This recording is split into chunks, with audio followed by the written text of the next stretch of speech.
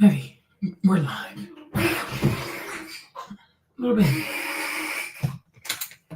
What is going on? Good morning, my people. Oh no, good afternoon. Oh my gosh, it's 4:20. What's up, y'all? Get in here. I'm with Maverick, of course.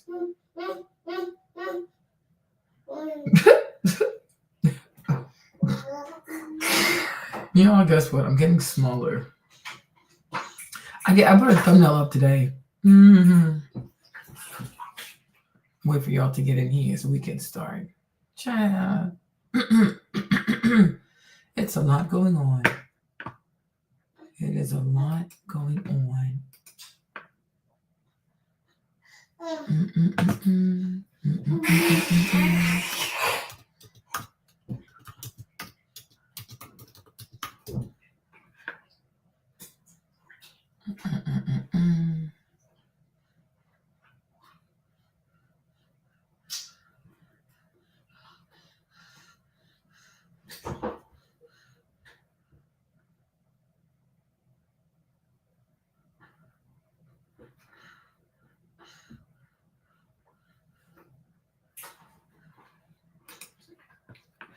What's up, my people?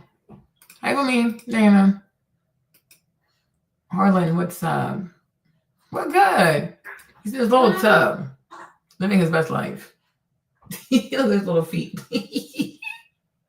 We're right here, Chad. We're right here. What's up, you guys? Oh, y'all, there are too many videos to make. I'm getting overstimulated. There's just too many videos to make. But I woke up this morning, right? Woke up this morning. I mean, I woke up multiple times a day, but whatever. But I woke up today and I saw this video by Jason, right? So if you guys don't know, we have this currently there is situation going on where a black teenager stabbed a white teenager in the heart. Now it seems as though Aaron, I wouldn't say he gives white people a bad name. Like, what the heck? What the heck? It's like if you say every time a white person does something, they give white people a bad name. Like, I don't know what's going on. You gotta calm down, okay? Anyways, yeah, so there was a track meet. I guess they're saying like, so Karmelo. I'm like, Karmelo Anthony, what is going on? I thought it was Mello. I'm like, what is this, right? But maybe his parents named him after Mello because I'm like, that's crazy. But he's Karmelo with a K. Right, so it's not Karmelo the basketball player. I was like, Mello stabbed somebody in the heart. What is going on? So it was a track meet. Okay, apparently the black student Karmelo, he was sitting under the tent of another school, and the young white boy, his name is Austin. Austin asked him to leave. I don't know if he didn't leave right away. For some reason, they're saying that Austin pushed the boy or shoved the boy or tried to physically remove him. And then allegedly, Karmelo said to him, touch me and see what happens. So I guess he's like, yeah, I'm okay. I'm going to touch you. So Karmelo said, F around and find out. Next thing you know, somebody gets stabbed in the heart. Okay. So Austin got stabbed in the heart. Karmelo was detained by the police. He said it's self-defense, right? So currently, I guess he's being held. They give him a $1 million bond, right? And so what happened, it made it to social media. Once it made it to social media, many black people decided to raise money. Hey Val, what's up? They decided to raise money for Karmelo, right? And now some people are triggered because black people are raising money for Karmelo, right? So when I woke up today, let me show you this. Because last time I saw another video by Sabrina, because I wasn't sure if I was going to talk about it, right? But so this morning I wake up and I see this video by Jason. And Jason seems extremely triggered. I don't even know why he's so mad. Like, he is extremely triggered because so far, black people, hey Janet, so far black people have donated over $270,000 to Karmelo's defense. I'm a bit confused. I'm like, why are you so mad, right? People raising money. I mean, you do have some people who believe, you do have some black people who believe that Karmelo was acting in self-defense. They have the right to believe that, right? Just like when white people choose to believe that somehow German Jews are native to Palestine and Israel has the right to defend itself, right? It's funny how the right to defend yourself is only, awarded to white people. No, some black people have the right to believe that Melo was acting in self-defense. Now, does that actually mean he was acting in self-defense? I don't know. That's why you go to court. That is why you go to court. Now, you have other people who are saying there are other black people who are saying like they believe that Melo is a little too much. Like if the boy push his ass back. You know what I mean? It's never that serious. But they still believe that he deserves to have the best defense. I'm like, we have a constitution. I don't know if you understand that. I'm like, we have a constitution. Maybe, right? And per the constitution, Karmelo, he's presumed innocent until proven guilty in the court of law. People got to get that first. Number two, he has the right to a defense. It's in the constitution. You have the right to legal representation. If black people say, that's our nephew, Maverick, if black people are saying, that's our nephew, we want to put money behind him so he can have the best lawyer possible. Y'all, sorry. It's Maverick. Mavi, you chill, baby. You got to chill. Okay? Thank you. All right. Hey, Kevin. Love you. If black people are saying, hey, Jessica, what's up, my love? Right? If black people are saying, that's our nephew, we still want him to have the best defense possible. So here's my money. What is it to you? Like every day in America, right? The U.S. government, hey, Cassie, every day in America, the U.S. government takes the American people's money, our tax dollars, to give it to whoever they want. Ukraine, because they're white people. Israel, because they're white people. Like they do what, hey, Marco, they do whatever they want to do with our money. We don't have a say so. We don't have a say so, right?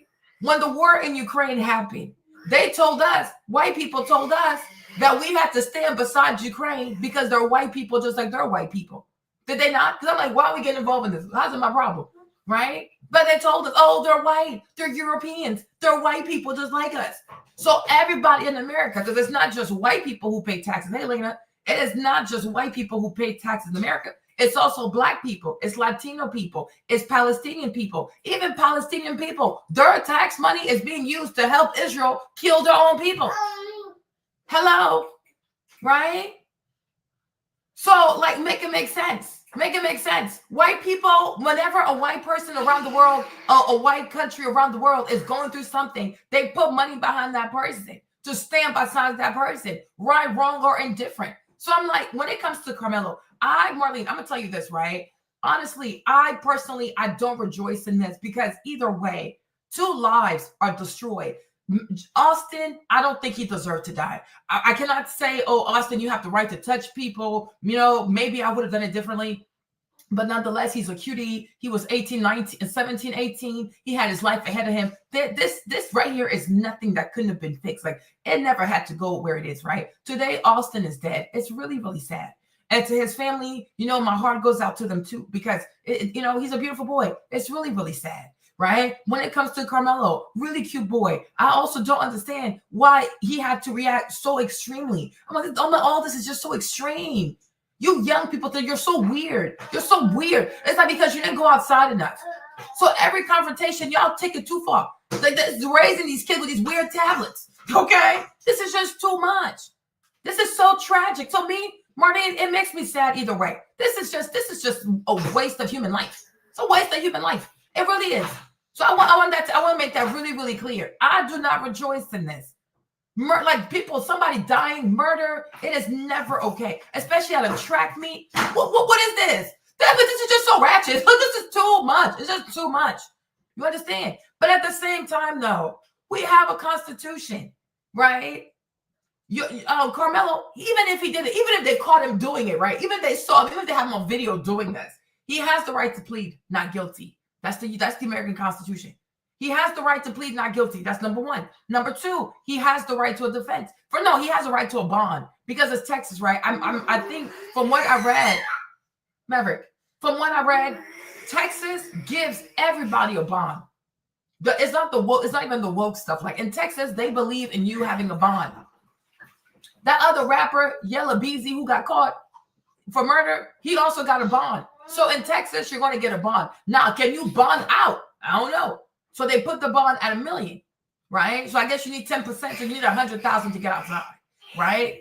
My thing is, if the black people say, that's our nephew, wrong, right, and different, we want to put money behind his legal defense, they have the right to do that. It's their money. It truly is their money. Just like when the government takes their tax dollars and gives it to all these white people so they can fight their vanity projects around the world, hey, it is their money. People have the right to spend their money how they see fit.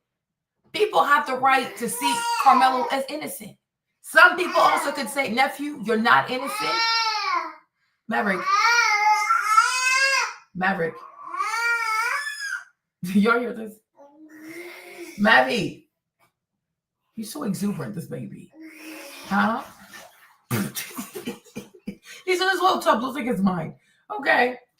They have the right to say that. Some people can say, hey, nephew, you're wrong. But I want you to have the best lawyer possible. You understand? It's so, like, black people have the right to say they do not want this young man to have a public defender in the state of Texas.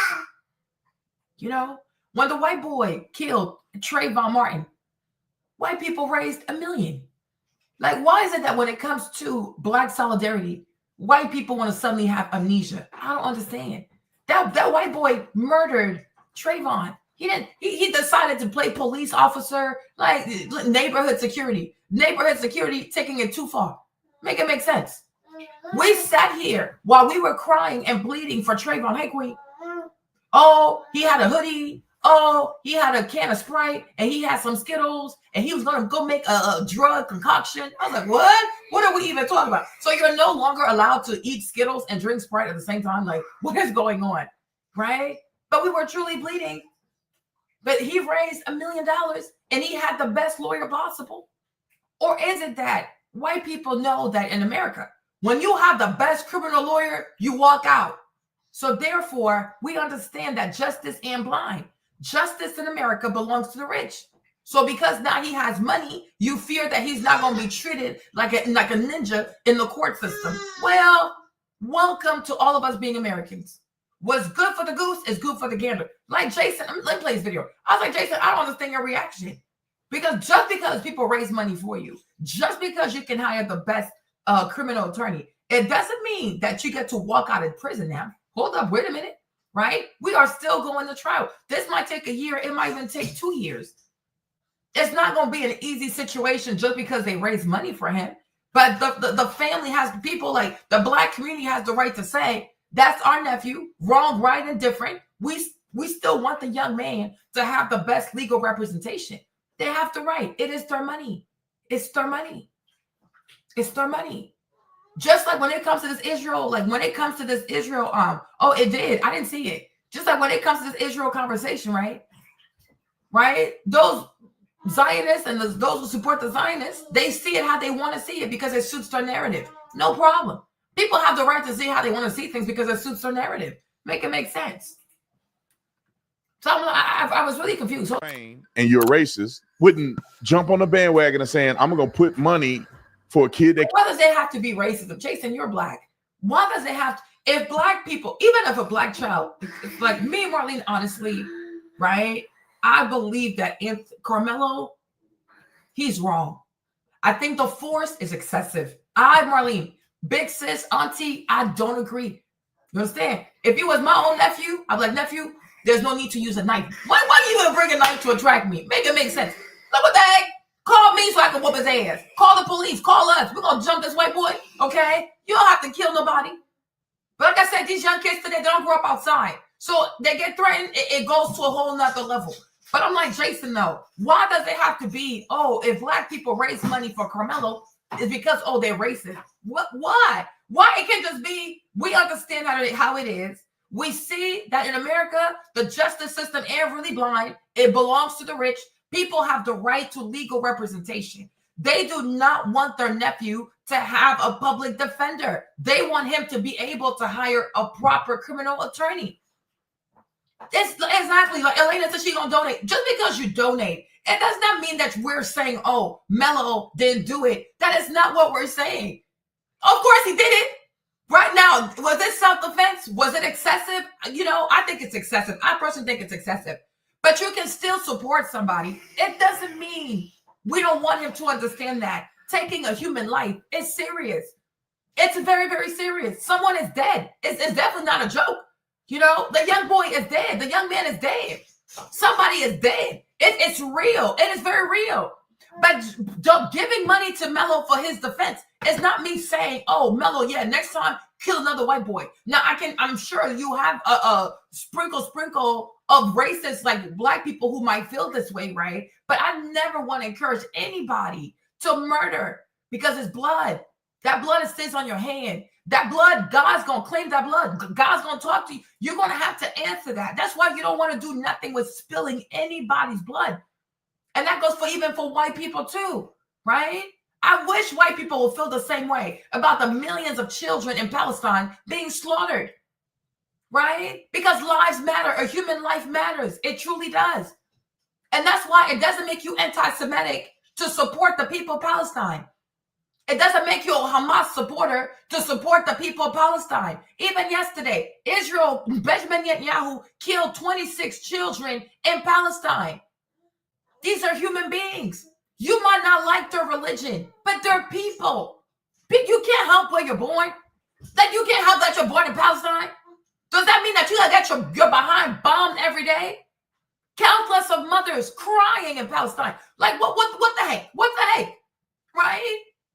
Human life, it matters. It's not just the lives of white people who matter. Okay? So, hey, it's sad. It's really sad. Me, I'm a Christian. I don't believe in murder, y'all. I do not. But y'all, I'm even against abortion. So I definitely don't believe in murder. But what I'm saying also is I believe in the Constitution. And per the Constitution, you have the right to legal representation. And the fact that these are working black people, if these working black people want to take their money and put that behind the nephew to say, nephew, here's the money for your bond and here's the money for your attorney. They're not saying, oh, he needs to walk out of the jail out, like he needs to not be held accountable. Oh, no. Because committing murder is serious. Even in self-defense, it is still serious because somebody's gone. Someone is gone. You understand me? So I'm like, why, Jason, why does your mind have to go to, oh, it's because people, they're racist. That's why they're giving money to Karmelo's defense. Why are you doing this? And I know your wife is white, so maybe that's why you're doing it. I don't understand. But being a black person, you should also understand it could be that certain black people are doing it out of spite for white people. I'm not going to sit here and play stupid, right? It could be. Just like you also have some people, some white people who support Trump because they hate black people. It's not all Trump supporters who are white who hate black people, but we're not going to sit here and act as if there are not some Trump supporters who are hella racist, right? So any ethnic group you go, you will always find people with awful behaviors, awful hearts against other people who don't look like him. And we have to stop all of that. But nonetheless, black people have the right to put their money behind this boy's defense because this, oh, that's my nephew. You understand? I'm not even from here, but you're from here. But I'm like, ancestors, they would have dreamed of a moment like this. When throughout this country, right, a lot of black people, black boys, black men, right, were being grabbed, were being lied upon and thrown in jail, and they had no money for their defense. Do you guys remember when we watched the James Brown movie? And James Brown got locked up, and I think his bail or whatever he had to pay was like $5. Even James Brown didn't have it. How many black people have rotted in prison because they couldn't make bail, because they couldn't get an attorney? Okay, the ancestors, they dreamed for a moment such as this. Today, because of technology, because of websites like GoFundMe and apps and things like that. Today, black people. You know what I mean? Today, black people have the ability to fundraise and put their money behind causes they believe in. And to me, honestly, in this instance, I am actually proud. I think it sends a strong message to show it really sends a strong message that today in America, black people make money now. They're no longer slaves and sharecroppers and maids and people who are doing these, menial blue-collar jobs and things like that. Today, a lot of black people have money. From doctors to engineers to you name it, entrepreneurs, they got money.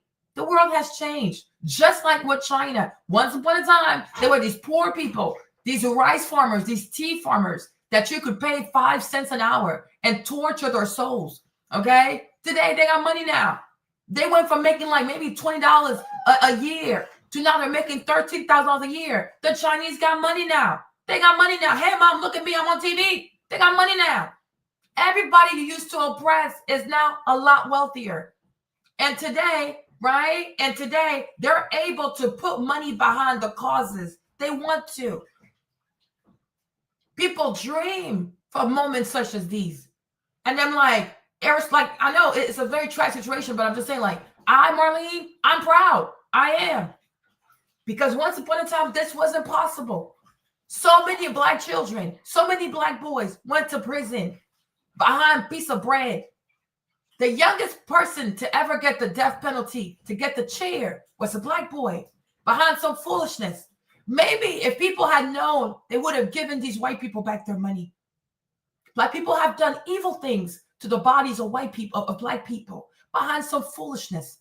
And if people had known, if people had a way, they would have put their money together to say, hey, here's your money. Don't kill our people.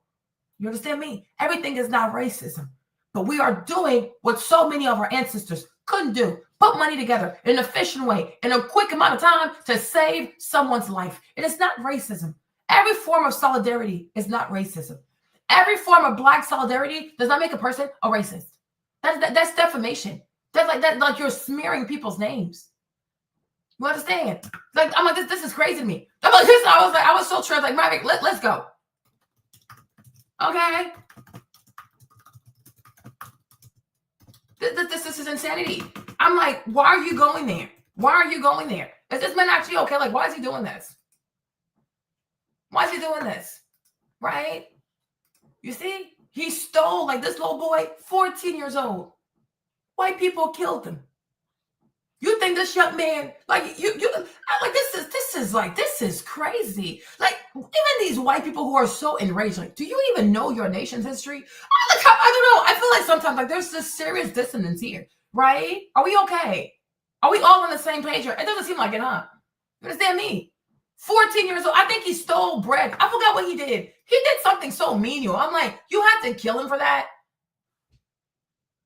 Okay. Oh, after being convicted of 2 murders.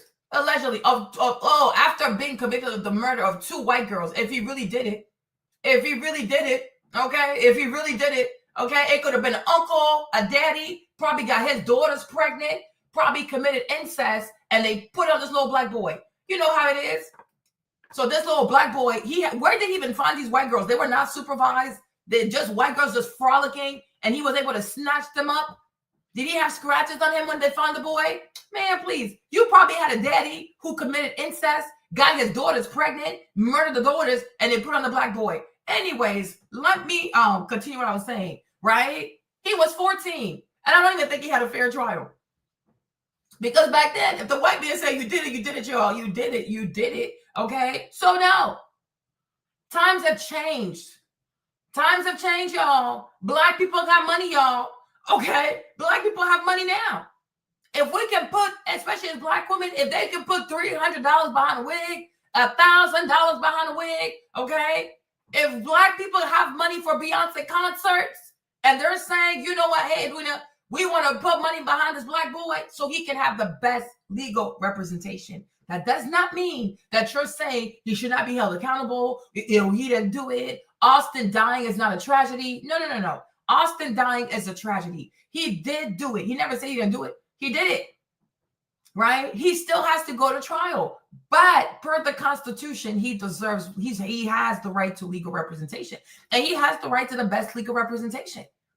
So if Black people want to give this, that's what they're going to go to. I don't even know why people are in such a rush like this. I don't know why they're in such a rush. They're going to go to trial. This is a murder. It is a murder. Someone is dead. It's going to trial. Somebody died. It's not a joke. It's not a joke. But my point is, I don't like how Jason wants to make it seem as though if you're giving money to the fund to him to get an attorney and possibly pay his bond, that automatically that makes you a racist. Racist? How? Where? And why does he sit there on his channel to send that message out to his white audience? He has a white wife and he predominantly has a white audience. Jason should explain to the people. I could see how you could think it's racism, right? But no. You can think whatever you want. You can think whatever you want. Just like us giving money to Ukraine, then I guess that's also racism, right? Why don't we give money to Congo? Why don't we give money to Congo? You see, because I'm gonna tell y'all, because I'm like, why we give money to Congo? Why we always giving money to white people to go fight their battles? Oh, okay. Oh, okay. So it's okay when you do it. It's a problem. We do it. Ciao, bye. Ciao, bye. These people understand very well that in America, justice ain't blind. She definitely see it. She see them dollars. She sees them dollars, okay? If you can get money to get the best criminal attorney possible, right? It can definitely be racial. That's fine. There's nothing wrong with that. There's nothing wrong with that. There's nothing wrong with that. Everything you white people do is racial, right? You put yourself together, G4, G6, G8, UN Security Council, World Trade Organization, the European Union. You constantly do stuff that is racial, as you say it, right? That's it. Why isn't Turkey part of the European Union? Because they're not white enough. Cool, right? My thing is keep the same energy. Keep the same energy. It's me. It doesn't bother me. It really doesn't bother me. This is what it means to be an American. Whatever a white person does, you should be able to do it too. This is what Malcolm X talked about. Whatever a white person can do, you should do it too. What's the man who killed Trayvon? Hold on, you guys. What's his name? The Trayvon Martin murderer. Okay. What's his name? There you go, right? When this guy killed Trayvon, what's his name again? What's his name? Oh, Zimmerman. There you go, right?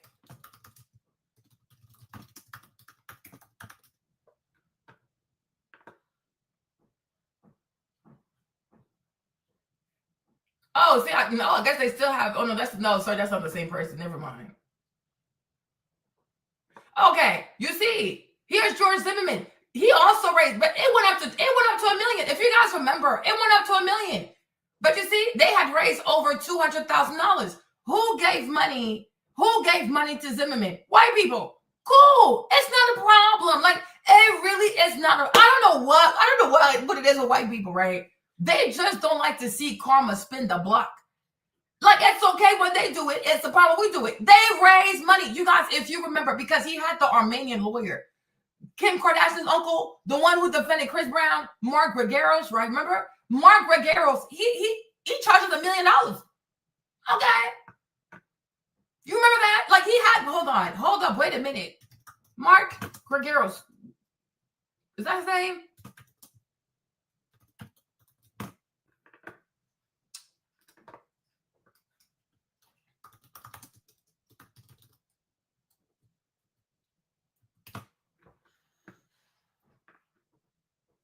What's his name? Okay, you see. So it was a white man who stood by him. Cool, that's fine. But how did the Ashkenazi Jews get to Mexico? They got to Mexico after the Second War. Jews are not native to Mexico. It's a land of Indians. It's not a land of Semites or whatever they call themselves. I don't know, like, or Sephardic Jews or whatever. Yeah. Exactly, Kevin. Exactly. So it's like, okay. So what's the problem? Like, what's the problem? I'm so confused. I'm so confused. Paying for a lawyer, I repeat, paying for a lawyer is not saying that I don't believe that you should be held accountable. No. Paying for a lawyer says, I understand how the law works in America. Unfortunately, justice and blind, and they're going to see you black chair. We want you to have the best legal representation possible. Now, if you have the best legal representation and it still comes out to you have to do life or you have to do this, and that, cool, it's not a problem. We just want to make sure that you have the best legal representation. Okay. Well, you know what I mean? I'm like, so you see what I'm saying? Right? But it's a bunch of white men, right? It's white people who donated. It's white people who defended him. It's a bunch of white folks. O'Mara, he's Irish, so his lawyer's Irish. Yeah. You see? Look at that. Bunch of white people. He went and he hired the best of the best because he had the money. Okay, hide the money, y'all. There's poor people around. Exactly. So what's the problem? These people raised up to $1 million. What is the problem? Jason, I need to get on your show. You need to drop the link so I can jump on your show. Because I'm not understanding this. I am truly not understanding this, Jason. He really had me triggered this morning, yo. I even made a thumbnail. I was so triggered. Make it make sense. Anybody, unless you're looking for money and fame and you're racist, wouldn't jump on the bandwagon and saying, I'm going to put money for a kid that killed another kid. No wonder God can't bless black people, because black people got a heart of retribution and vengeance and violence and anger. They want to get back at white people.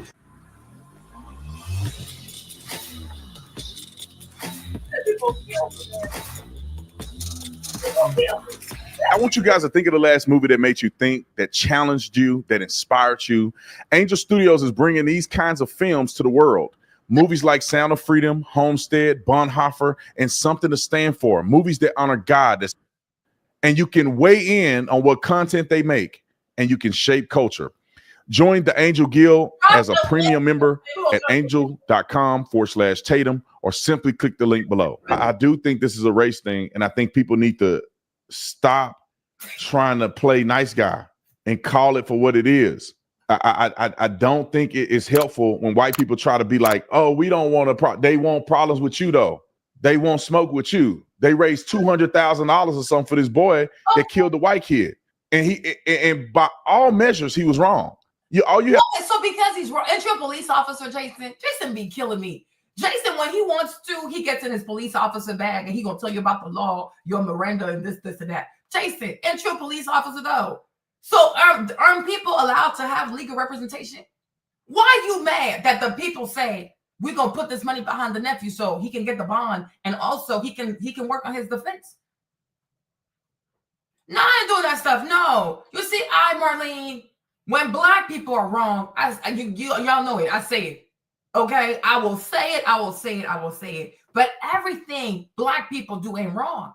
You got to also stop trying to microanalyze every small things that black people do. Child, are you done microanalyzing everything you do? Hello, right? At the same time, too, when white people do some BS, I'm gonna let them know too. Because anybody out here is special. Nobody out here is special. But my thing is, why, like him as a police officer, he knows the law. Because when he wants to talk about the law, he will sit here and tell you all about the law. Per the law, the young man, because he's in Texas. He also from Texas, right? Jason's from Texas. So he knows that in Texas, everybody has the right to a bond. Now, can you bond out? That's the question, right? You have the right to a bond. But they can say, oh, your bond is $1 million, your bond is $2 million, your bond is $10 million. Because just because you have a bond does not mean that you can bond out. Right? The young man, they gave his bond at $1 million. So for him to walk outside, he needs 100,000. Right? Okay. If black people want to pay his bond, what is it to him? It doesn't mean that you don't get to go to court. Even my friend who killed his wife, because he killed his wife in Dallas, right? When they snatched him up, because they went to his workplace and they snatched him up, right? He made bond. He made bond and he paid the lawyer fee. It was $25,000. So the deposit, the retainer was $25,000. I don't know how much his bond was, right? But he had the ankle monitor while he was waiting for trial. But my friend eventually went to trial and he was convicted of 35 years for having killed his wife. So just because you bond does not mean that you're free. You're not free. You have the right to a bond, but you ain't free though. Because where he is today, he's in jail. He's in prison. They gave him 35 years on his birthday. So making bail does not mean that you walk away you're completely absolved from the consequences of your actions. No, but you can be free because I guess I want you to be in prison, in the jailhouse while you wait. And you can work on your defense. Like you can go see your lawyer. You can work on your defense, right? But ultimately, he was found guilty. They gave him 35 years. He's currently in prison. Right? That's what I'm trying to say. And at that time, too, he was asking for money to pay for his lawyers. But if you give him money, even me, I was talking to him like he's my friend talking to him. But even me, you see, he's still my friend. I consider him my friend. But I never felt to say he's guilty. I never felt to say he did it. And it hurts me that he did it. Right? But just because your friend or your family commits a crime, and you stand by their side, we're not saying that, oh, the life of the young woman he took, her life is worthless. Absolutely not. And I have cried multiple times. I've cried for her. I have cried for him. I have cried for their children because I don't understand why he did this.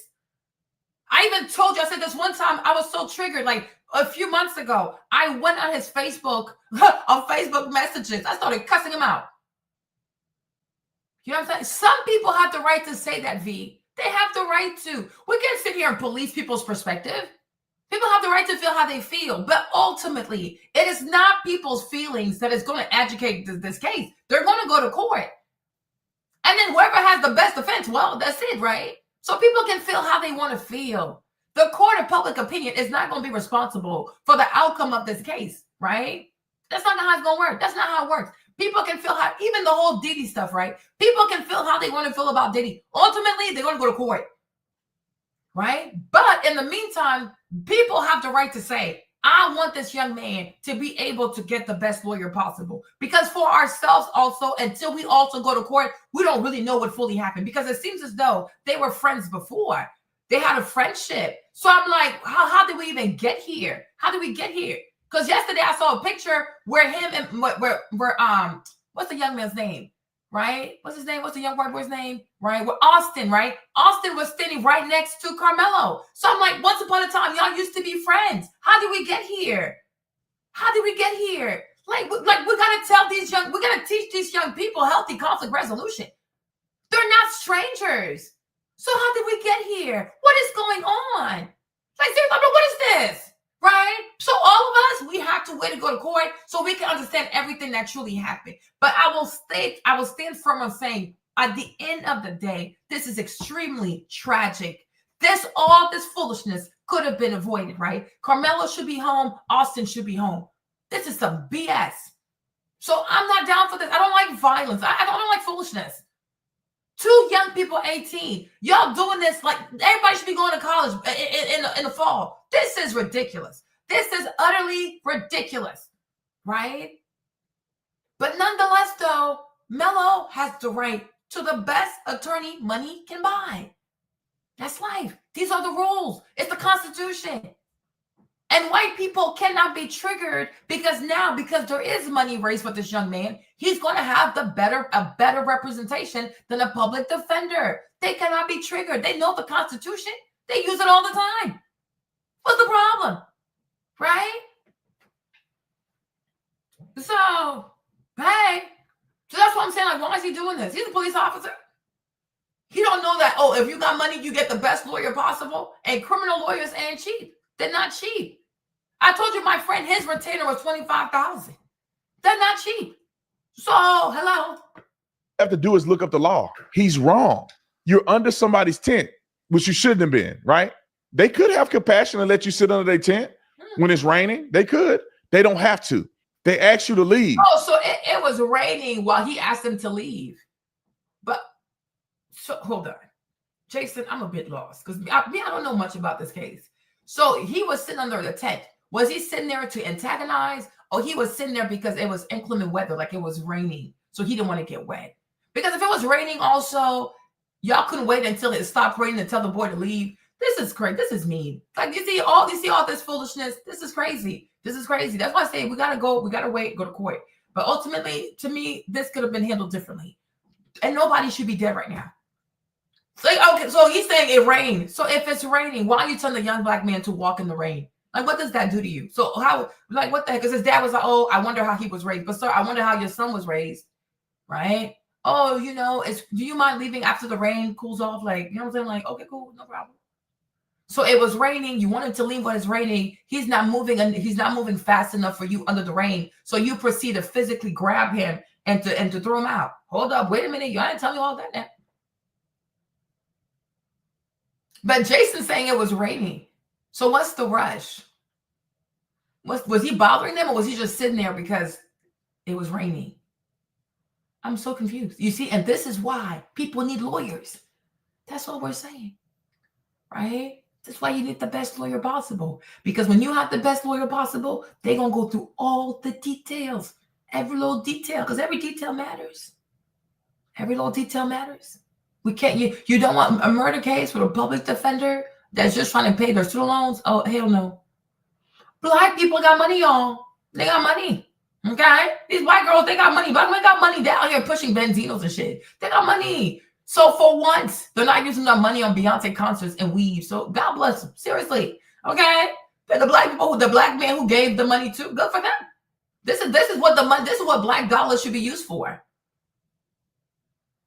This is what black dollars should be used for. Weaves, wigs, Beyonce concert, perfume collection, all that foolishness.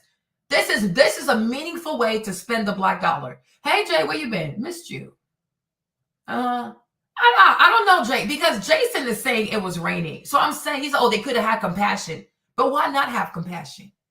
If it's raining, you can say, once the rain is over, could you leave the tent? Because, we want to be with our people and stuff like that. But yeah, it's raining right now, so it's fine. You can wait. But once it's over, do you mind leaving? That's it. Why do you want this black boy to walk in the rain? For what reason? What's going on? Like, what is this? Like, I'm so confused. Hold on. What's this? Jason right here, right? No, this guy, the black guy, isn't it Jason? Police officer? Yeah, that's what we're saying. That's what we're saying. Honestly, I'm gonna say it again, right? Because you might not believe me, but my hand to the Bible, Stefan, I have 3 sons myself, right? I am not happy that Austin is dead. Absolutely not. I don't believe in murder. And also, me, Marlene, I'm shady enough. I can shade your ass. I don't need to die. Okay, I know how to hurt people without killing people. Because listen, it happens. We all get into the scuffles. Nobody needs to die. Man, F you. Like, you know what I'm saying? Like, whatever. Oh, Brandon, I thought it was Jason. Okay, Brandon. Okay, sorry. Thank you guys for correcting me, right? But if Brandon is saying it was raining, why couldn't they wait until the rain stops to then say, oh, Melo, do you mind moving? Especially when we find out that they knew each other. Like, they used to be friends. So what? Like, why do you want him to walk in the rain? You trying to shame his ass? What's happening? And now you need him to move so bad that you got to grab him physically and remove him. Now, I'm not saying Melo should have grabbed the knife and put that in his heart, but he definitely should have bit your hand. I know that's right. I would have bit your hand. He should have kicked you in the groins, okay? Should have kicked you in the cojones, okay? He said, yes, we are Elliot. They used to know each other. I saw this yesterday with Sabrina. You refuse to leave. Then you say, touch me and see what happened to you. Therefore, he's planning to use deadly force against kids under the tent where it's raining at. And I guess they pushed him out of the tent, grabbed his backpack or something, and then he stabbed somebody in the heart. Anybody, unless you're looking for money and fame and you're a racist, wouldn't jump on the bandwagon and saying, I'm going to put money for a kid that killed another kid. Unless you're saying he's guilty, but I want to help his family because people make mistakes. If you're saying that, I disagree with it. I won't do it. But I see why a person would. Yeah. But if you're not pushing any of those messages, you're just acting off of racial tribalism. Same thing happened at that Mississippi brawl or Montgomery brawl. He said, oh, otherwise you acting on a racist tribalism. Like the stuff white people have done that has made them the wealthiest in the world. Yeah, it seems to get. I'm like, imagine being mad because people learn from white people. Imagine being mad. Where did people learn all this foolishness? I'm like, where did people learn all this foolishness? Who has trained black people for the past 400 years? White people. Okay. So now if they see certain behaviors in black people they don't like, well, they got to look at themselves because where did the people learn that behavior from? Okay. Exactly. Like they're not tribal. The whole European Union is full of white people. Okay. G4, G5, G6, G8 countries, white people. When they go to Davos to have their conference on like how to make more money, white people. The vast majority of the 1%, white people. The wealthiest people in the world, white people. Like, what the heck? Okay? Be quiet. Like, racial tribalism. Yeah, we learned from y'all. I'm like, go sit down somewhere. Now, the Daniel Penny one, that one legend, I agree with Daniel. This one, no, Daniel, I agree. Because that black dude was about to really kill people. No, he's crazy. He's really, really crazy. Daniel Penny, I agree. Daniel Penny, I stand beside him. Because that dude, only God knows what he was going to do to these people. Because he went in there, I'm going to kill y'all. I will kill y'all. I don't care what happens. Everybody was scared. Like, New York also, they have to do a better job with mental health people and making sure that certain people do not have access to the subway cars. Because that to me was crazy. Because, he was saying these things. But what if you don't know if he's going to act or if he's not going to act. New York City makes me nervous.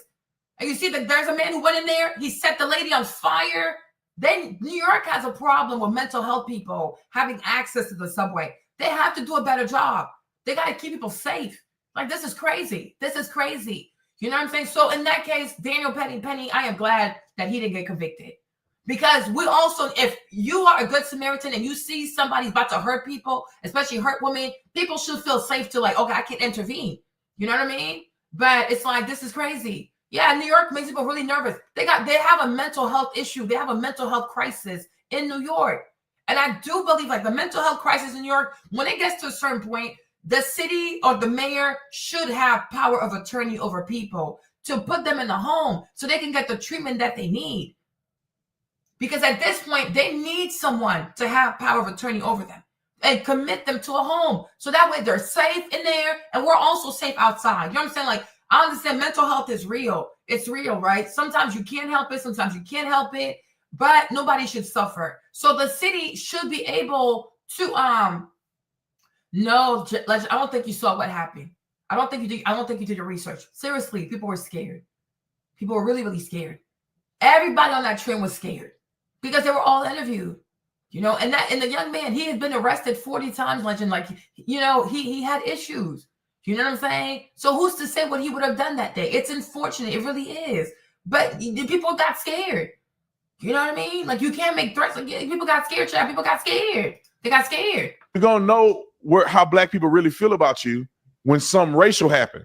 When the Montgomery brawl happened, you see black people wearing shirts with, that man hit that woman with a chair. And she wasn't even an aggressive person. She was walking on and hit her with a chair. If white people were out here hitting black women with chairs, it wouldn't be funny. But when black people, Jason, they did it for 400 years, though. They didn't just beat black people with chairs. They beat them with everything they could find. They use whip, they use knives, whatever you can name it. They beat black people with more than chairs. They probably even threw hot oil on black people and black women. They fed black babies to alligators. So a chair, I mean, is it nice to hit somebody with a chair? No, it's not. The person can get a concussion, right? I don't recommend violence. I don't even believe in violence. Brandon, oh my God, I keep going, Jason. Brandon, I don't recommend violence. But to really sit like people who own slaves, like come on. Like, they used to grab black people naked and they used to tie them up and just beat them. They used to, chair. I'm like, a chair. Is it nice to hit somebody with a chair? No. I wouldn't hit somebody with a chair. I wouldn't do that. I don't even recommend that anybody does that. I don't think we should hit people with a chair. It's not right behavior, but let's not act like white people have always had, you know, these kid gloves for black people. You know, I remember when I was a kid and I saw the videos of, what's her name? The lady from New Orleans, from Louisiana. What's her name? The one who was the first one to integrate the schools, right? There was white women spitting on that child. A child. She was like 6. Oh, Bridges. What's her name? What's her name, y'all? Bridges. Oh, what's her first name? Ruby. There you go. You ever seen the videos of her? It's so despicable. They were out there spitting on the little girl. Huh? Trying to beat up the little girl. I'm like, because she wants to go to school with your white children? You can't even make this stuff up. Huh? Look at this. Look at this. Look at that. These people are crazy. Of the New Orleans public school system. Back in 1954, the Supreme Court declared the racial segregation in New Orleans, sued the school board for failure. The Lord commended that the tribes be not mingled. And this is what the Zionists are doing in Israel. You guys, you should have seen, I don't know why. To comply with the court's ruling. Finally, after almost 5 years of legal wrangling, a federal order was issued. You have to see the footage. Let's see this. This is Betty Brown's first day at Pinkston, but rather than coming on the bus, her mother brought her. Right. Why? We didn't know where to catch the bus at. Are you nervous about Betty's being here? Yes. Why? Well, it's always the first time. What about you, Betty? Are you nervous? Uh-huh. Have you had a chance to talk to any of the kids yet? No. What are you nervous about? No, nothing. I've been in a new school that I don't even know. Do you think it'll be a long time before Kingston becomes your school rather than just a school you're attending? Yes. More so than if you were at an all-white school? No. You see this? Like, do you see this? Like, she's so uncomfortable. Like, I'm not, this is it. I That doesn't bother you. No. I hate it. Does it bother you, Mrs. Brown? You mean about it being an all-colored school? No. Do you think it's bothering The bus? No. You think most of the kids are going to go to school today, or are they going to stay home and wait and see what happens? I think most of them will go today. It'll be all right, just as long as don't be no trouble. You're going to Skyline now, right? Righteous. What do you think about this busing thing? Well, I think we'll make it the first few days, but the rest of them will be kind of tough. Why is that? Well, some of the students are hanging out to see how things going on, and most of them are troublemakers. The ones who are hanging out? Yeah. But I know you have to see me. I wish we had the extra footage. You guys, the way they beat that lady, like she was a baby. They were spitting on her. I don't know where I can find the videos. I don't know.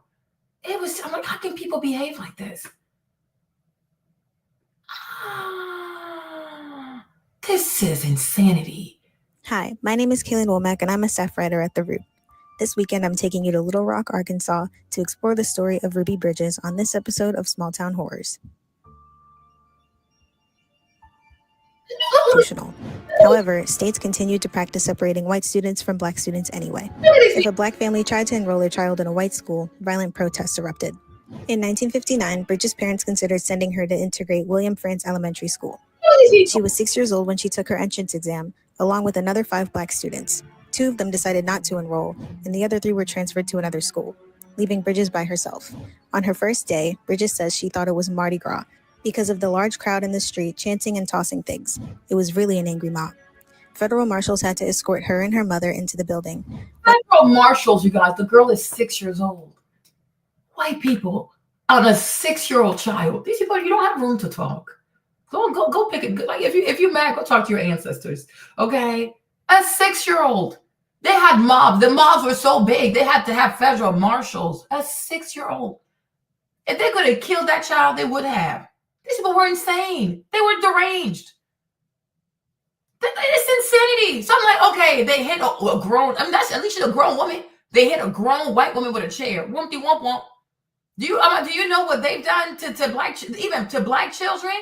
She's like, I thought it was Mardi Gras because she's from New Orleans. Poor baby. This is crazy. The building. White parents snatched their kids from the school, and teachers refused to teach her, all but one. The mob showed up for the following days, making threats to poison her, which resulted in her only eating food from home. They were going to poison the baby, y'all. They were going to poison the baby. Oh, Lord Jesus. They're going to poison her food. All because she wants an education. These people are insane. And you see, and this is what these Ashkenazi Jews are doing in Palestine. This is how they're treating them. They poison them. They shoot them. They kill them. They lie on them. They're always the bad people. Oh, white people are sick. I told y'all this. They're insane. They are really, really insane. So to sit about, oh my gosh, they hit a white woman with a chair. Chair. That's a grown white woman. It's not okay. I wouldn't do it. I don't believe in violence. But you want to poison a child because she wants to get an education with your white kids. Poison a child? This is insanity. People are crazy. They're crazy. And to lynch her, which made President Eisenhower order U.S. Marshals to monitor her safety. As a result of the racial tensions, her family lost their jobs, local stores refused to let them shop, and even her grandparents lost their land for. You see, they would hit her with tomatoes. As 6-year-olds, white people. They didn't even see a child. I promise you, they didn't even see a child. They saw an animal. This is the same way these Ashkenazi Jews, these Germans in the Palestine. It's the same way they see these Palestinians and their kids. They don't see children. They see Hamas supporters. They see the seed of Amalek. That's how they call them, right? The seed of Amalek. They dehumanize you. You see potatoes. I remember seeing the videos when I was a kid. You would see white women throw bananas at her. They were spitting at her. I don't know what y'all gonna do. Like, you wanna kill this child because she wants to go to school? Are you kidding me? They're gonna poison her food. President Eisenhower had to get federal marshals because white people couldn't regulate their emotions. And you want to talk about tribalism? It's quite rich, don't you think? Like, that's crazy to me. I'm like, there's nobody more tribal than white people. Like, let's get that straight.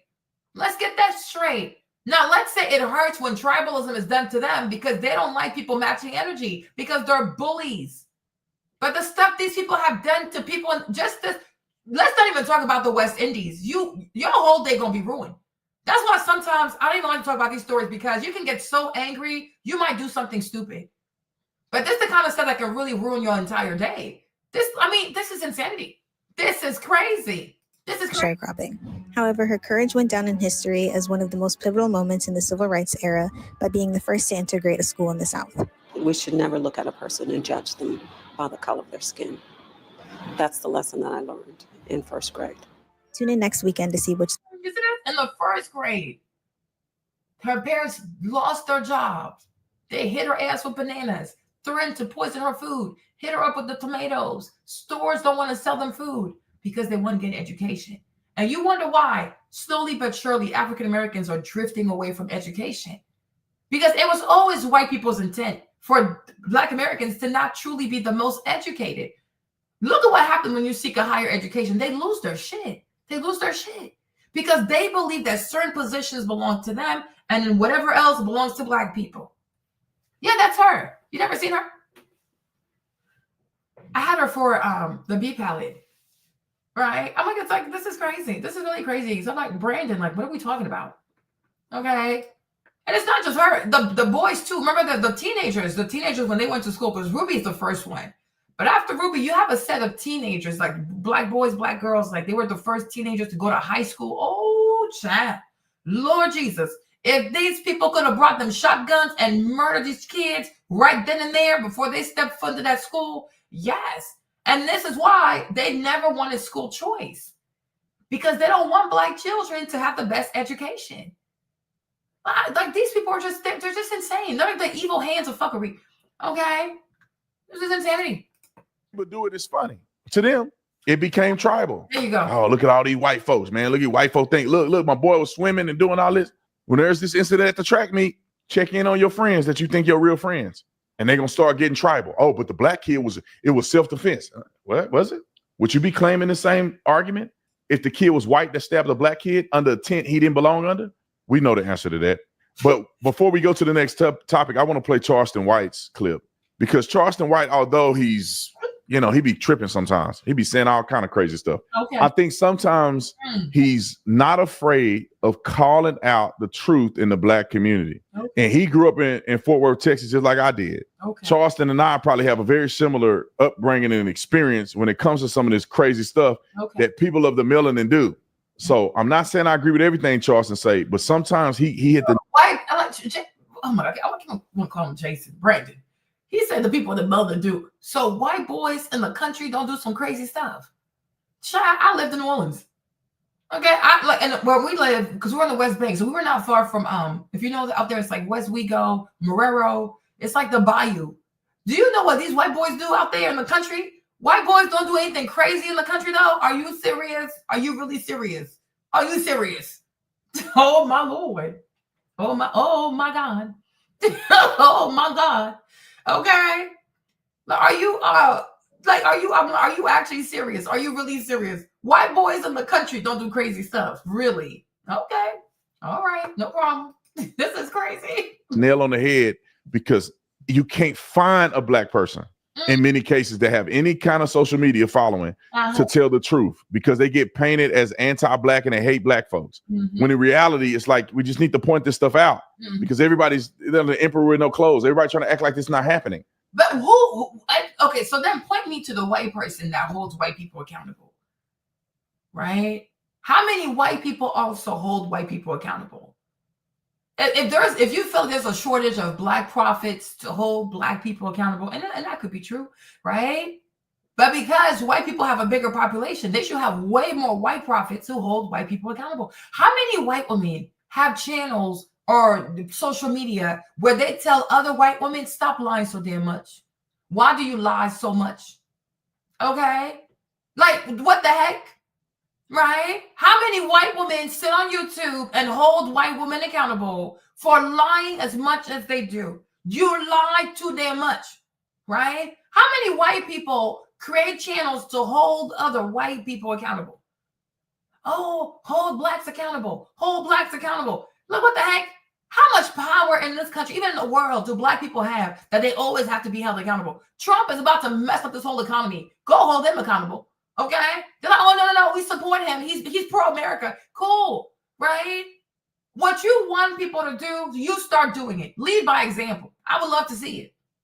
I would surely love to see it. Lead by example, right? Yesterday, I was watching a video. I think his name is O'Reilly, whatever. And he was like, oh, these Chinese, they're dirty cheaters. They're dirty this. And I'm like, sir, they steal from us. I'm like, so you white people got to be this rich because you work hard? Are you kidding me?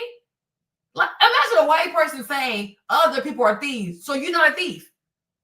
You never stole. Like, your people are so rich. White people are so rich because y'all just did the right thing every time. You have the most honest contract with people all the time. You have the most, like, you seriously?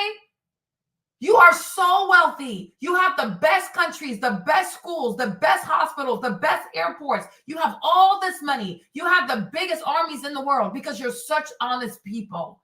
You're such ethical people. You have so much integrity that people just couldn't wait to work for you, to immigrate in your countries, to work for free for 400 years. Are you kidding me? I'm like the audacity. So when you were paying these Chinese people 5 cents an hour in the 90s, that was not stealing from them? Could you have paid anybody in America, even your worst enemy, a Black person, 5 cents an hour in the 90s to work in your factories? Are you kidding me? Paying a human being, no matter where he lives in the world, 5 cents, 10 cents an hour, that'll make you a thief? Y'all make billions off these people with their cheap labor while you travel to and from China in your private jets, living in your mansions, flooding the American market with the cheap stuff you made in China. Imagine that. I'm like, you polluted the waters, you polluted their environment. For 20 plus years, you were shipping your trash to China. Imagine how you have to think so little of a person to ship your shit to somebody else's country. Are you actually okay? Would you ever take anybody else's trash? Of course you would not. But you will gladly send your trash to somebody else's country because you don't see them as people. You know, sometimes I watch these white folks and I'm like, if they could call these Chinese people the W, like yellow N-words, they probably would. Like they're this close from calling these Chinese people a racial slur. My Lord. 50 plus years, these people work for pennies, leaving their children in the village to go work in these goofy ass factories where they're working 20 hours a day for like 10 cents, 20 cents an hour. And instead of saying thank you for sacrificing for you to be able to be an excessive consumer and have the ease of life, you have the audacity to want to call these people all kinds of nasty names. Bunch of racist people like this. Unbelievable. Usha might divorce that white boy because I think she's going to see something in that white boy she didn't know was there. So I think slowly she realized, oh shit, he really is a colonizer. I'm like, yes, Pocahontas. He's the what's his name? John Smith to your Pocahontas. Okay, y'all. I'm like, all these people who marry these white men, be careful because I'm telling you, one day it's gonna come out of him. It's gonna come out of him. I'm like, Usha, she gonna see something. And I can see it because sometimes she looks at him like. There's moments like you'll see Usha. She looks at her husband. I'm like, yep, girl, he's a white man, sis. He's a colonizer. Okay, you see things in your husband you didn't see before. You about to see it. Oh yeah, he's gonna be the Joseph Smith, whatever his name, John Smith, whatever he was in the Pocahontas. What's her name? What's Pocahontas and her lover? What's his name? Okay, hold up, y'all. Wait a minute. These people are crazy. Pocahontas. What's his name? And John Smith. There you go. He about to be the John Smith to her Pocahontas, right? Okay. How you gonna be Indian and you married to a white man? Girl, John Smith, there you go. I'm like, they're calling these people all kinds of names. And I'm like, in truth, isn't it the same JD who said, oh, that Zelensky should not insult Vladimir because if you insult Putin, he's less likely to want to negotiate, right? So we should not insult Putin. So you understand that insulting people does not yield the best outcome when it comes to negotiations. Then why are you insulting the Chinese? Right? Because you see, because he recognizes that Vladimir is a white man. He's European. But President Ping, he's the what they call yellow. It's not me, it's them. They call them yellow. It's not me, right? But President Ping, why don't you say, hey, given the size of the economy and how much of our stuff they make, maybe we shouldn't insult the people, right? You don't have to insult the people because you want to close a trade deficit. Insulting people is going to make the people want to buy more of your stuff. but they're going to tell you they went to Yale, they went to Harvard. They're a bunch of racists, bunch of imperialist racists. And you start to recognize that these Ivy Leagues are just there to continue to propagate imperialist mindset, imperialist tenets. Because how can you talk like this? They stole what? What have they stolen? You stole a bunch of millions of Africans from Africa. Then you say, oh, the people sold their own people. Do you have a purchase order? Do you have a receipt? Can you show me a purchase order with a proper letterhead, like with the proper header, to say that you bought these people from a man named I don't know, Olamide, something in Nigeria? Go sit down somewhere. Bunch of lying-ass people. Bunch of lying-ass people. They are crazy. Child, no, you should see. Like, sometimes she looks at him like, what? I said, girl, Pocahontas, that J.D. Vance is going to be what's his name? The John Smith, honey. Okay? He going to be your husband, J.D., he going to be the John Smith to your Pocahontas, girl. Because now that he has connected with his fellow white men, they're going to bring that out of him. It was always in him. It was always in him. Right? That's why you got to be careful with these white liberals. I tell you, they're racist. He was like, oh, Trump is Hitler, Trump is Hitler. As soon as Trump gave him a job as the vice president, oh, you know what? He ain't that bad. There you go. Because the vast majority of these white people, they love Hitler. They look up to that man. They're so obsessed with him. They say his name like 200 times in a given day. When you hate someone that much, you don't mention their name, okay? They say that man's name every single day. Girl, go sit down to bed. Okay? Okay? Exactly. Where are the receipts? Show us that you bought these slaves from a man named Keita in Senegal. Okay? Mokhtar Diop. Show me a Mokhtar Diop who sold you these African slaves, okay? Okay? Show me a Kobina in Ghana who sold you these people. They just be lying. Like, their little ass lips, their little tiny lips they got. White people got these tiny ass lips, but the lies. You would think if somebody got them small lips, they would talk less. And when they talk, they actually speak the truth, right? No. They got them tiny ass lips, and every time they move their small lips, you know dang well it's a sea, it's a flood of lies. My Lord Jesus, what would you have done if you had bubbleless lips like mine? Lord have the mercy. Make it make sense. Oh, the tiny lips are moving. Today I was watching Barack Obama. He was full of shit. I'm like, Obama's just sitting there lying. And I was like, oh my gosh, look at the lips he got from his mama. Okay, Obama got his mama's lips. They got them white woman lips. I'm like, there you go. Them tiny, yo, I kept looking at his lips. He got his daddy's ears and his mama's lips, them tiny ass white woman lips on this man's face, this little biracial lying man. Child, I said, though, here comes the biracial. Here comes the biracial with the lips of a white woman, okay? Because he has tiny lips. My mind be going places. I swear. I said, I can't do this. I cannot do these videos. I'm going to get in trouble. Yo, he was like, oh, moving lips like his mama. What is wrong with this man? Why does Obama lie so much like this? You see? Look at his lips. More precious. Look at his lips. Look. So, lips. Look, a biracial man with the lips of a white woman. Oh, Lord Jesus. Now you know that's a sin. You know. Oh, you know. I said this man got the lips of a white woman and he lies like a white woman. But then again, his mama's a white woman. I said, oh, Jesus. Oh, Jesus. Oh, I said, oh, Papa, why you lie like this? Oh, Lord, I can't do this. This is the first time I've been speaking publicly for a while. I've been watching a little bit.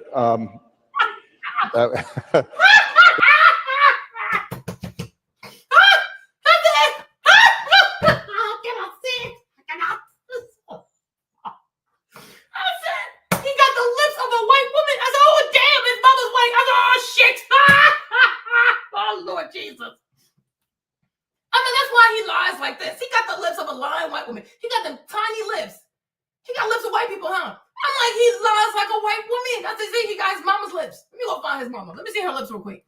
Oh, my Lord. Oh, Jesus. Oh, Jesus. Oh, Jesus. I said, this is insanity. This is insanity. Why does he lie like this? You see? Yep. He got her lips. You see? You see this? Look. You see this? She has no lips. Look at that. Look at Barry and his white mama. Look at this, right? You see this? The same lips, right? I'm like, this is where you learn this. This is where he learned to lie like this. This is why Nancy Pelosi chose you. Because she recognized those lips. She's like, oh yeah, he gonna lie like a white woman for me, huh? He got a black body, he got a black skin, he biracial. He's a black man, but he got the lips of a white woman. Yes. That's why she chose you, Barry. Okay, I'm like this. I was like, what does he? I was like, he got the lips of a white woman. My. This y'all just dying in the comments.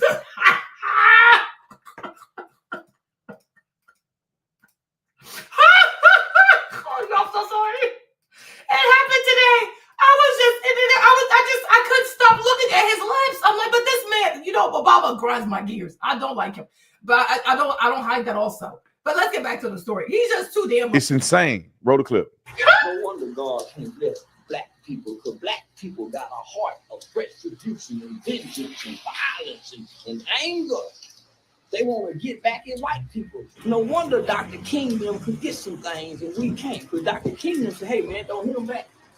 Hey man, don't hit them back. And them people got. So I don't know if you can hear him because he's outside of this rating. He doesn't have a mic. So he's saying that black people have a heart of revenge and restitution and things like that.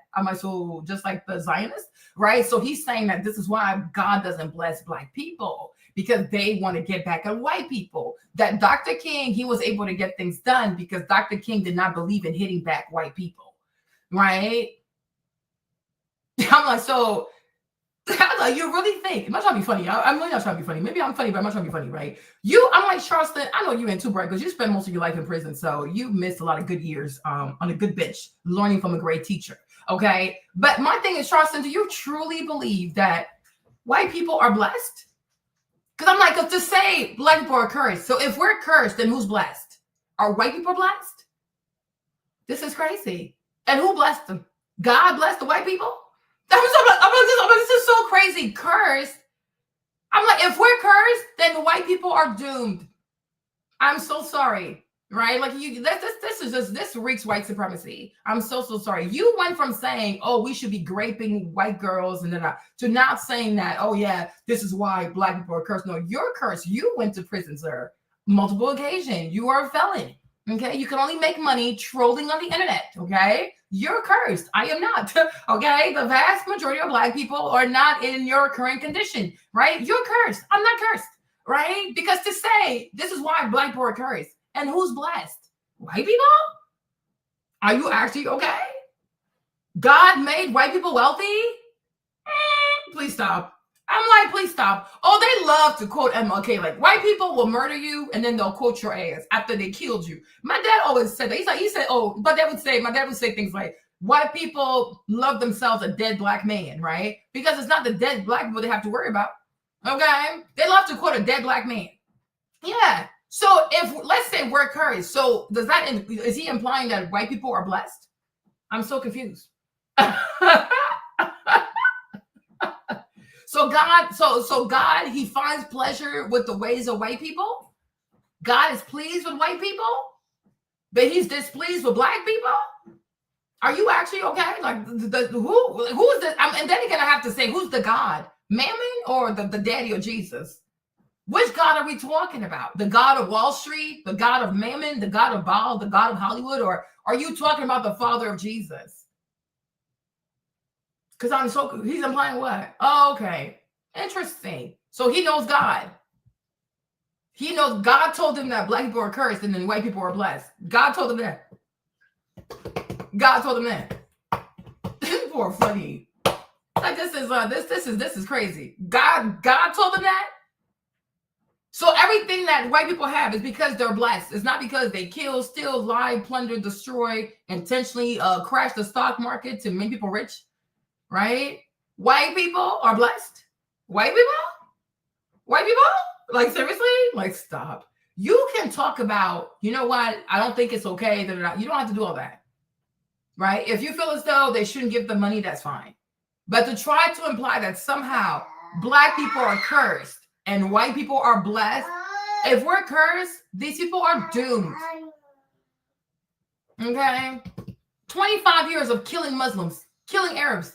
If we are cursed, these people are doomed. There's not enough blood of Jesus to redeem these people. Okay? So I don't think that's the case, right? So let's not say let's just not say stupid stuff. Okay? Now he might be cursed because he did some evil stuff, so he might be cursed, but I'm not cursed. Way more. Now this group say let's kill them. Let's kill them. But your kids, you hear about kids every day in the hood schools getting bullied, but y'all don't have this much outrage for bullying. They have a no bullying month, but y'all don't have this much out. But now all of a sudden it's out, let's kill the bully. Most of y'all are bullies. So he's saying that why don't black people take issue with bullying in black schools? Now that I do agree, right? We should stand up against bullying all over the place. That part I can agree with that. But you don't have to say the whole like people are cursed, whatever, right? It's true. People should stand up to bullying. People should not bully people. Bullying is wrong. It really is. Talk to them today. Most of y'all are, come on, cuz, OG bullies. Come on, Crip blood bullies. But now we want to kill the bully. When most of black children go to school every day and have to face a bully, why you think they got to wear Michael Jordan tennis shoes? But now we got a problem with bullies, huh? When have we ever told our kids to go kill the bully? We taught our kids how to stand up to the bully. No matter if it was two of them, fight both of them. But you don't put your life in danger to kill unless you got killing in you. But if you listen to kill music, you got killing in you. There's no way good kids kill. I know. So he's saying what he's implying is the black boys listen to way too much, like I guess, like drill music, rap music, killing music. So when you listen to that, eventually you would have the spirit of a killer, and then you're gonna go kill people. Now, I can't fully disagree with that. But in the case of Karmelo, I don't know if he listens to rap music. I don't know the young man, but I do know even white people too. They have kill music. They have rock music. They have alternative rock music. They have all kinds of music. Like they have their own version of drill music. Like to sit here and act like white people also don't listen to violence. Where did they learn to be so violent? They definitely must have the music. Okay. But it's like they also have their music. It's because we don't spend time in their community, so we're not familiar with their violent music. But they listen to violent music. Marilyn Manson, like he was crazy, right? Like they have their own version of crazies. There's crazy people in country music. There's crazy people in rock music. Like there's violence everywhere. Where did the white kids who go into the schools and shoot their classmates? What kind of music were they listening to, right? Because I know they were not listening to black music, right? The white boy who went to the church and killed all these black people when they were doing Bible study on a Wednesday, right? What music was he listening to? How come we don't talk about the music that white children listen to when they decide to go on these massacre spree and just kill people? The young man Luigi, assuming he did it, because I don't know if he really did it, but assuming Luigi did it, right? What music was Luigi listening to that told him it was okay to gun down the CEO at night right in front of his hotel in New York City, right? What music they listening to? Okay, and influences white people too. Everybody gets influenced by music, right? All these white girls who listen to Taylor Swift and they're in their 30s, acting like they're 15, they're influenced. Everybody gets influenced by music. White people are not impervious to being influenced by anything. They get influenced. We all get influenced, right? Why do white kids like fentanyl so much? Why do white kids like oxycodone so much? Like, why do white kids have such a problem with opioids, right? Because they also get influenced. Everybody can get influenced. White people are not above being influenced. I refuse to believe that. The vast majority of the biggest influencers are white. Their audiences are white people, right? Because white people are more likely to be influenced. It's a lot easier for a white girl to get 1 million followers than a black girl to get 1 million followers because white people are more influenced. They're more influenceable. Is that how you would say it? Right? Who lines up for CDs or who lines up for a movie or who always is in line for 2 days, 3 days trying to get some stuff like this weird fan religious cultish behavior that is always being displayed when someone has this weird parasocial relationship with a stranger on the internet. White people, have you ever seen Maverick? Hold on. Oh Lord, they're obsessed. White people are obsessed. They're like super, super fans. They take it too far. They're extremely obsessed. They're excessively obsessed. Right? So it's like, stop acting like, oh my gosh, like white people don't get influence. And no, they definitely do. And we see it. Their favorite artist comes to town. They can wait for 3 days outside in the rain to get tickets. It's like, is it really that serious though? But it's serious to them though. Remember, like back in the day, like the old school Black Fridays back in the day? White people be out there camping on a Wednesday. Like, for what? To buy stuff? This is crazy. This is really, really crazy. Right? So I'm like, oh, please. The young man who got on the roof and tried to kill President Trump, what music was he listening to that told him it's okay to try to kill a president? What music was he listening to? Like, what the heck? Right? Like, I'm like, no, we have to stop. We have to stop. There are Black kids who do bad things, and I'm not going to be like, oh, the music doesn't play a part in that. But there are also white kids who do bad things. So why don't we talk about what kind of music they also listen to? Right? All young people are listening to music. Some act out on the music and some don't, right? There are a bunch of Black kids who listen to the music also. I'm not saying I'm okay with the music. I'm not, right? But there are Black kids who listen to it and don't act out on it. Just like there are white kids also who listen to the music and they don't act out on it, right? So I think also, yeah, the music does matter. We should definitely clean up the music on both sides. But I think also it comes down to like the weakness of a person's mind. Like weak people will act on foolishness, right? You understand? But I'm like, it goes both ways. But I can't say that this young man, Karmelo, I don't know him. So I can't say, oh yeah, he was out here listening to rap and hip hop and this and that. I cannot say that. Because to me, that's prejudice. To just say, oh, he's Black, so therefore he was listening to rap. Why? How do you know that? Maybe he listened to K-pop. I don't know. I don't know the man. Okay, but I don't know him, so I can't say, oh my gosh, like he's Black, so therefore he was out here listening to Chief Keef and them people. I don't know him. I don't know him. I don't know this young man. If it wasn't for this, I never would have met this young man. I'm in the DMV. He's out there in Texas. I don't know this young man, but I'm like, it's very prejudiced to say, oh, because you're Black and you stab someone, so it's definitely because of your music. Like, what the heck? How do we know this? Like, this is crazy. He stabbed the girl 93 times, but before he got to 93, he dropped the knife. What? She begged and she pleaded. He dropped the knife. But because he was abused and he had anger and he had rage inside of him for what his daddy was doing to him, he finished up. What's in you gonna come out of you. And good kids don't stab people to death. Yeah, but so you said there's a young man who stabbed the girl like 92 times and the girl was bleeding. She was begging for her life. And I'm like, so was he using a plastic knife? Not trying to be offensive, right? But if somebody stabs you 92 times and you are still begging for life, like there's still life in you after being stabbed 92 times, it was a plastic knife? I'm confused or what? Right? And then, oh, but his dad did stuff to him, so the rage came out and he finished her. Well, I'm like, this can happen to anybody. There are a bunch of white kids also who have rage. They killed their parents. Like, look at the girl who killed her dad. Like, remember the girl who killed her dad over the election? She grabbed an ice pick and she murdered her daddy because I guess her dad voted for Trump. I'm like, so what music was she listening to? Okay, hold on. I'm like, how can you do that?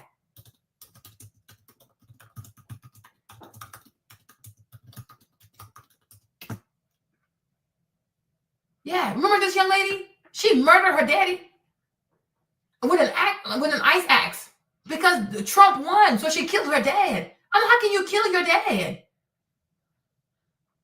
How can you kill your dad?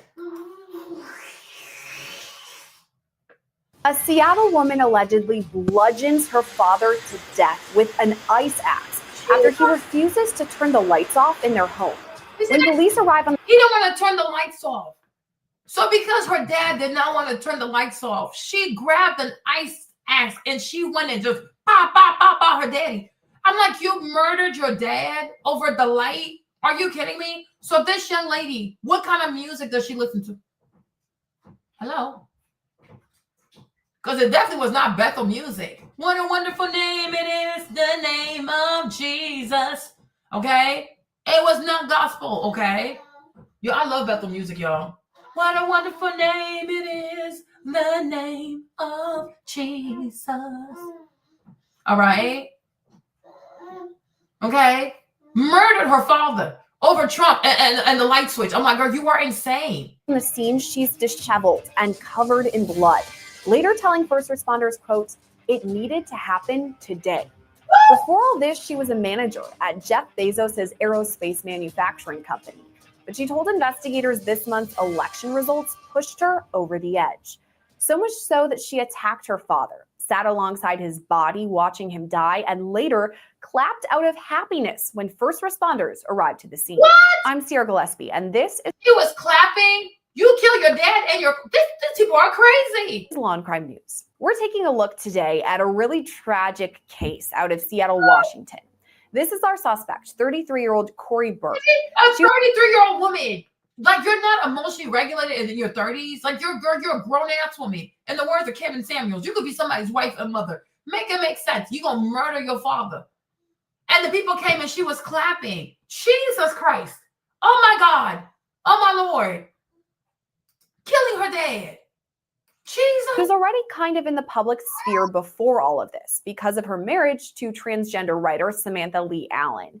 You may know Allen as the editor of the Condé Nast transgender news publication called Them, or as the author of Real Queer America, LGBT Stories from Red States. Burke also had a high-profile career working as a training program manager at Blue Origin, which is Jeff Bezos' spacecraft company.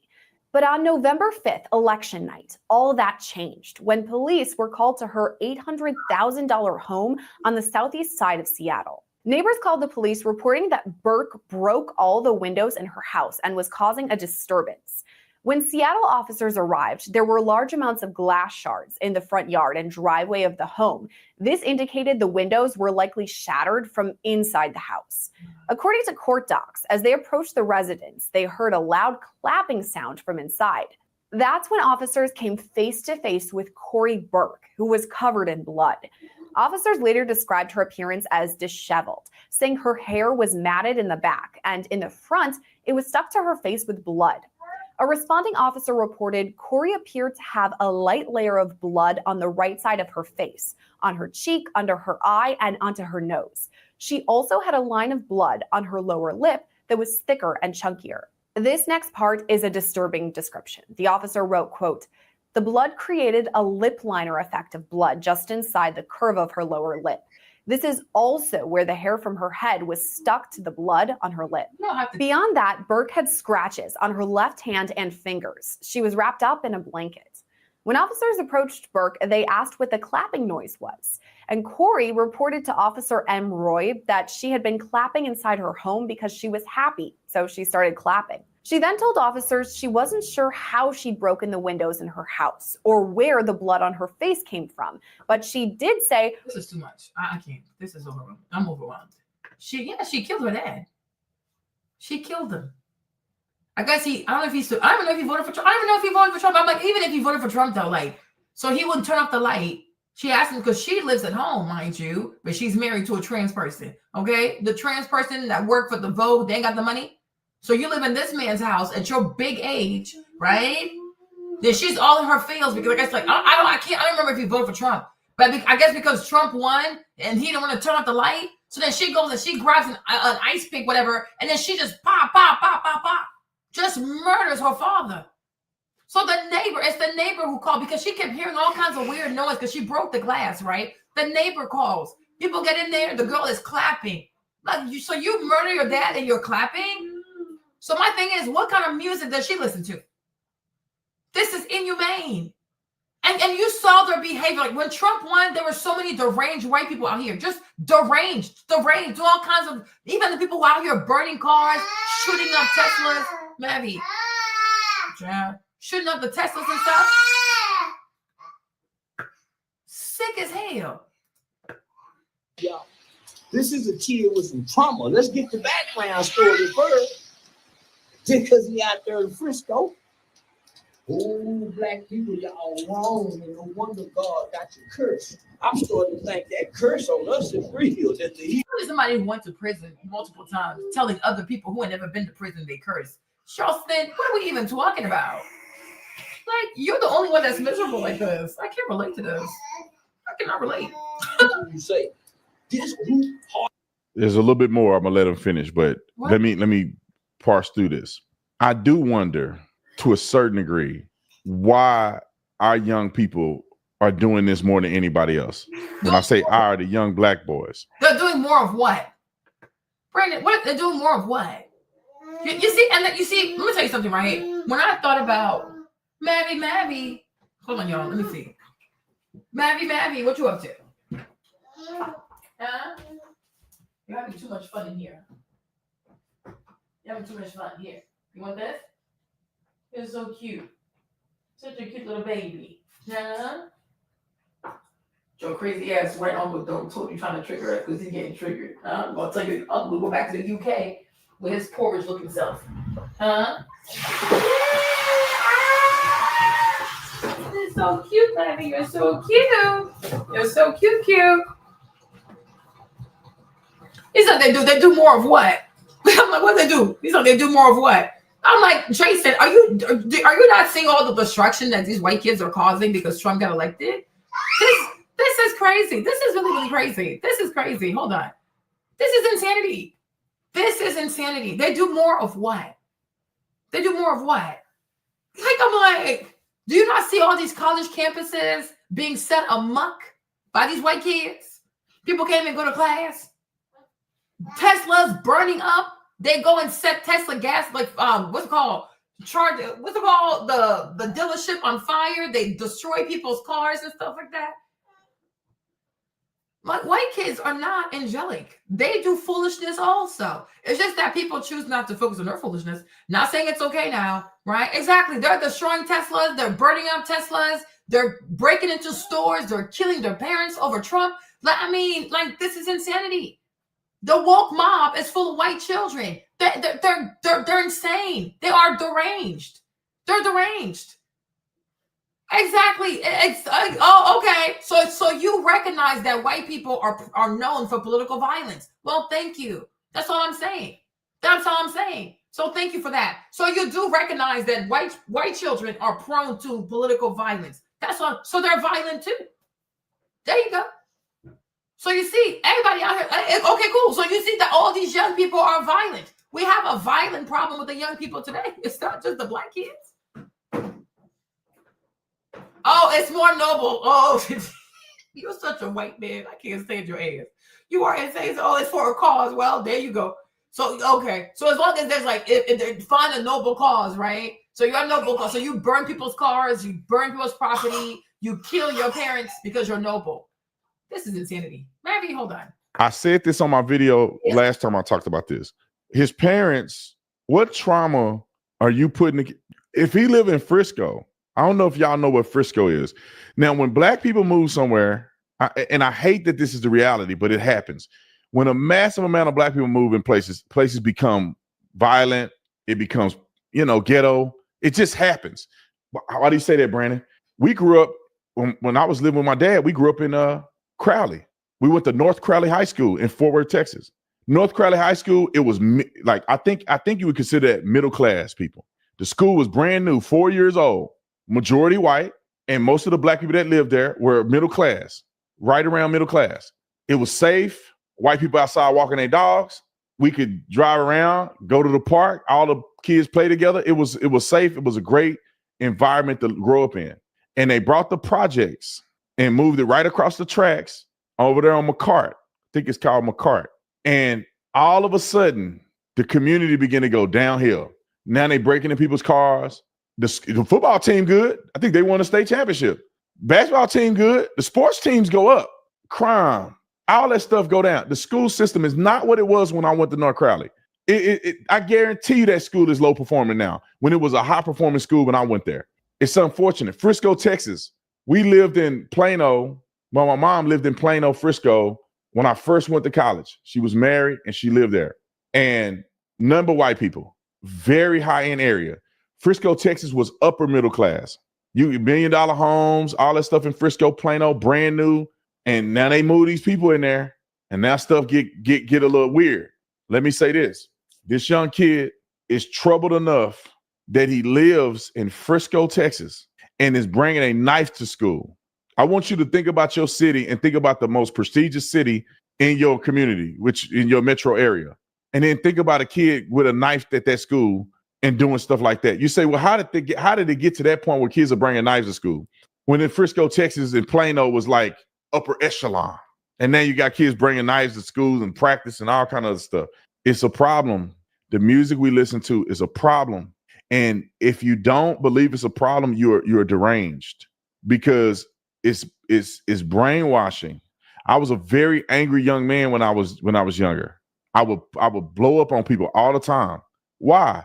Because I'm introducing violence into my mind every day subconsciously. I can still to this day rehearse some of the most violent rap music that I've ever heard to this day. Hadn't listened to it in decades. I could rehearse it. Oh Lord, sorry, I apologize. I have married. I have to go open the door for stuff on kid from school. But okay, hold on. What happened?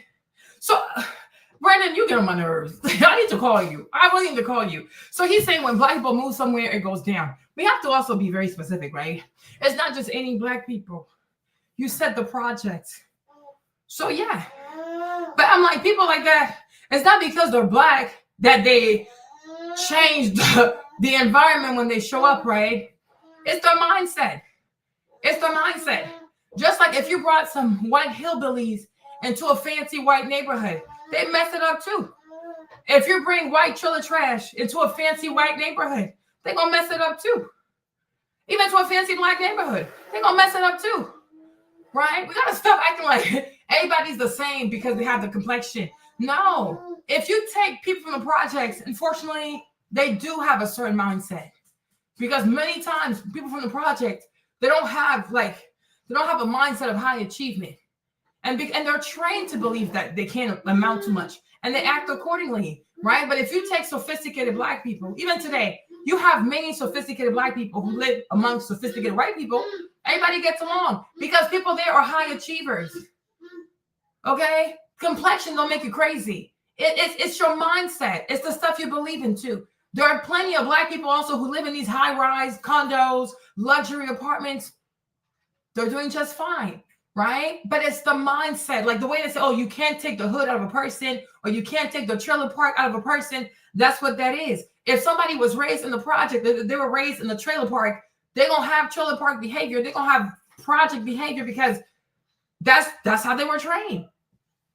You understand? But I'm like, everybody that's black is not coming from the project. That's crazy. And I don't even know how people with project people will have enough money to even move into fancy neighborhoods. How would they even afford that? That makes no sense.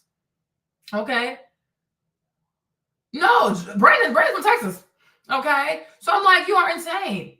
So I'm like, that's crazy. He's like, okay, like, oh, the music. Yeah, the music is a problem. But if you can say that, oh, you could recite every song you learn, all the rap songs you learn, then we have to understand that there is a programming going on, right? These songs are intentional. So the music that is catered to black children, because black people don't own the record labels.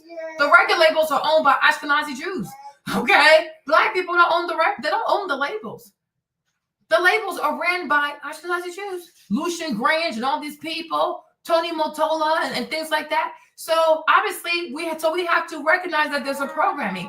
When music was owned by black people, such as like Berry Gordy, for example, with Motown, what kind of music was coming out of Motown? Classy music, elegant music, sophisticated music, right? Because being that he was black himself, he was like, oh no, if you're going to be signed to my label, you are representing Black America. So you had classes.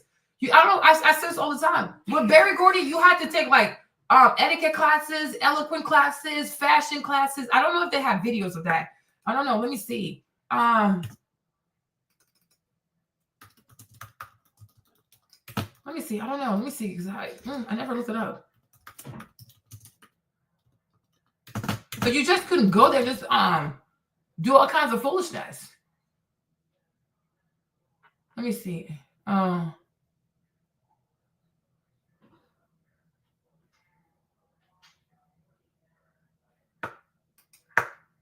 me see.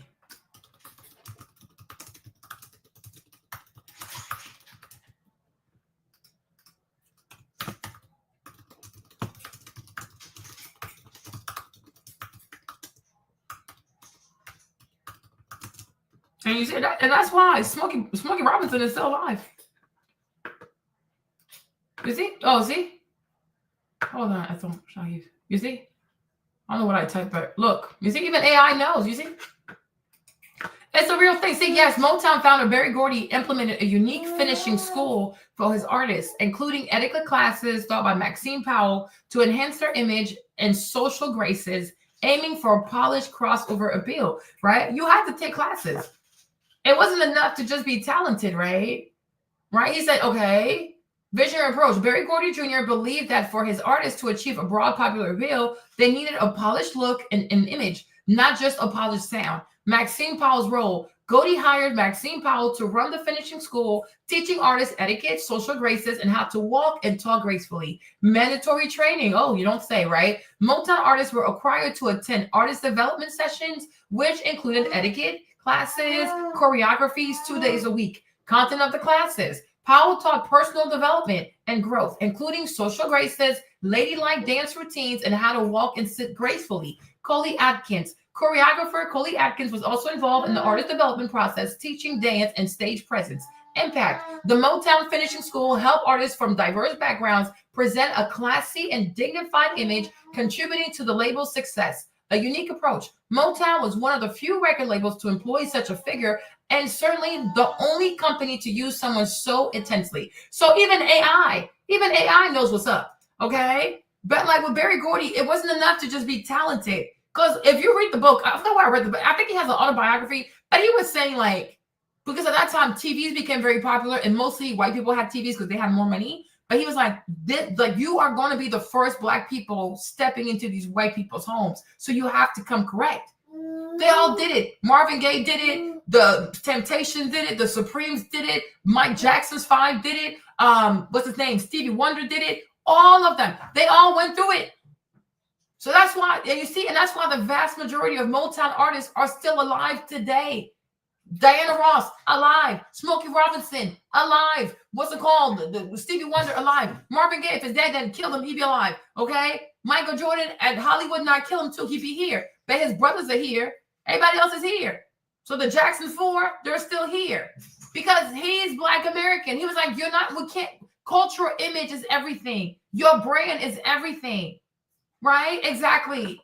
The choo-choo people, they come from Germany, wherever they come from in Europe, they start taking over Black America, the Black sound, because they realized there was money to be made. They start bastardizing and criminalizing the image of Black Americans. And this is what Kanye was talking about.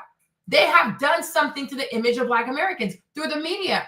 But when you say a thing, they call you anti-Semitic because it's a way of putting a muzzle on you so you don't speak the truth, right? But the vast majority of record labels are ran by Juju people, right? So if today we're sitting here and we see this music that is violent, degenerate, people twerking and talking about killing and shooting, okay, who should we blame? Who owns the label? Who is putting money behind this? Who is distributing the music? It's not Black people. Black people are the workers, but everything is designed for them. They just go in there. It's check and play. Okay, so it's like we have to stop. Like we really have to stop.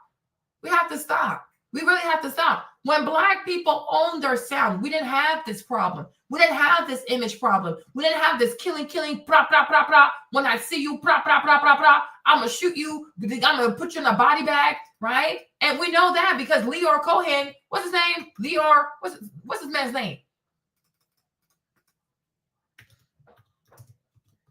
Leor, okay? Here he is. Here's one, right? He's Ashkenazi Jew. Why don't we hold them accountable? Because everybody's always so afraid to call a thing, right? But we saw Leor walk all up and down Def Jam. Even the guy, what's the white man who created the thing with Russell? What's his name? He's also Jewish. Hold on.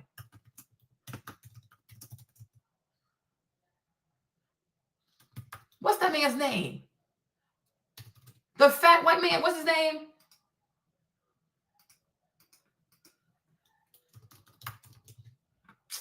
Yo, what's his name? Rick something, right? Rick Rubin. There you go. There you go. I knew it, right? And remember, and even the Beastie Boys. The Beastie Boys is a bunch of Ashkenazi Jews rapping. All right. You remember this dude, right? Rick Rubenstein. Hold on. Wait a minute, right? Rubenstein. Ruben is short for Rubenstein. He's Ashkenazi too. Like this, I'm like the number of Ashkenazis in Black music and Black media is concerning. Why don't they make their own music? Why don't they get involved in European music? Like, well, I don't know, Semitic music, whatever. Like, want to do their own stuff. Like, this is so bizarre, right? There's an obsession. These people are obsessed. They are obsessed. They're truly obsessed. It's giving obsessed, right? So you figure that out. But don't act like, oh, these rappers just emerged out of nowhere. Like even NWA. Remember they had an issue with their manager, secret account, whatever. What was he also? Right? Eazy-E had a problem with the man. Remember him? And that's why the group fell apart because he took all their money. What was he? Right? I'm like, Kanye ain't always crazy. It's just the way he goes about saying things, right? But I feel like when they came from Europe as immigrants and they didn't have much to do, they realized that because they were white, they could broker deals for the black people because there was racism. So black people leaned on them because they had access to other white people. This is how they made money as immigrants when they came here and had no jobs. Like, stop playing with me. It's truly alarming. It's seriously alarming. It is seriously alarming. And the vast majority of black people who sign to these Ashkenazi Jews in entertainment, especially for management purposes, they're always broke. They end up broke. They're always broke or they end up dead, right? Where is the money? The artist is completely dead. And the white man is super, super rich. And when you say a thing, oh, you're being anti-Semitic, get the fuck out of here. You're being a racist. Go play with somebody else. Like, these people are crazy. They are truly, truly crazy. Let's not do this. Right? It went like Def Jam went from Rick Rubin to Leor Cohen. And we saw when Leor gets even bigger and bigger at Def Jam, we start to see a schism between Jay-Z and Dame. This man broke Rockefeller. He broke him. Right? And because Jay-Z is obsessed with Jay-Z will do anything for these people. Jay-Z, he's something else, huh? He really is something else. He will do anything for these people. Anything. Like the way I don't know, he just gives these people the utmost loyalty. It is so bizarre. But thinking he's obsessed with money because he's a broken spirit. He's a broken soul. Like when you worship money like this, you don't have a soul. Like you do. I feel sorry for you, man. I feel so sorry for you. Right?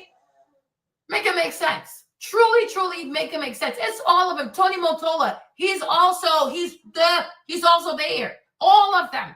The CEO of Spotify, he's also one of them. The entire music industry is ran by people like that. Lucian Grange, he's Diddy's godfather. This dude right here, another one. Okay? This dude, he's also one of them. This is Diddy's godfather. He's the one who gave Diddy all this protection until he got sick and tired of Diddy. His son married the white girl, the one that used to date Scott Disick. Sophia Rich, no, what's her name? Lionel Richie's daughter, right? Lionel Richie, his white daughter, his son married her, right? Another one, Universal.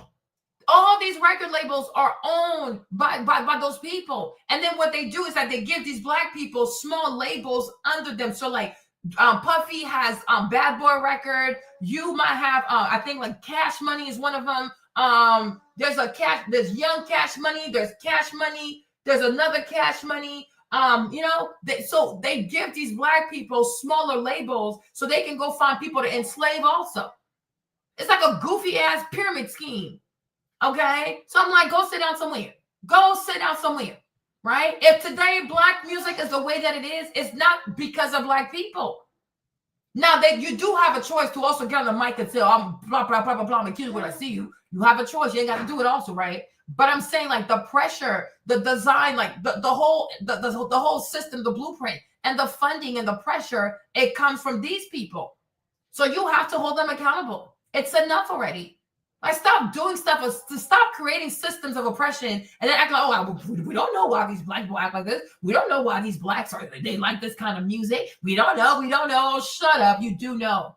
Stop acting aloof. Like I hate when they do that shit. It drives me crazy. Exactly. So that's the black culture designed by the Ashkenazi Jews. And they need to own it.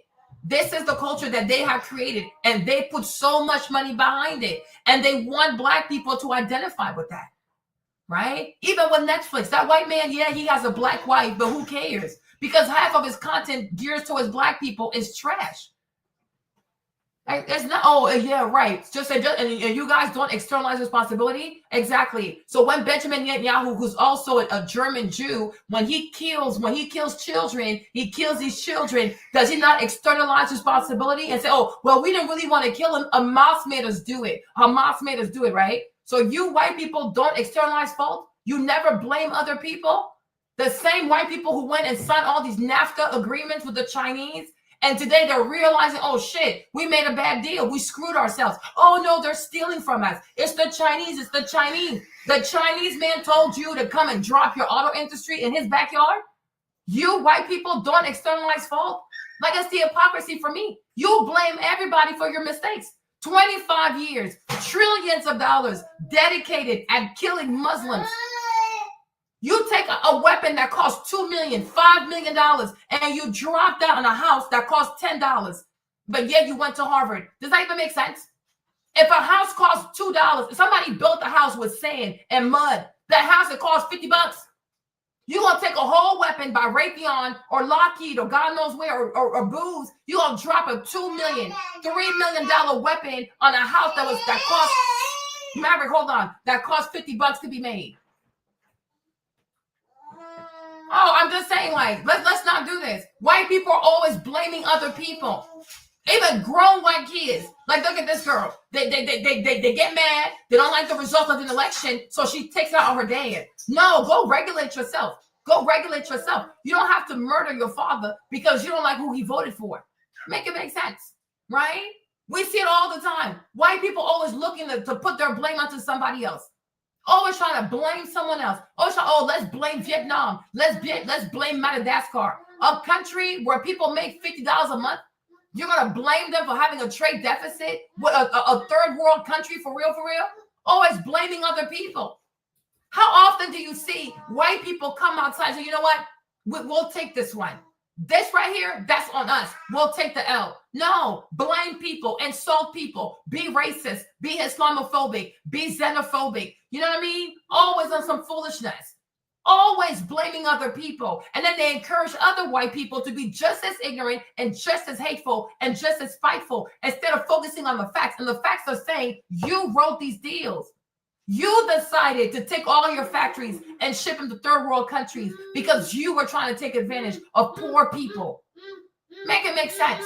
So it's not just a black people thing. It's an everybody thing because nobody wants to be held accountable. Welcome to America. Welcome to Europe.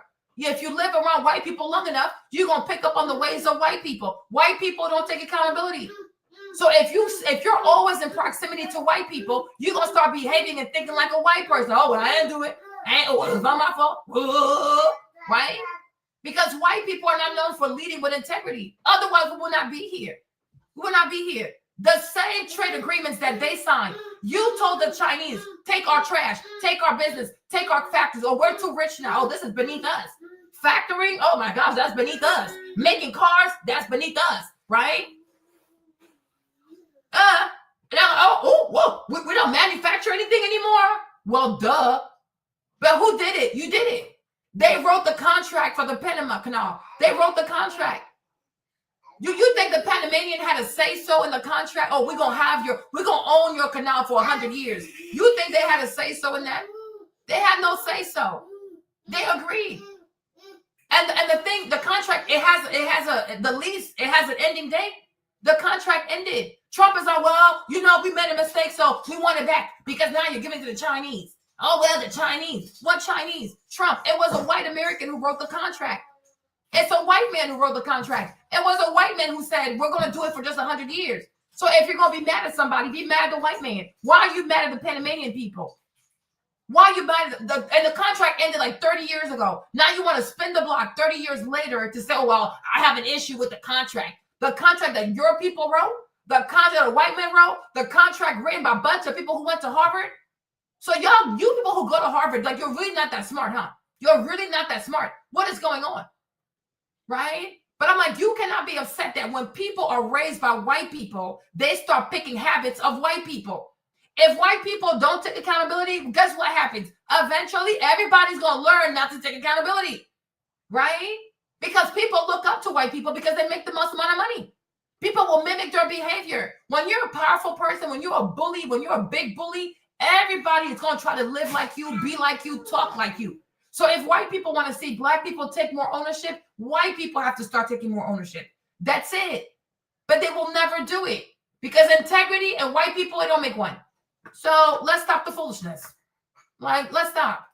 Verbatim, word for word. You're conditioning your subconscious to be violent, and it comes out of you. Finish the clip. It's tasteful. No compassion. I remember telling my brother one time, God will never let you out of jail if you ain't got no remorse for the people you killed. No remorse for the man's family. No remorse for the man's boys, father, mother, brother. But y'all got so much for Lil Ronnie, and Lil Ronnie brought death on. Look, honestly, I do believe you should have remorse. I believe in having remorse because it's real, right? Even I hope Karmelo also has remorse because it could have been handled differently. Definitely, people should have remorse. It doesn't even have to take murder. If you know that you did something wrong and you hurt somebody, you should apologize. That should be. But a lot of people too, they're too immature. But it's not. It don't have to take murder. You insult somebody, you took it too far, you were being mean to someone, you should have remorse. And if when you have remorse also, you should apologize. You have to maintain God's light inside of you, right? If you're not the child of darkness, every time you do something wrong, you should apologize. Have remorse, apologize, do better. Amen, right? So that I don't have a problem with. But my thing is also, everybody should have had compassion. Everybody should have had compassion. Because if it, like Brandon said, if it was raining and he was sitting there because it was raining, Austin also should have had compassion. Like, yeah, maybe we beefed before, maybe they fell out, but you know what? It's raining. I could just tell him to leave when the rain it dies down, right? Austin also should have had compassion. Why does Austin want to see somebody walk in the rain? Because he just doesn't want to see the person. You got to also have manners, Austin, right? You got to have manners. You also got to have compassion, right? What's it called? Karmelo also, even though he shoved you, he pushed you, and he was trying to have you walk in the rain so he can make fun of you, maybe, right? You didn't have to stab him in the heart. Sometimes people also have bad days, and sometimes people are not raised right. So you got to have compassion for that too, right? So compassion, it goes both ways. Compassion goes both ways. People also got to train their kids to have compassion. If it's raining, even if you see your worst enemy, and they're really going through something, like, sure, here, you can have a little piece of bread. Whatever, right? You don't have to, like, you cannot just show mercy to people that you like, even people you don't like. If they're not truly bothering you, and what's the big deal? Even your worst enemy, if they need water, give them water, child. It's a blessing for you. It's in the Bible. Okay, so if you were friends with him and you guys fell out, I get that. You probably don't want to see him. I get that too. But you know what? It's raining, man. F his ass, right? You go sit in another corner. When it stops raining, you ask him to leave. But why does he have to leave right now in the moment in the rain? So that too, Austin, I'm confused also. But to me, Marlene, compassion, it goes both ways. Compassion goes both ways. It goes both ways.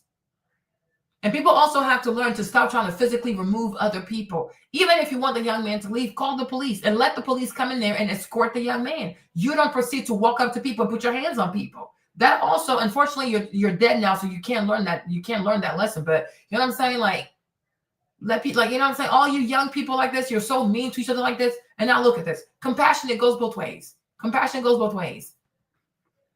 So, hey. Come on now. Lil Ronnie brought death on himself, and y'all had all the compassion. But here it is, a white kid, two little boys having some boy issues. And one little boy kill another little boy. You mean to tell me you black people ain't got no compassion for neither side? That's why you curse black people. That's why your situation, God is looking at y'all hearts. That's why your finances can't be increased. That's why your children won't go to the NFL. God is looking at y'all hearts. Black people, y'all ought to be ashamed. That's why your children are dying and being murdered the way they. You see, when I thought about doing my whole political channel, I was like, because I'm not the type to lie, right? Like people like Brandon, I don't know how they have channels. Him, like Brandon and George. George has the black perspective, right? Candace too, a little bit, but I don't know how these black content creators are capable of always like catering to white people like this. Like I just couldn't do it. I really can't do it. Like me, if I have a white audience, it's going to have to be white people that have self-awareness. I just can't sit here and just lie to white folks like this. Like, I just like every day you wake up and your job is to make content that makes white people feel good. That's just insane. That's another form of slavery. Like, that's how you make your money. That's how you make your money. I can never make money this way. You have to tell the truth, though. You have to tell the truth. And it's like when you're afraid to hurt white people's feelings, but you don't mind talking to your black audience any kind of way, because and then you know you're black, that to me is a problem. If you can check black people, check white people too. Because are we all American? We're either all Americans or we're not. You know what I'm saying? Like, we're Christians or we're not. God even says in the Bible, he has no respect of person. When a black person does something wrong, you say it. Like this right here, you're wrong for that. But when a white person does it too, you gotta let them know. But it's like, I feel like certain black content creators, their job is to always like protect. No, I don't want to do that. I can never do that. That I cannot. If I tell my own black people, I will not lie to them. Why would I lie to a white person? White people are not gods to me. I don't put these people on a pedestal. To me, a white, just like you're white, a white person to me is a human being. So if you're a person, I'm a person, we should be able to have honest conversation. We can disagree, right? That's no problem, right? But I'm gonna let you know, because you also have your stuff you got to work on. White people have stuff they also need to work on. But who tells white people you also have stuff you got to work on? It's all, we black people, when we come over here, we da-da-da-da-da. Always so quick to take your pants down and expose yourself to these white people because you want them to like you. No. I will not flagellate myself to be embraced by white people. Not happening. Okay? You have to be who you are, and you have to speak the truth. And if that truth resonates with white people, then so be it. If it doesn't, oh well. But you cannot do stuff like this. You cannot. Because I'm like, if it was truly raining, I'm saying, even if he's under the wrong tent, he could have been there because it started to rain. Why does he have to leave right now? I don't get that part. Why do you want him to leave right now? What is the big deal? You don't know how to, Austin also, may he rest in peace though. But I'm like, Austin, you don't know how to ignore people you don't like? Your parents never taught you to ignore people you don't like? I don't understand that part, right? Or maybe, you have a phone, call the police and let the police officers escort the young man. Don't put your hands on people because you just never know, right?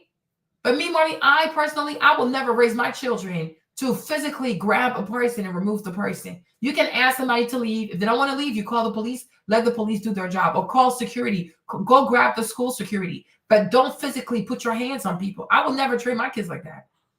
You know what I'm saying? You don't touch people. There's no need for that. Now, if they're coming to you, that's completely different. But to touch a person, why are you putting your hands on people? What emboldens you to think that you have the right to put your hands on people?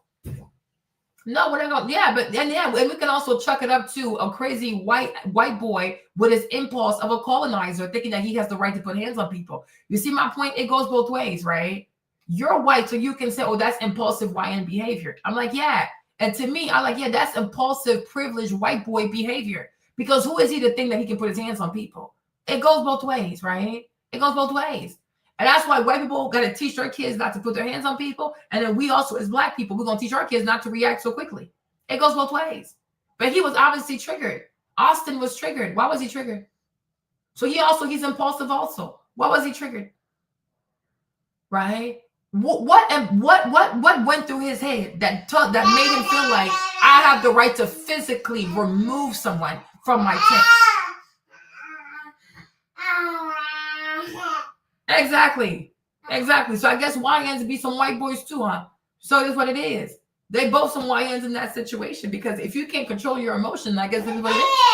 But to be triggered, you put your hands on people, or to be triggered, you stab somebody. I guess it's YN or YN action. There you go. See, I have self-awareness. You see, and when you have self-awareness, things can't hurt you. Facts can't hurt your feelings, right? But I'm like, you should put your hands on people. They're being murdered. They've been your grandchildren. Man, now let me speak to that issue. Do I think black people are cursed? Maybe not to the extent that Charleston is saying, but I do think it's a problem, man. I honestly feel like black people have the deepest connection to spirituality out of any group. And when you have a deep connection to spirituality, you're worshiping, the church is good, religious, you get judged harsher. And when y'all out here playing with God, I feel like that's why things don't go well. Let me just mention this, and then we're gonna move to the next story. But he said black people are more spiritual, they're more religious. So you recognize that white people don't fear God. Well, I think that right there is a compliment. That's a compliment. So he's recognizing that white people don't fear God. They're atheists, they're agnostic, they're heathenists. That's a fair assessment. So he's saying because black people are more religious, they're more Christians, they fear God, they're called to a higher standard. That's not a problem. I can take that. It doesn't bother me. Put me on a higher standard. I appreciate that because it shows that you put white people on a lower standard. Makes sense. I can respect that. But it's like, oh, things don't go well for black people. I don't know. Ukraine, they're getting their asses whooped by Russia. So did they do something to offend God? I don't know. Like, I'm asking questions, right? Did the Ukrainians do something to offend the Lord? Is that why Russia whooping that ass? 600 or 1 million young Ukrainians are dead. Is God mad at the Ukrainians? Like you can look at all kinds of people and see struggle and strife. Does that mean that they're cursed? Right? Can we also say the same thing about the Jews of Germany? Were they cursed? Was God upset at them because they were religious people? Is that why the Holocaust occurred? Like, sir, what? Make it make sense. You can look at history and go, oh, well, maybe they did something to offend God. Would you say that to an Ashkenazi Jew? Would you say it to a European Jew that, oh, well, maybe you did something. So that's why God made the hand of Hitler so strong. This is what the Holocaust happened. Like, are black people the only people going through strife? You could also say, hey, Ukrainians, hold on, maybe. Hey, Lacey, should we also say about the Ukrainians? Sir, what? I'm like, there are a lot of people who go through strife in life. It doesn't mean that they're cursed or God hates them or they did something against God. Like, sometimes bad things happen to people. But there's also a season of prosperity. Everything is not, things happen to bad people. Black people are not always bad. There are good things that happen to black people too. So much so that now they have money that they can put $200,000 behind this black man. Because now they got money. Bad things always happen to people. Just because bad things are happening to you doesn't mean you're cursed. Okay? It doesn't mean you're cursed. It means that you're living a human life. And you're not living this life with other people. Unfortunately, sometimes you live this life with other bullies. But like the Bible says, many are the afflictions of the righteous, but the Lord delivers, right? So just because black people are going through something bad, it doesn't mean they're cursed. It could be that they're being afflicted by white people. But one thing we do know is that the Lord delivers. And he has. He delivered the finances. And today the young man got it's actually $270,000 now. Yeah.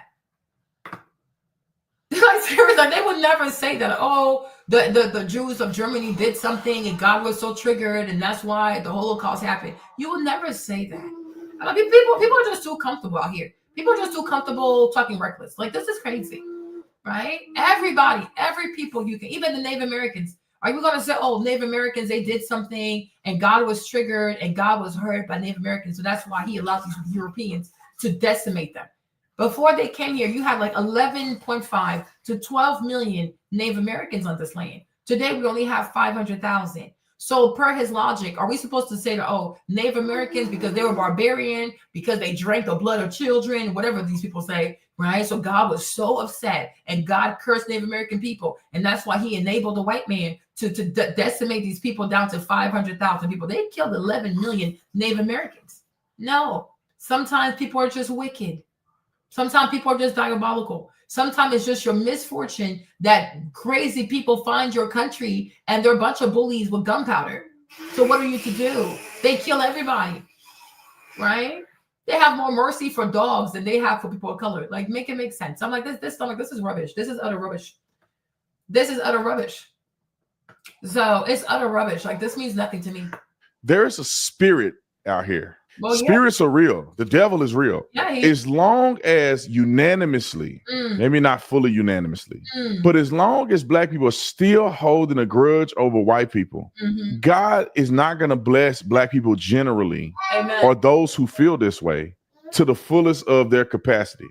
If you still... So because he said there's spirits out here. I'm like, that part I do agree. There's a lot of spirits out here. So he said if black people don't release white folks from their heart, God's not going to bless us our full potential. Maybe, I don't know. But my thing is, Brandon, I have a question for you because so many white girls today are sex workers. So many white girls today have OnlyFans account. So many white girls play with their clitoris on the camera for money. So when that curse gonna be relieved? Because obviously they're cursed too. Because why is it that the daughters of white men are prostitutes like this? Why is it that so many white men's daughters are sex workers? So what spirit is that? Because I would love to know, right? Why do white women have such a lying spirit? What do they have to do for God to remove the lying spirit from the white women? Right? I'm asking an honest question because it's really concerning. OnlyFans is flooded by a bunch of white girls. Why are so many white girls sex workers? Why do so many white girls not believe that they can make it intellectually and that they have to turn on the camera, create an account, and play with their lady part to make money? $5 a month, $10 a month, $20 a month. Why they do that? Why are so many white girls into sex work? Why are so many white girls porn stars? I really have real questions here. We have some real questions. So when is God going to remove that curse? What do white people have to do as a people to atone before the Lord that their daughters will stop being these sex workers? I have questions, right? What do white people as a people have to do for their daughters to stop lying like this? When, like, I don't know, what sacrifice, what prayer, what would it take, right, for white people to stop their women from lying and causing so much harm? The people want to know. They want to know. Like, I'm like, everything you see on black people, you should also see it. Looking good is not a girl. No, I never said they look good. I said they're sex workers. I never said they look good. I said they're sex workers. I said they're OnlyFans people. They sell their bodies. Right? Yeah, the most popular ones are definitely white. The biggest porn star is a white woman. The biggest sex worker is a white woman. The highest paid porn star is a white woman. The highest paid OnlyFans person is a white woman. The vast majority of white women are sex workers. Even like when it comes to, when you look at instances of women who have sex with children at school, it's usually white women. I don't know why so many white women are pedophiles. You know, it's a lot. Let me show you this, right? Hold on.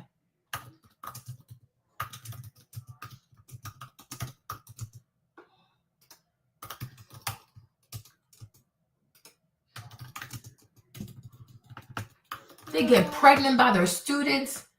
They do all kinds of stuff, right? You see? Look at all these white women. They all slept with kids at the school. All these white women. They're a bunch of PDF files. Why do you see? All of these white women are having sex with children.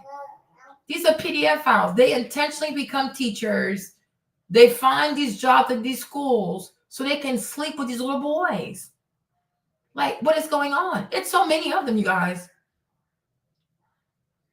Look at all this. Oh yeah, this one I remember. This one she got. Yeah, Mary Kay Letourneau. Yeah, she even kept the baby. She even kept the baby. Okay, she even kept the baby. Hey Ace, what's up? No, we have a real problem. I'm not trying to be funny. I am not trying to be funny. I am not trying to be funny. I'm not trying to be petty. I'm being really, really serious. I've noticed this. I've noticed a trend. I'm like, it's a lot of white women who are teachers and they have relationships with the children. And then they keep the babies. I'm like, oh my gosh. It's so many of them. They are attracted to little boys. They become teachers just so they can go and sleep with your sons. I go, oh, Lord have the mercy. There's one who got caught recently. And she was texting the child, and the mom realized, she was like, what the heck? So the mom kept going along. The mom kept texting, y'all. And the white girl's like, yeah, it was nice having the nasty with you. It was short, but it should have lasted longer. I said, what? What is this? It is so many of them. They are attracted to little boys. So I'm like, that's a curse, right? That's a curse. If a grown woman, put color to the side, right? Any grown woman that is sexually attracted to a boy, what do you call that? Is she not cursed? And then she follows through and she sleeps with a little boy. And then she keeps the baby. She gets pregnant. So is that not a curse? Is that not a curse? How can any adult, put the color aside, right? Put color, put gender aside. But any human being that is attracted to children, What do you call that? Like, yeah, it's mental illness, but it also has to be a curse. Why are you attracted to children? And then, and my thing, I could say, okay, it's one thing to have the thoughts of having, you know what I'm saying, with a child, but to actually act on that, to proceed with those thoughts, my Lord, and to feel no remorse. How can and there was one, she was even married. A few of these people also married, huh? There's one, she was, the vast majority of these ladies are also married. You have a full husband at home. You are married to a grown-ass man with grown male parts. Like he has a fully developed eggplant. No, she don't want that. She got a grown man at home with a body, with muscles, maybe not, I don't care. But he definitely has he has fully developed genitalia, right? No. She don't want that. She does not want that. She wants to go for a 13-year-old, a 12-year-old, a 14-year-old. What does he even have between his legs? And then they get pregnant. They intentionally get, because you have to be intentional. You're an adult. You don't know your menstrual cycle. No, she gonna get pregnant. Then she wants to keep the baby. I'm like, whoa, this is too much. This is too much. And I'm not saying you don't have black women who do that, right? But I'm like, from what I have noticed, now I haven't done the research, but from what I have noticed, right? So I could be biased, but from what I have noticed, right? There are more white women doing this than black women. There are more white female teachers having intercourse with their young male students and also getting pregnant and keeping the baby than black female teachers. And I'm like, that to me is crazy. It is crazy. It is crazy.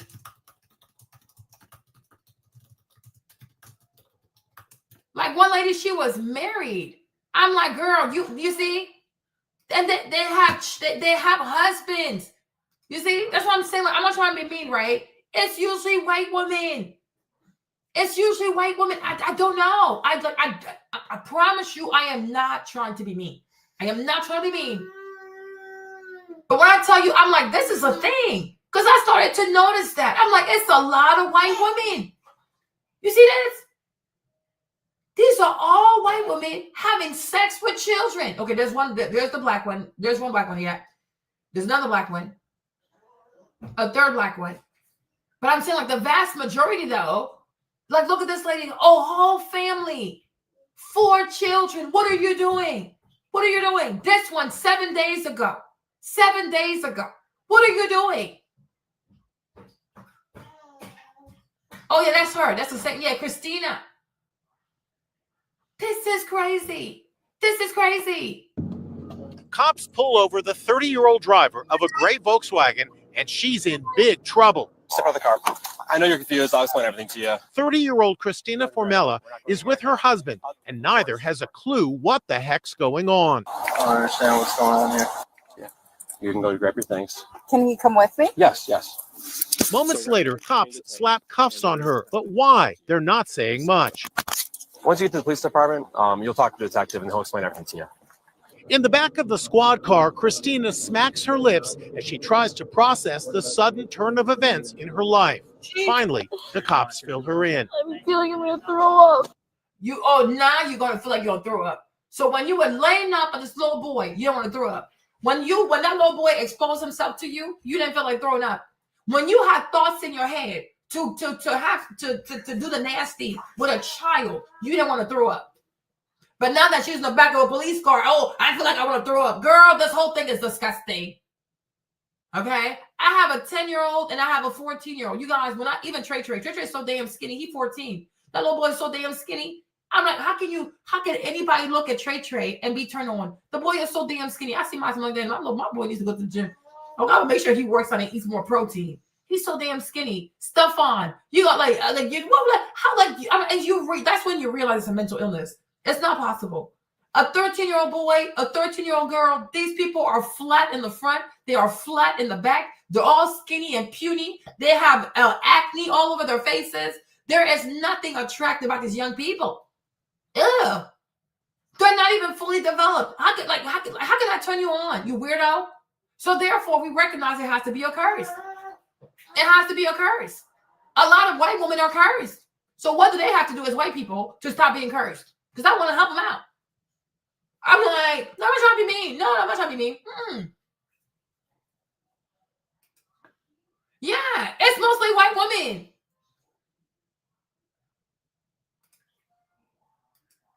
Like it's really bizarre. It's very, very bizarre.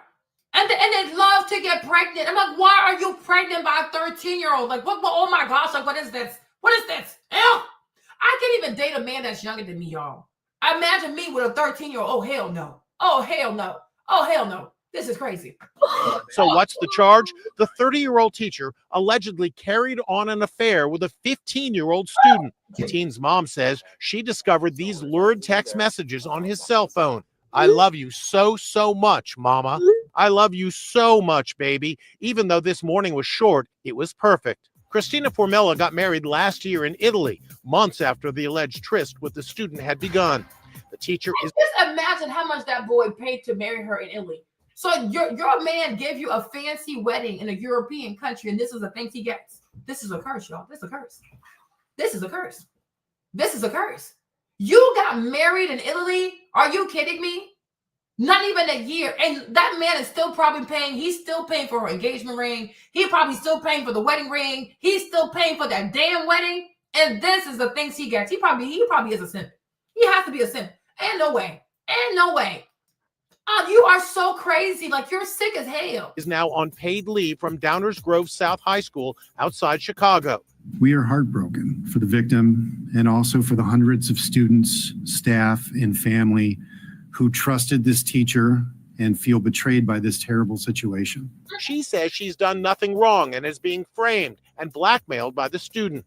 Cops say she told them everybody comes after her because she's good looking. Okay,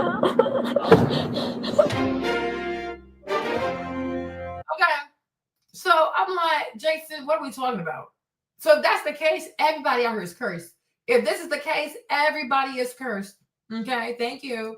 Still holding on to unforgiveness and revenge against black people. God can't bless you like he could if you would be forgiven or have a forgiving spirit. Why do you say that, Brandon? Because that's one of the things that God had told us to do: forgive other people, or you won't be forgiven. And Jason, Brandon, oh my God, what's his name? Because I watch his content with, especially when it comes to the Zionists. Oh, he's like, oh, Israel this, Israel that. Brandon, do you say the same thing to the Zionists on your channel? That if they don't forgive these Palestinians, if they don't forgive Hamas or whatever people are, that God's not going to bless them to the fullest potential? Right? It's only black people who have to release white people. When are your Zionists who watch your channel, when are they going to release the Palestinians from their hearts so that God can bless them? Right? He's always like, oh, Israel has the right to defend itself. Oh, these are Hamas supporters. These are the Hamas people, the Hamas people, right? You pick and choose. You pick and choose, right? If you say that forgiveness matters, you got to forgive people so that you can be blessed. You need to make the same content and tell your Zionist supporters that they need to forgive people too. They need to forgive. Just because Hamas did something, it doesn't make it okay to want to murder every single Palestinian. That is sick as hell. That is sick as hell, right? Hello. So you got to preach forgiveness to everybody that watches your content. Okay. So I'm like, this is crazy. Oh yeah, I think like because his wife is white, so he does this. I'm like, because she's white, you are crazy. We running around generation after generation after generation being taught to hate and feel this resentment against white people about what happened in slavery and in Jim Crow, where no living white person was a part of, and we wasn't, you know what I mean? We wasn't a part of it either. Nobody we know, most of us, nobody we know had anything to do with any of that. And if you keep doing it, God can't bless you. All right, let's move on. Crazy. Say the same thing to the Zionists. If they keep holding on to the stuff from since 1948, God is not going to bless them. We're in 2025. Stuff that happened in 1948, they still hold on to that. Okay? Child. Exactly. I'm like, teach forgiveness to everybody who watches your content. Okay? Teach it all. Oh, we weren't even alive. And that's true. We were not alive. But just because people were not alive doesn't mean that sentiments do not remain. A lot of white people they didn't have to be alive when that happened for them to still carry the same sentiments of their forefathers, right?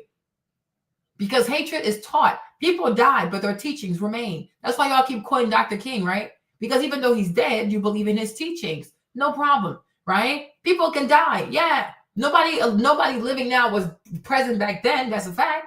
But the ideals of those people still remain. I was so true. Why is he doing this? Why is he doing this? Like, teach your white audience about forgiveness also. Now, Sabrina, I saw this last night. So let me play this one. There are two sides of this story. And what I noticed is that the victim's family, they made sure to get their narrative out first. Now, that is important because they were on offense, and that basically would put Karmelo on the defense. Typically, that's how it works. Whoever gets the story out to the media first, the people are more likely to be on your side. And then you wait to hear if more information does come out, and it has. And that's what we're going to get into tonight. Let's start with what was reported. Okay. Texas teenagers. Now to Texas, where a father says he forgives the teen accused of fatally stabbing his son at a high school track meet. Police are now revealing what led to the terrifying moment. Here's ABC's Andrea Fujii. New details about the killing of Austin Metcalf, the student stabbed at a high school track meet near Dallas. According to the arrest affidavit, 17-year-old Karmelo Anthony has confessed to the killing, saying he was trying to protect himself. He knew how much I loved him, how much I do for him, anything. I do anything for him. Hunter Metcalf says he held his twin brother Austin as he was dying.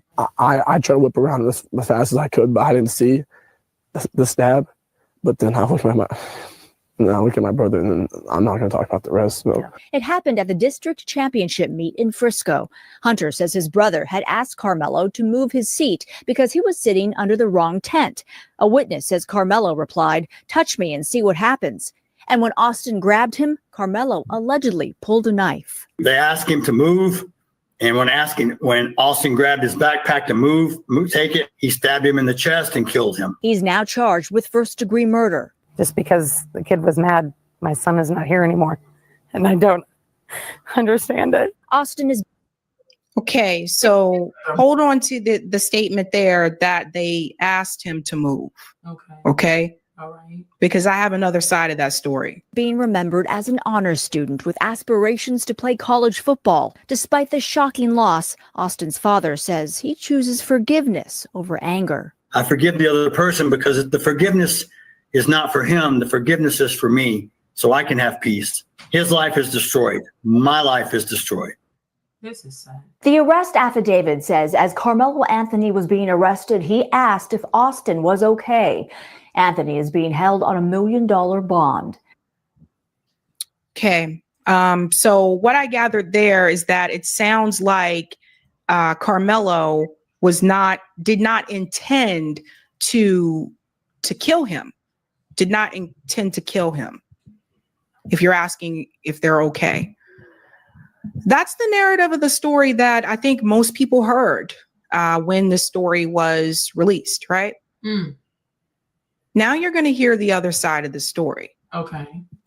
And at the end of all of this, I ask that whatever bias that you may have, you put that aside and you pay attention to what the law says. That's how we're going to wrap this up. What does the law in Texas say? Here's another part to the story that the media did not dive into. And I'm going to show you the receipts for this as well. Listen to this. Everybody's talking about this story regarding Karmelo Anthony and Austin Metcalf down there in Frisco, Texas. Austin got unalived. A lot of people are trying to make it a race issue, and it's not. It has nothing to do with that right there. But a lot of people are attacking this young man and are showing the negative side and everything. But I want you to see him in his positive side because this was self-defense. The story that's being told, Karmelo, he was sitting up under a tent, under the wrong tent and everything. That's what they said, under the wrong tent. And Austin came over there, told him to move, said Karmelo got aggressive with him and everything, and then stabbed him with a knife in the heart and everything, and he passed away. That's not the full story. First off, Karmelo had permission from another coach to go over there and set up under that tent. He had permission. Another thing that was said and been spread out far and wide is that they didn't know each other. That's a lie.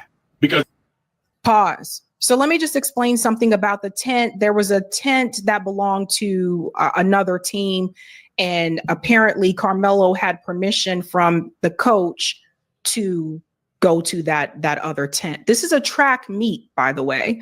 I ran track. I know plenty of you probably ran track, and And that's not uncommon. So we have to explain that. We have to explain to people, why was he under a tent of another team?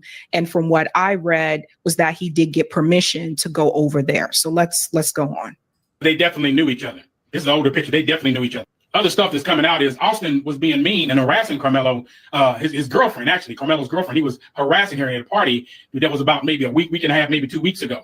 Karmelo took up for his girlfriend. Then all of a sudden, the fight broke out. Austin broke Karmelo's phone just the day before this incident took place. So the day of this incident, Austin confronted Karmelo for sitting up under the tent in the wrong area. They got into an argument. Karmelo's backpack was grabbed, and then he was called the N-word. And then Austin tried to grab him forcibly. He tried to forcibly move him. And it wasn't Austin by himself. Pause. So for those who may be confused, the white guy is Austin. The black guy is Karmelo. So I'm going to show you receipts that back up what he's saying here about what actually happened at that tent. Both of them got up there and attacked Karmelo. Both of them did. And there were a lot of witnesses down there that said that the twins, plural, tried to jump him. Well, actually, they did jump him. They stomped on him and they broke his phone and they tried to take his things. So nothing peaceful was about the whole thing. And something else is going to come out. This is allegedly. Something else is going to come out. He had narcotics in his system. He did. Austin, he had narcotics in his system. That's what caused him to be overly aggressive. So just like I said over on the book face over there, that was self-defense. That's what he did. He did self-defense. Everybody's coming for him. People trying to make this out of something that is not self-defense. Okay, so let's get into a little bit more, right? So I want to show you this post here. Let me pull this up on the screen here. There's more information that has been released. So they're going into how they're investigating the recent stabbing of Austin Metcalf that happened at a track rally. It has come to our attention, again, this is coming from Chief Shilson from the Frisco Police Department. This was April 3rd, 2025. It has come to our attention that a number of far-right bloggers have been spreading misinformation on social media about the incident or intentionally omitting the details and circumstances that resulted in the stabbing. We are also disturbed by the number of news articles that have been posting highly misleading and vague headlines, falsely insinuating that the victim was stabbed and killed at random. So let's just pause there. This is coming from the chief. This is why it's important to see both sides. Let's continue. It goes on to say, so just for clarification, we would like to reiterate yet again that this was not a random or unprovoked attack. Our department has made that clear numerous times in news interviews and press conferences. It was also not racially motivated. This is another thing that has been said over and over again online. Let's continue. Goes on to say here, the victim was stabbed during a mutual combat altercation that the white teen initiated with the suspect. Austin started a confrontation with the suspect because by demanding a seat at the David Kokindal Stadium that the black teen had first. When he refused to give them the seat, an argument ensued. Let's go ahead and move this up a little bit here. And Austin then sucker punched him in the face and smashed his phone onto one of the bleachers. So this is a part here that, again, people are not discussing, because the version of events that I heard about this incident first was that Karmelo stabbed Austin because they had a disagreement about who should be in the tent or whatever, and that it was unprovoked. But now you're hearing a different part of the story. And this part of the story, which is coming from the chief, says that Austin sucker punched Karmelo. So let's go on here. It goes on to say, Austin sucker punched him in the face and smashed his phone down onto one of the bleachers, causing the screen to crack during. The track rally did not have any assigned seating at the stadium for this event, and patrons and the suspect were free to sit wherever they wanted in the facility. Both teams then got into a mutual combat brawl after the white team punched the suspect in the face and Austin got stabbed while that altercation was taking place. So the suspect did not randomly stab Austin in the heart after he was told he was sitting in the wrong spot, as several bloggers online have inaccurately claimed. This is why I wanted to wait to cover this story. And there are a number of people who have covered this, and this is exactly what they're saying. That he just out of nowhere just stabbed him out of no reason. We'll get to the reason about the knife as well, because my big question was, why did you bring a knife to the school? We're going to get to all of that. Hold tight. Now it goes on and says here, the suspect is claiming self-defense, and a grand jury will determine if this was self-defense under Texas law. The suspect was charged with murder strictly as a preliminary measure before we knew any of the facts on what led to the stabbing. Let me say this again. The suspect was charged with murder strictly as a preliminary measure before we knew any of the facts on what led to the stabbing. So the problem that happened here is that they obviously gave a murder charge, but this is coming from the chief who was telling you that was prior to them finding out what led to the stabbing. So this is coming from the chief. Let's continue a little bit more here. It also goes on to say the charges could not be reclassified or downgraded as more evidence is reviewed. We will not allow bad actors to try to create racial division in our community by spreading intentional, and it goes on to say. So this is coming from the chief, again, Chief Shilson from the Frisco Police Department. Now, that is another side of the story. Okay, cool. But there's more. Hold on, let me stop it right here. So now they're saying this, hold on. There's also this video. Let me see. Let me play this one. Let me see this one. Now for what's trending in true crime, authorities are warning of misinformation deliberately being spread online in the case of the stabbing death of a high school student who was killed at a track meet. 17-year-old Karmelo Anthony is currently charged with first-degree murder in the death of Austin Metcalf. Now, he's being held on $1 million bond, and police say that Anthony told them that he did it and asked officers if it could be considered self-defense. So now police are warning that there's incorrect and possibly very damaging information being spread online about the incident. So we're asking, what kind of effect can fake information have on a case? Let's talk about it. Let's bring back in attorneys Mario Gallucci and Randolph Rice. Mario, to you first, please. Your thoughts. So, I've been doing this over 3 Why don't the police people just come out and just make a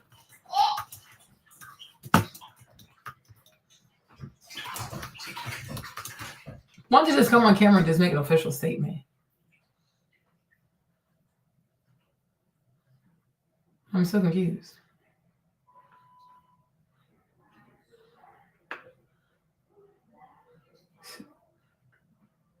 No, that's not this way. Like, this is really confusing. They could just make an official statement. Why don't they make an official statement? Otherwise, it's a bit bizarre. I don't know. Information.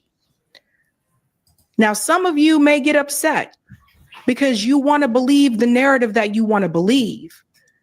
But whenever there's a legal situation, especially this is going to trial from what I see so far. Yep. They have to hear both sides. And it was interesting to me how people were so quick to just jump to defend one side or the other before they had more information. And I think the media did that on purpose. And it's sad that people fell for it. The media did this on purpose. because that's what they wanted you to do. The media wanted you to be divided over this particular thing, and people didn't even have all the information. So something else that I think should be mentioned that also wasn't mentioned. This guy here, this is Introvert Rockstar. He shared this in his video. Listen to this part here that he shared that a lot of people also didn't know about. People so eager to tell their side of the story. I mean, you don't see Karmelo's family on TV saying anything. Why the news not talking to them? Make it make sense. And I'm going to tell you why. Because the bullies have to be first to tell their side of the story. The bullies have to control the narrative first. And if you pay attention, ABC and Fox News was coaching this young man to tell his story because he can't lie for shit. And when has news outlets became the courtroom? Make it make sense. And then I said, wait. Pause. This is a part here that I want to bring to everybody's attention. I said the same thing about the Luigi Mangione situation. Why is the media telling you if someone's guilty or not and they haven't even had a trial? Why is the media doing this? You guys don't see what they're trying to do? It's just like, it's so obvious. Why is the media telling you that said person is guilty when people are supposed to be innocent until proven guilty when they have a trial? That's what the trial is for. But the media is declaring that people are guilty. I saw people fall for this under Luigi Mangione, and people are falling for it now under this Karmelo situation. So some of you need to get out of your feelings and just look at what the facts show. Let's continue. You had media outlets posting negative pictures of Karmelo Anthony. You even had these type of black people posting those same negative pictures. And like I always tell y'all, in our community, we have some people, our people, they don't like themselves. Our people, they don't like their people. It is what it is. But when it comes to me, I'm riding for my people 100%. But I noticed something. None of them shared this picture of the twins. And how ironic that this is the Instagram page of Austin Metcalf. Let's read it. He said, I dare one of these to show up to the track meet today. It got 667 likes. That makes sense. What? So this is what he's pointing out that was on Instagram. Hold on, what? What is that? And what we found out from this particular situation. Hold on, you guys. Hold on, my bad. Let's start. Something else that I think should be mentioned that also wasn't mentioned. This guy here, this is Introvert Rockstar. He shared. Hold on, you guys. Let's go to his channel. Hold on. Wait a minute. What? What is that?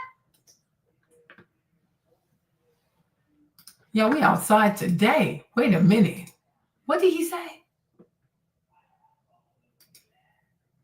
Not wet from all the rain. We come back, we sit down, and this kid says something behind me. It's the Instagram. Yo, hold up. Wait a minute. Oh, did he write that? I dare one of those ninjas to show up to the track meet today. And he had a gun in the face. Do y'all see this? Hold up. I don't know.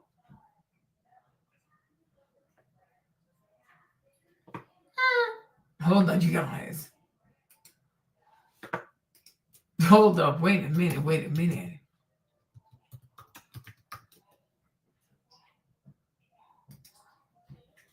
It seems like as people took down the page. Austin _ M3.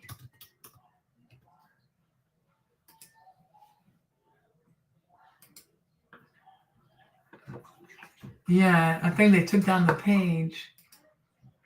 Yeah, they probably made his page private. But why would you do that if he didn't write that stuff?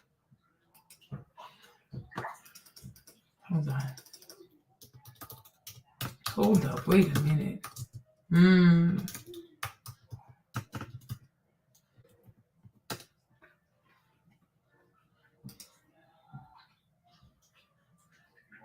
So when it's like this, what about the music they listen to?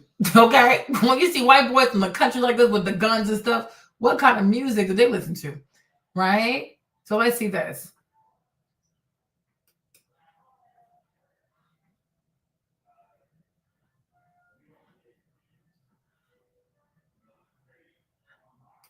Yeah, it could be real because why would they take down the page? If there's nothing bad on Instagram, why didn't his family make his page private?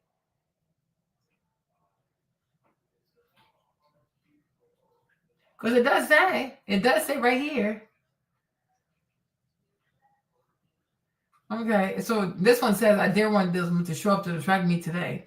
But then it says, community says, fake post, image was posted to Reddit 4 years ago. Instagram profile says Austin, Texas. Austin Metcalf lived in Frisco, 200 miles away. But what's to say he couldn't have been there? So people in Frisco, they never traveled to Austin. I'm like, would that make sense? I don't know.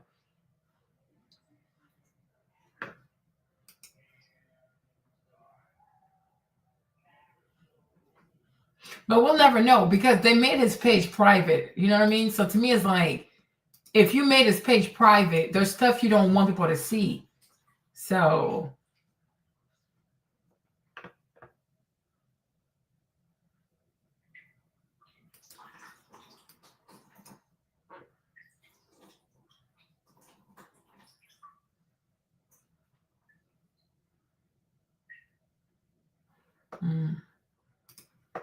I see this picture here, but I can't click on that because nothing shows up.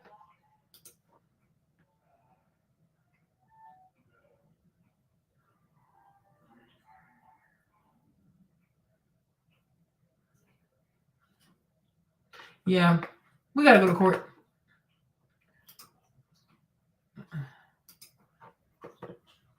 So let's watch the video here. Hold on. Let's start from the beginning. How did it happen?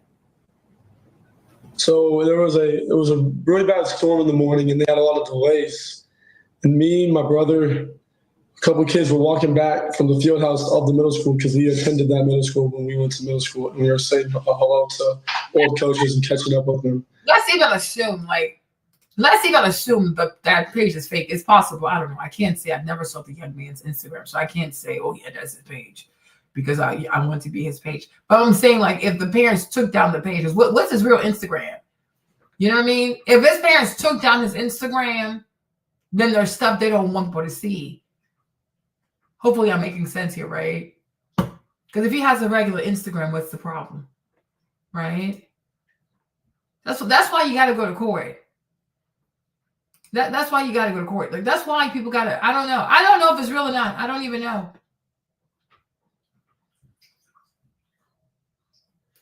Well, that's also, that could also be the case. He said, they made his page private to prevent people from taking his content and creating fake pages, which could add to the tension. Yeah, that's also true. I can see that side. Okay.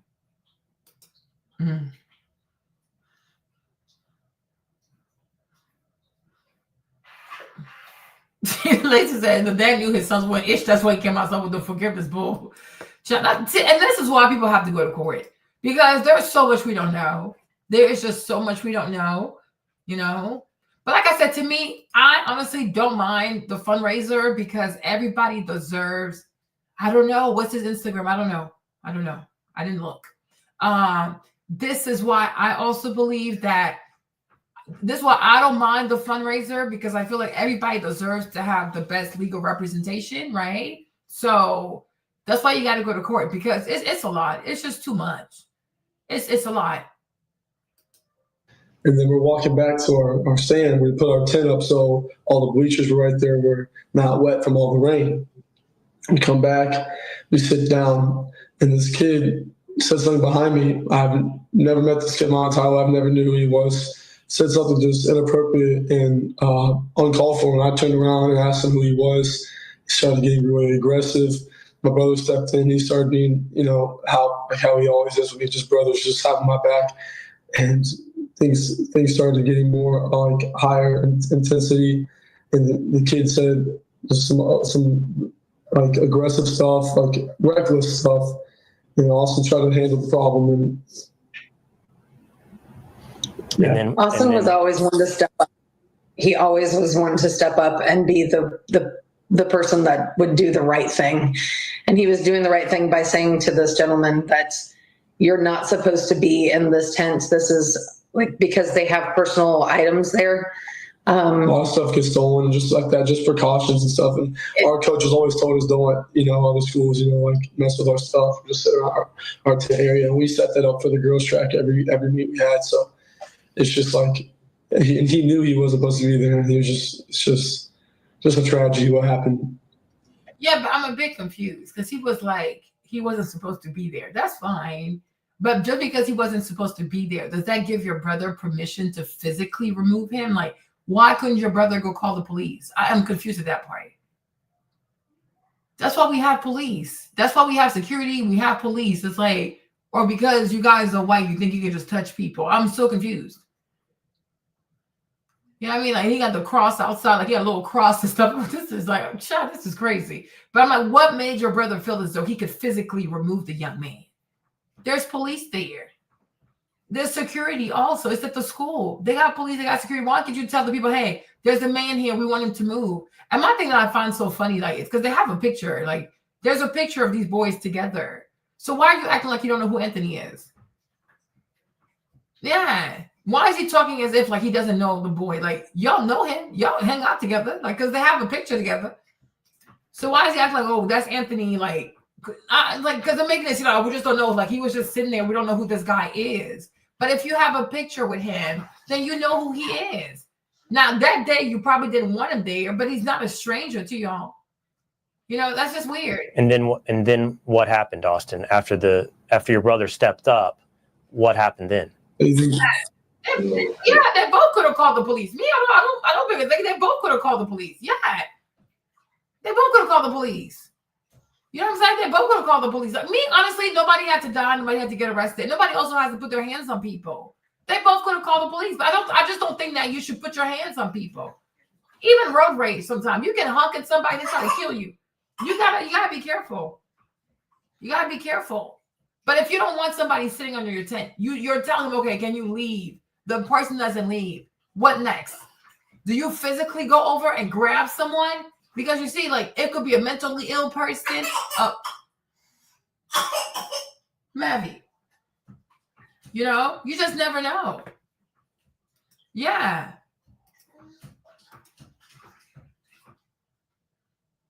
Yeah, exactly. Like, it's very, very bizarre. It's very bizarre. It's really bizarre. And even the fact that he's talking about Karmelo like he doesn't know the guy. They know each other. They have pictures together.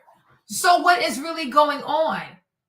Like, what's all this? Like, what is all of this? This is just weird. This is insanity. He stepped up over there, asked him to move, got aggressive. He grabbed the bag.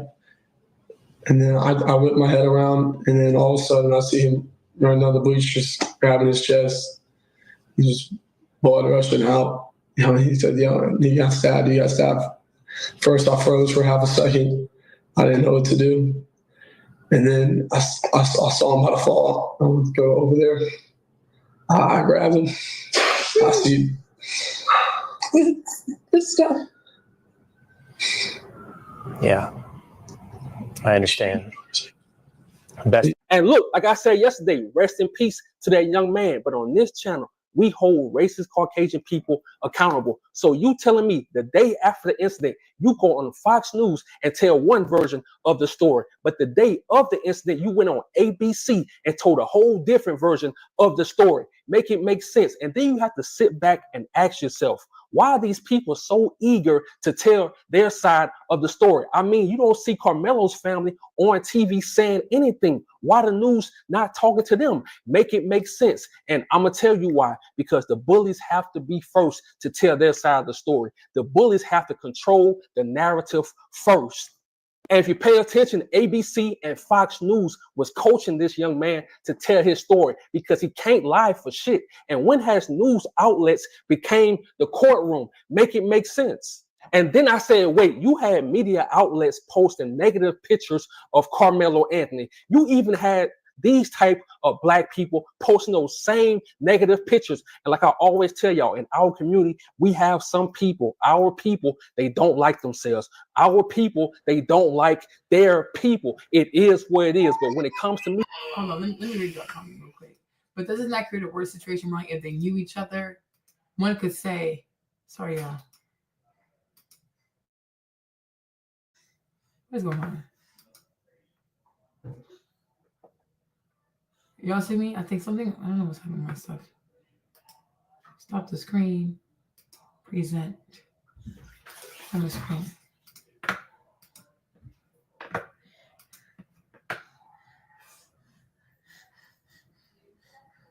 What happened? But doesn't that create the worst situation, Marlene? If they knew each other, one could say it was premeditated, and maybe on both ends, right? You guys see me? Am I here? Can you guys see me? I don't know why my screen's doing this. Do y'all see me? Am I here? Can y'all?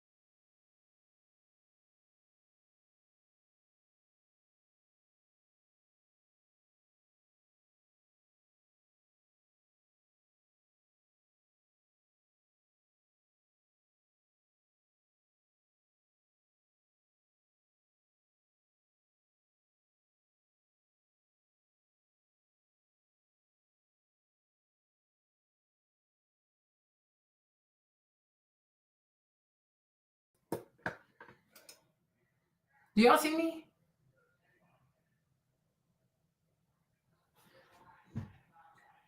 Yeah, it's lagging. Do you guys see me now? Am I here? Can you see me? Yes, you do. Sorry, it's the StreamYard. Yeah, it's StreamYard. It's doing something. I don't know what it was doing. It's StreamYard. Yeah. I was like, what the heck? Yeah, because I'm not sharing anything copyrighted. So I'm like, we're good. Okay, good. Okay, V, sorry. V was saying something, right? Yeah, it lagged. Okay, we're here. Okay. Hey, Chioma, what's up? She said, but doesn't that create a worse situation, wrong, if they knew each other and one could say it was premeditated? But I think you can say it on both sides too, right? Because then it feels like, because then it can really feel like something happened before and then you guys met at the trike meet. So it was like, okay, it's on site when I see you. Does that make sense? Hey, McCoy, what's up, my love? Right? You know what I'm saying? Because if you both know each other and now you're fighting at the track meet, it didn't really happen at the track meet. So it's not about somebody sitting at the wrong spot. You know, like there's something, there's more to you guys, there's more to this. This is really weird. Yeah, you see? Exactly. That's what Gwyneth said. Like, that's why it's very odd that all three of y'all end up at the same tent, at the same track meet, and then you already have a knife in your book bag. So it's on site because something happened before this. We're not stupid. Yeah, it's sad. It's really sad. You know what I mean? Yeah, he stabbed it in the heart. Don't think you'll get away. I mean, like, child, this is. I mean,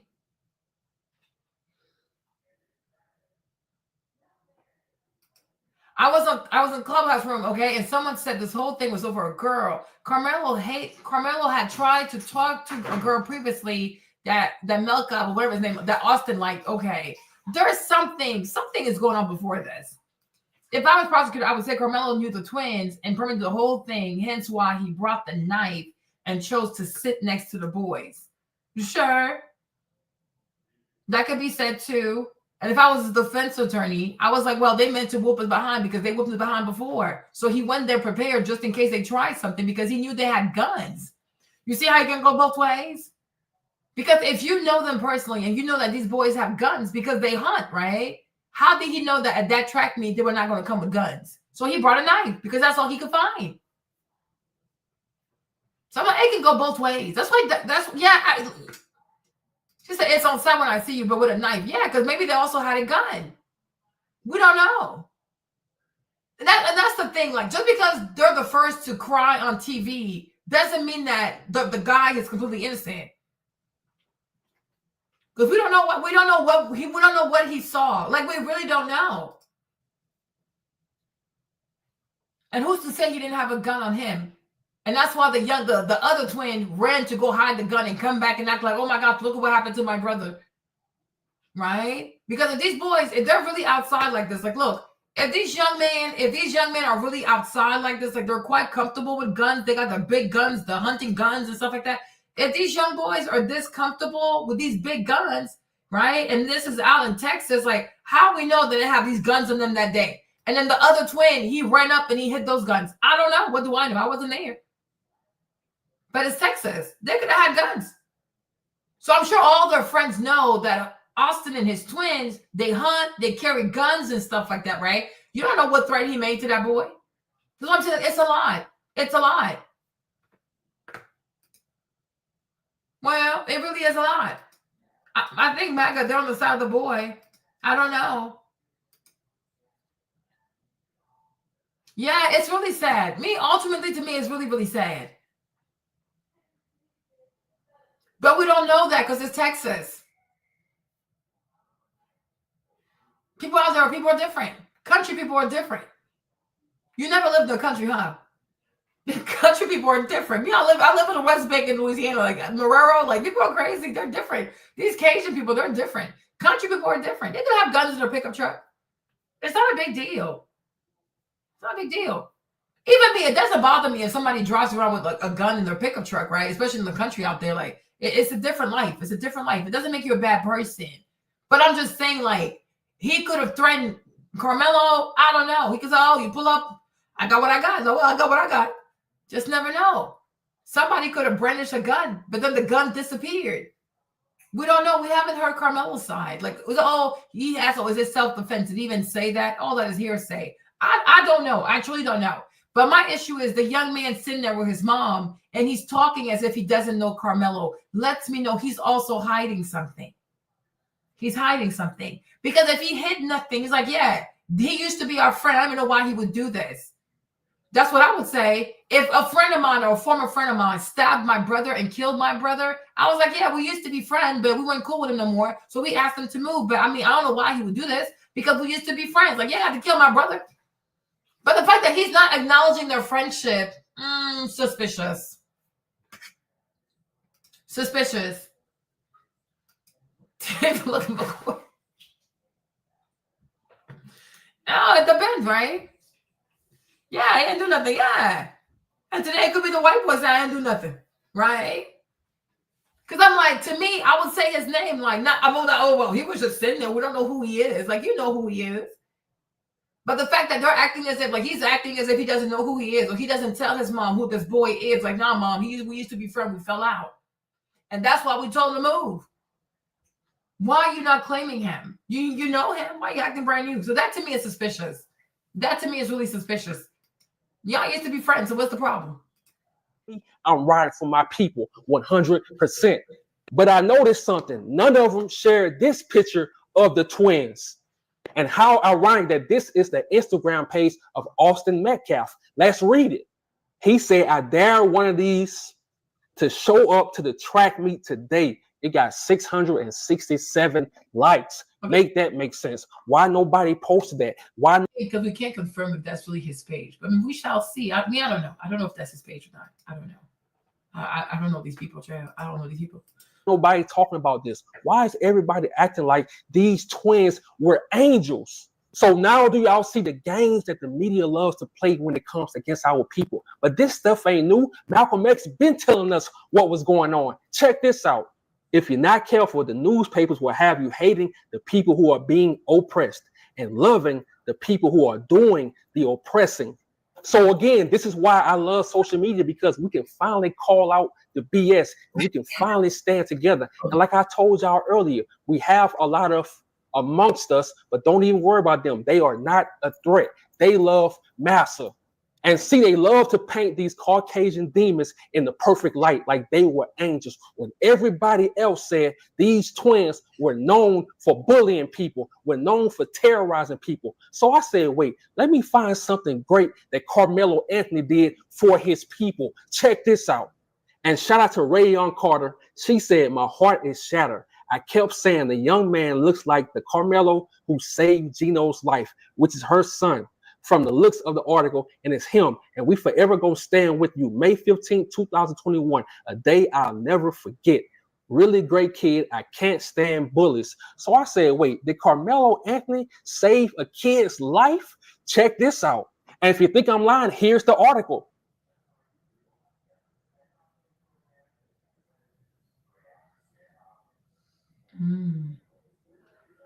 The water was cloudy and the pool divided into indoor and outdoor sections. Unable to find Gino, Carter asked Karmelo Anthony, 14 of Baton Rouge, to check in a blind spot. He came back from out of the water with my son in his arms, Carter said.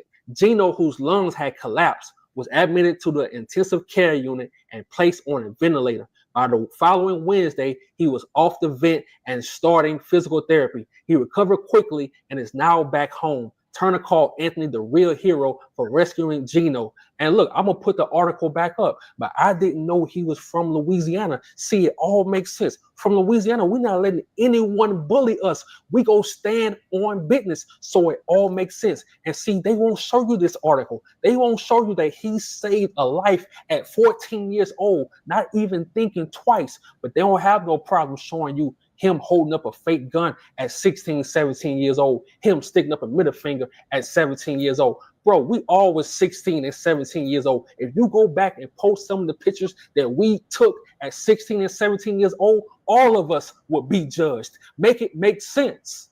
And in the comment section, I want y'all to let me know, do y'all notice this? Every time something racist happens towards our people, they gaslight us. Oh, this is not racism. This has nothing to do with black and white. What? See, I'm telling you, these people think we dumb. They think we slow. They think we don't see what it really is.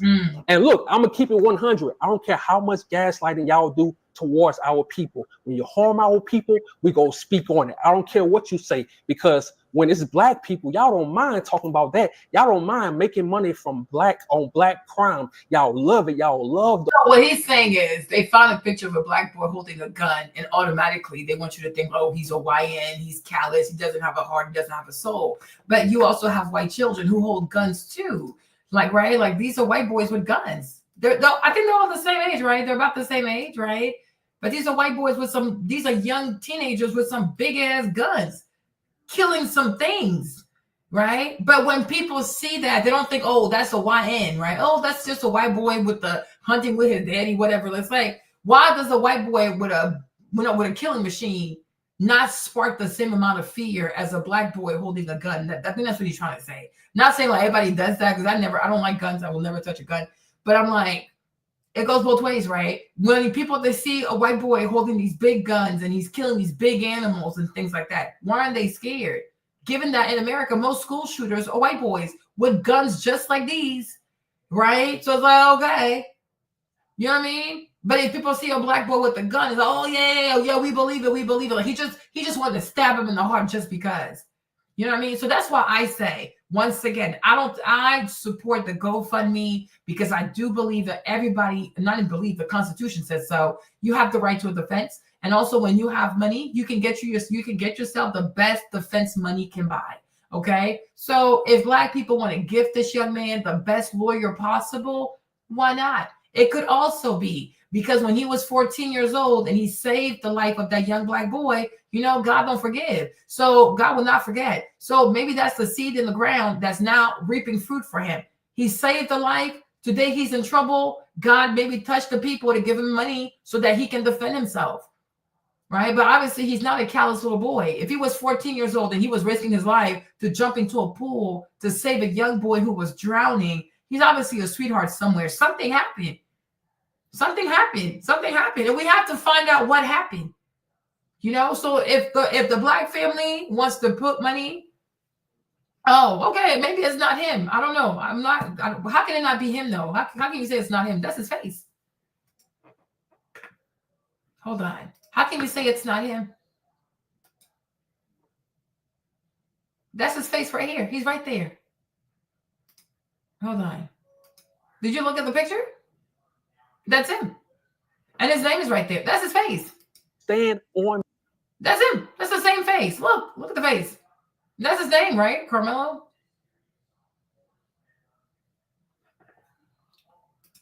Yeah, that's him. That's his face. That's him. Look at the face. Look at the face. Look at his nose. That's the same face.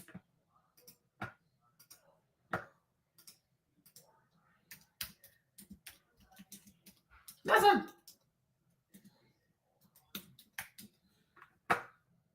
It's so crazy how he has Melo's name. Like, it's just so bizarre. This is just weird. Chad, no, with the K. Chad, how you spell this boy's name? Yeah, look. That's the face. Look, that's the same face. Same face. That's him. He was younger. He was a lot younger. All right. I think his name was with a C, actually. He has the same name as Melo. That's what's like, what the heck is going on here? Yeah, he's from Louisiana. He's from Baton Rouge. He's from Louisiana. But you know, Louisiana is not far from Texas, right? Baton Rouge isn't far. Not far from Texas. That's him. You can recognize him. That's him. He was younger. He was a kid. He was 14 then when he did that. He was 14. No, it's with the C. His name is Karmelo with the C. It's not with the K. I'm so confused now. Like, how do you spell his name? Oh, with the K. Okay. Oh, with the K. Okay. That's what I thought. Okay. But like I said, to me, honestly, he has the right. If people want to give him money so he can get the best lawyer that money can buy, sure. It doesn't bother me.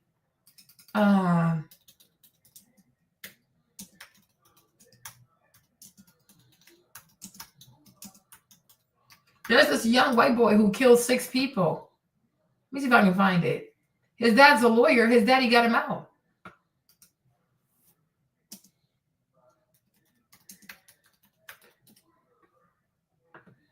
me see if I can find the video. Hold on. His daddy got him out because his dad's a big lawyer. His dad's a big criminal lawyer. Hold on. Oh, it's a TikToker. Okay. You see? This white boy, he's a TikToker. His Noah, what's his name? Noah Gale. His father's a big criminal attorney. He killed 6 people. He was going at like 156 miles per hour. His daddy got him off. His daddy got him off because his dad is a big criminal attorney. His father got him off. He only gets 12 years. So the white boy, he killed 6 people. He killed 6 people, and he's only getting 12 years. Like, he caused all of this, right? I know it's him. It's him. Yeah. Noah, what do you have to say now to the victims' relatives? 12 years behind bars for causing the deaths of 6 people in January. And that's his dad. That's his father. You know, this young man deserved life 6 times. He killed 6 people. He deserved at least life. But his dad made sure he's only going to do 12 years. I don't know how many years he should get. How many years do you think this white boy should get for killing 6 people? He was going at 156 miles per hour. He murdered 6 people. They were farmers. They were fathers. They take care of their families. And now these families don't have a daddy. So if it were you, if a young man kills 6 people going at 156 miles per hour, live streaming, because he was doing this for his live stream. This is so unnecessary. He's doing it for TikTok. So how much time would you give him? Then I'll tell you. If you kill 6 people, how much time should you get? How much time would you give him?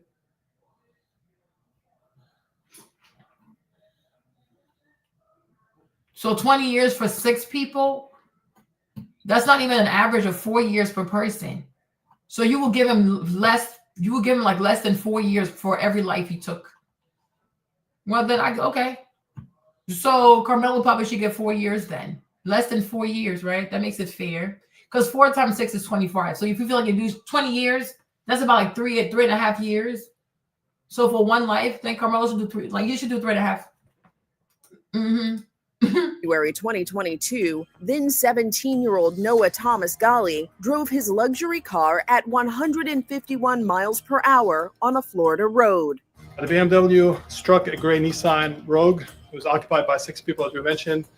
5 of them were deceased on scene, and 1 later was pronounced dead at the hospital. Police say the women who died were all leaving work. When he drove in the back, when he crashed into the vehicle again, there was no brake applied. Our investigation shows he was traveling 151 miles an hour. Ghali built a following on Instagram and TikTok by posting videos of himself driving at excessive speeds, according to court records. Viewers were offered $25 via Cash App if they correctly guessed how fast he was going. It was a game for him. This dude is a psycho. But I feel like he was raised that way too, though. He's white. He was raised that way. Rich kid, daddy's rich, daddy's a lawyer. There's no boundaries in the house. And plus, he killed brown. I think they're all like Mexicans. Like he killed a bunch of brown people. Right? So white lives matter. Brown people lives don't. But anyways, so yeah. And most likely his dad probably paid the families and stuff. But his dad's a big criminal defense attorney. So he's only getting 12 years for killing 6 people, like the mothers. So all these children will never have their mothers, right? And like Val said, if he, depending on the state, if he has good behavior, he'll be out in 6. So that's just like 1 year for every life. White lives matter. Okay. See, in this country, the only people you are not allowed to kill are white people. You can kill anybody else. Black people can kill the black people. It's not a big deal. Brown can kill the browns. Even white folks can kill black people. They can kill brown people. No. The big issue here, and we see that with Israel and Palestine, you cannot kill white people.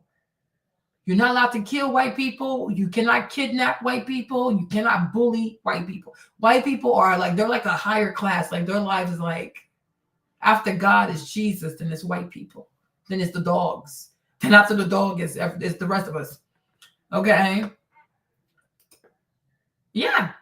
And then he was live streaming and he was telling people to guess. So then he keeps speeding. And whoever gets it right, you get $5 on Cash App. This is how these people play because white children don't teach their children boundaries. Out of order. And who bought him this luxury car? His daddy. Right? They don't raise their kids. They don't spank their kids. They do all this gentle parenting with their kids and everybody else suffers. Okay? We know how that goes. Yeah.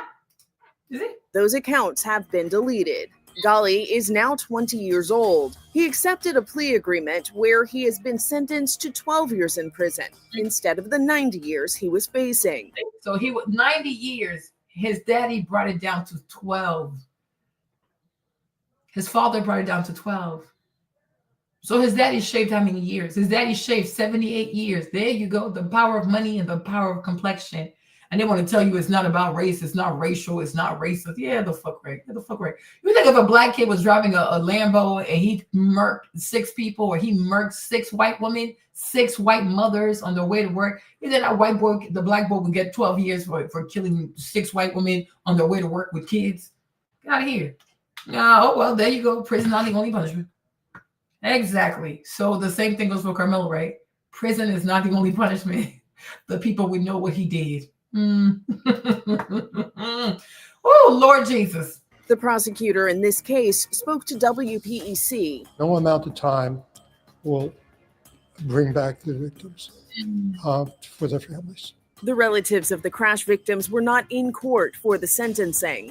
The victims all have written to us that they do not object to this. Under the plea. So the families said they don't object because the daddy paid money. The father paid money. His dad's right here. His dad paid the families. So they didn't object. Yeah. He paid. Money, y'all. This is how America goes. America is all about money. If you have money, they can't touch you. You got to know this. So that's why I said, when it comes to Karmelo, if the people want to give him money, they should. If y'all want to give money to his defense, you should go ahead and do it. It's not a big deal. Plea deal. Upon his release from prison, Ghali will be on probation for 7 years. He will not have a driver's license for 3 years, and he will be required to take So he will have a driver's license for 3 years. He killed 6 people, but he's not going to have a driver's license for 3 years. At least make it 6. Jesus Christ. Unbelievable. A 12-hour driving course. There were 12-hour driving course. Wow. Must be nice to be rich and white. Must be nice. There will also be 800 hours of mandatory community service, as well as attendance at a victim impact panel. For Inside Edition Digital, I'm T. Yeah, right. Okay. His daddy got him out. Here's his dad. Hold on. A wrecked BMW, 6 dead bodies, and a 17-year-old TikToker with a life of luxury, but also a murderer, a psycho. deadly secret. On a quiet Florida night, the roar of an engine shattered the peace. Then, in an instant, silence. 6 innocent lives were gone. Their families left with only the burning question. Why? This is the picture of a man who lived fast, too fast. Noah Gale, a teenager from a wealthy Palm Beach family, wasn't just an influencer, he was a ticking time bomb. Behind the flashy cars and viral videos was a chilling truth. He had been testing fate for months, but no one realized how deadly his need for speed had become until it was too late. And here's where things get even. And that's behavior. His parents know he's out of control, and they let this boy have this. This car is fast. It's a very fast car, and they let that child have it. White people giving their children weapons of all forms of manners, from guns to fast cars to opioids. My lord. Even darker. Because the more investigators dug, the more they uncovered a disturbing pattern that would leave an entire community in shock. January 27th, 2022. The clock struck 10:58 p.m. when the chilling 911 calls started pouring in.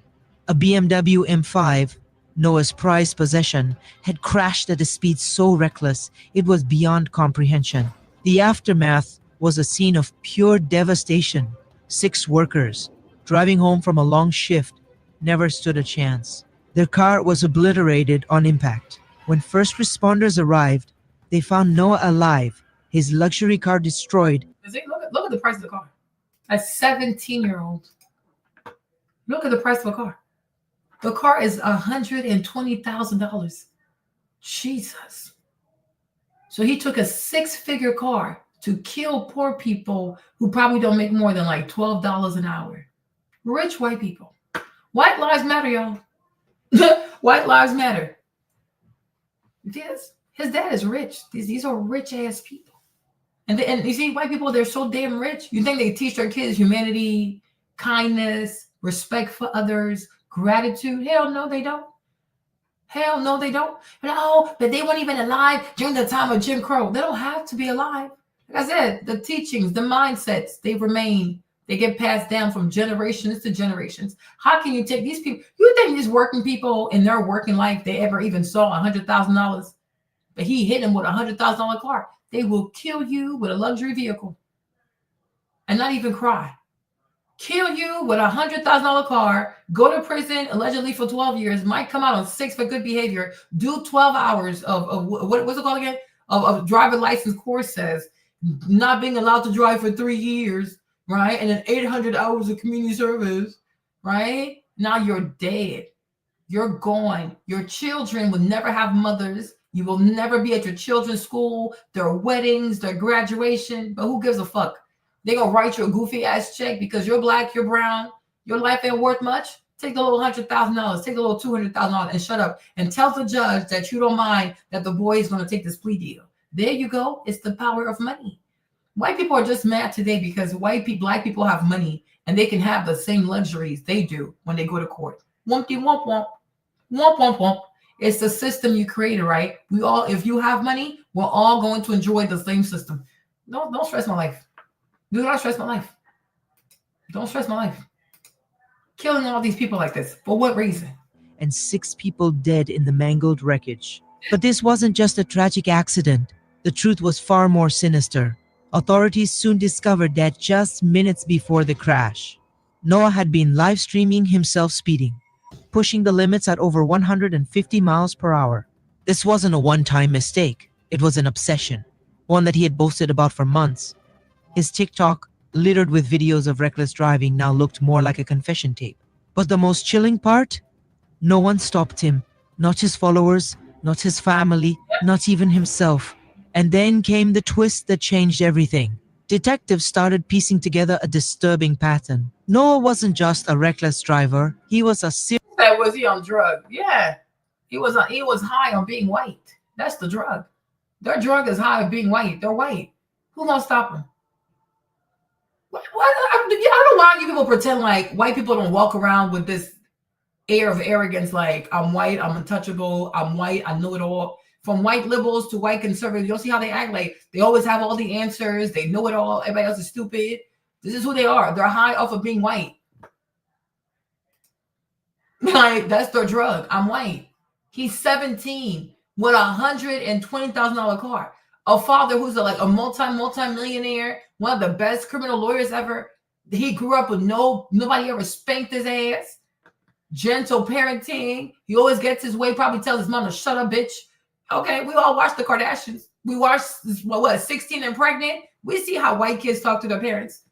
They do whatever they want. They come home whenever they want. They do whatever they want. They yell at their parents, right? Their parents only have energy for other people. The energy that white people have to parent everybody else's child, black people do that. They don't do that for their own kids. They're scared of their children. They don't parent their children.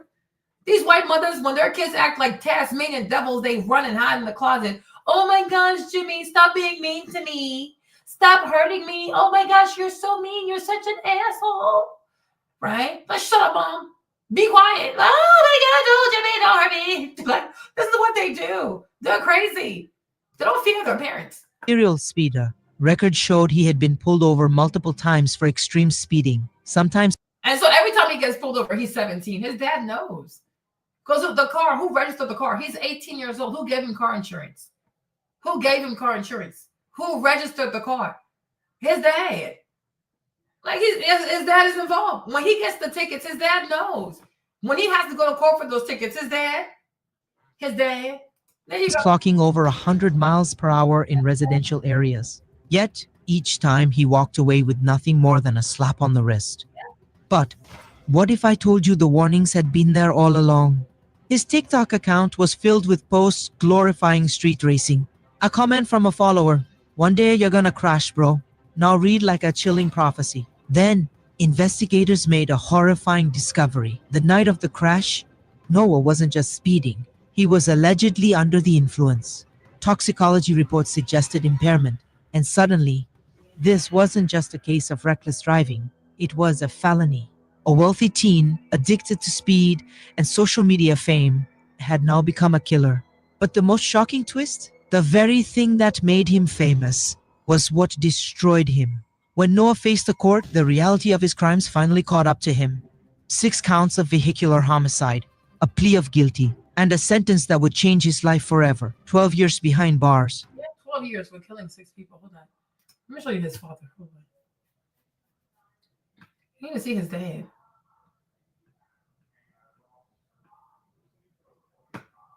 You need to see his dad. Hold on. Because that was his dad right there.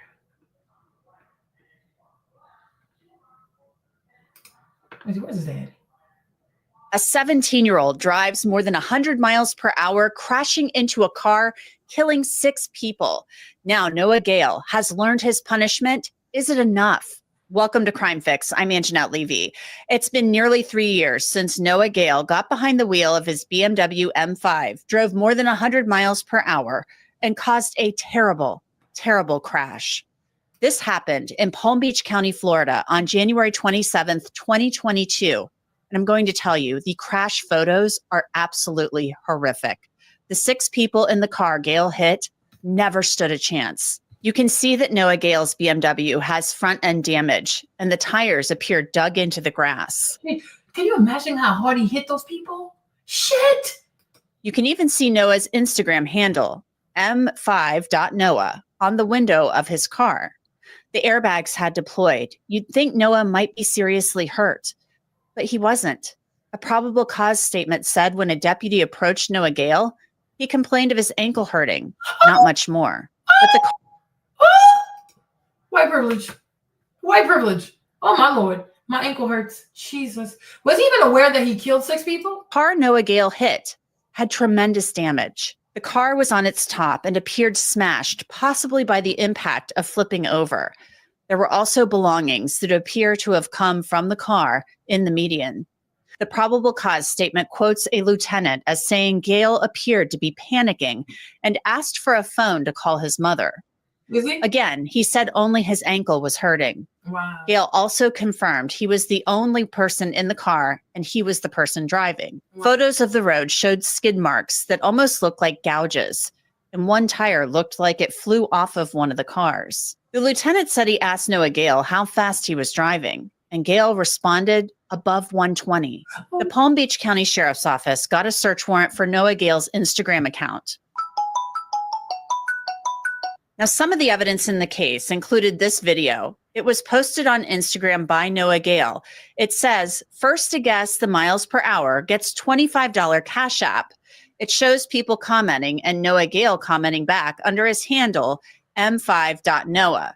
Now, it's important to note that video was posted a couple of weeks before the crash, and deputies said it showed that Gale at that time was driving 182 miles per hour on I-95. The 6 victims ranged in age from 29 to 70. He killed black women. He killed 2 black. Oh, Jesus Christ. I didn't know he had killed a black. I thought they were Mexicans. Oh! Wow. Jesus. So, like, what's the white version of YN? Fentanyl? FY? What's called FWs? What FWs? What you want to call these people? This is insanity. But in those cases, people say, oh, usual suspects. Right. There is. I just made one. I said FWs. The first one is fentanyl. Guess what the W stands for? I just did it. I told you there is a version. I just made it. I said FWs. Use your imagination. The first word is fentanyl. The W, it rhymes with the N word. It does. It really does. It does. Oh, this is crazy. This is crazy. 77 years old. We've only been able to find photos of 2 of them. More than 2 months after the crash, sheriff's officials announced that Noah Gale was being charged with 6 counts of vehicular homicide.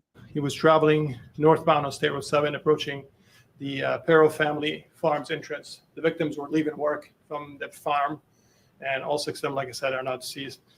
Oh yeah, YNs are usual suspects for certain crimes. So are FWs, of course. Everybody has their favorite crime. I'm not denying that. I have self-awareness. Everybody has their favorite crimes, right? FWs have their favorite crimes.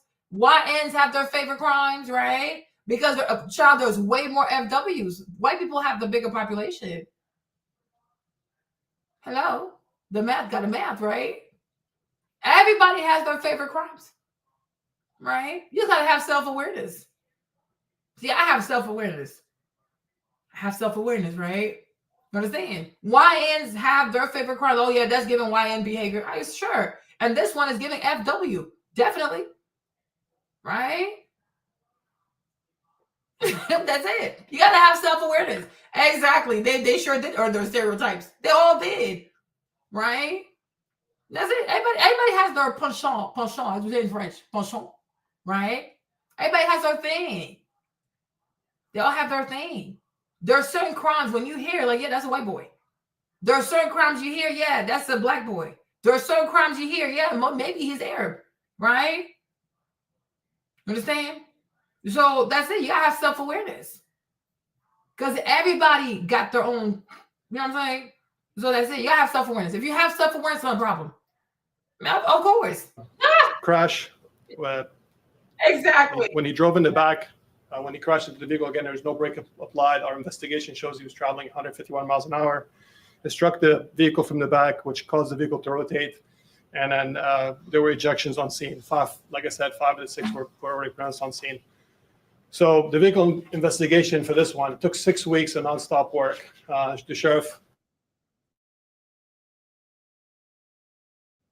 to get closure to the family, and sure enough, 6 weeks later, we're able. It depends what kind of murders. No, it depends what kind of murders, right? White boys kill too. It depends what kind of murder. It depends. Like maybe like petty crime murders, yeah, most likely. Mass crimes, big crimes, murders, white people, yes. School shootings, driving under the influence, opioid killing, you know what I'm saying? It depends. But there's different kinds of murder. That's why we have even different classes of murder too, right? We don't have just one class of murder. We have different kinds of murder, right? Different kinds of murders are committed by different kinds of people, right? But if you like, there's certain crimes you're like, yeah, a white boy did that shit, right? You hear a certain like, yeah, it sounds about black, yeah, right? So people kill. But I'm like, if we talk about the world, like the majority of murders are committed by white people. White people have the biggest weapons of destruction, right? Like look at your boy Benjamin Netanyahu, the German one, right? He's killed like 400,000 Palestinians in like what? In less than a year, right? White people have a bigger ability to kill. Like, so, you know what I'm saying? Like, you have to also be honest, right? Like, black people with their goofy ass, stupid little guns, like, what the heck? No, it's not YNs in America. It's white people. It's white people. It's just that when white people kill, just like this young man, they have the right lawyers. Sometimes the charges get dropped. They don't spend as much time. And also it's the press, right? You didn't know about this case, right? You usually know so much about black culture, but you didn't know about this case because you're usually more busy, like, keeping up with what's happening with black people. You don't usually keep up with what's happening with white people, right? So, exactly. White thugs are all over the place. And usually they're called white trash, right? But you do have white thugs, but they come in different forms, though. You have poor white thugs, you have rich white thugs, like, you know, AKA white trash. You have it too. He says 51% of murders in America are committed by YNs. When do we start counting? Do we count like recent time, or do we count like since America was built? Because I think the timing also is very interesting, right? When do you start counting murders committed in America? What year? Do you start like in like what 1619, or you conveniently start in like the what, like the 1980s, 1990, 2000, right? But you take the entire American history. Who has committed the most murders? It's not black people, right? So you got to pick. When do you start counting who commits the most murder? What year do you start counting? Okay, cool. So you intentionally exclude the years of like slavery, the colonization of the land, like you exclude that too, right? Because like you said, then it was noble to kill these Indians, right? Because then you had a cause, right? That's it. Exactly. In 2025, exactly. There you go. Just like everybody can manipulate numbers, right? If you want to see yourself as a good person, you're gonna pick a date that's convenient for you. And okay, cool. Well, that makes sense, right? And after all, I'm even making better because at that time too, they were not considered human beings, right? So who cares if you killed them? Like these Africans, who cares? They don't really matter, right? Who cares? They even have citizenship. Who cares? Exactly, who cares? Who cares? These Native Americans, they drink the blood of children. Who cares? They're not even people. Who gives a fuck, right? And you start counting your murder rate. Oh, now they're U.S. citizens. So yeah, now we can start counting. How convenient. How convenient. White people. You're so pathetic. Obtained 6 arrest warrants for the charge of vehicle homicide for the driver. Like I mentioned, he's now 18. He was taken into custody earlier today. So in April of 2022, sheriff's officials said they determined Noah Gale was driving his BMW at Nissan Rogue, carrying those 6 farm workers who were killed. At the time, the state attorney, Dave Ehrenberg, was limited in what he could say, but he spoke about this crash and another one that had happened. It's unfortunate that too many people drive recklessly on our roadways and put lives at risk. And in cases like this, anytime we have sufficient evidence that someone has broken the law, we will prosecute them. You can't have a safe community without having safe streets. And we intend to hold defendants in cases like this accountable. No, you're not. You only get that boy 6 years. But yeah, so this young man here, he killed other people. So that's to show you that. There's another video where like he talked. Maybe I'll make another video later so you can see. But let's keep going. Hold on. My thing is acting stupid. Hold on, give me a second. Stop the screen. Let me start over. I don't know why I'm having an issue with my internet. It's so bizarre. Article. They won't show you that he saved a life at 14 years old, not even thinking twice. But they don't have no problem showing you him holding up a fake gun at 16, 17 years old, him sticking up a middle finger at 17 years old. Bro, we all was 16 and 17 years old. If you go back and post some of the pictures that we took at 16 and 17 years old, all of us would be judged. Make it make sense. And in the comment section, I want y'all to let me know, do y'all notice this? Every time something racist happens towards our people, they gaslight us. Oh, this is not racism. This has nothing to do with black and white. What? See, I'm telling you, these people think we dumb. They think we slow. They think we don't see what it really is.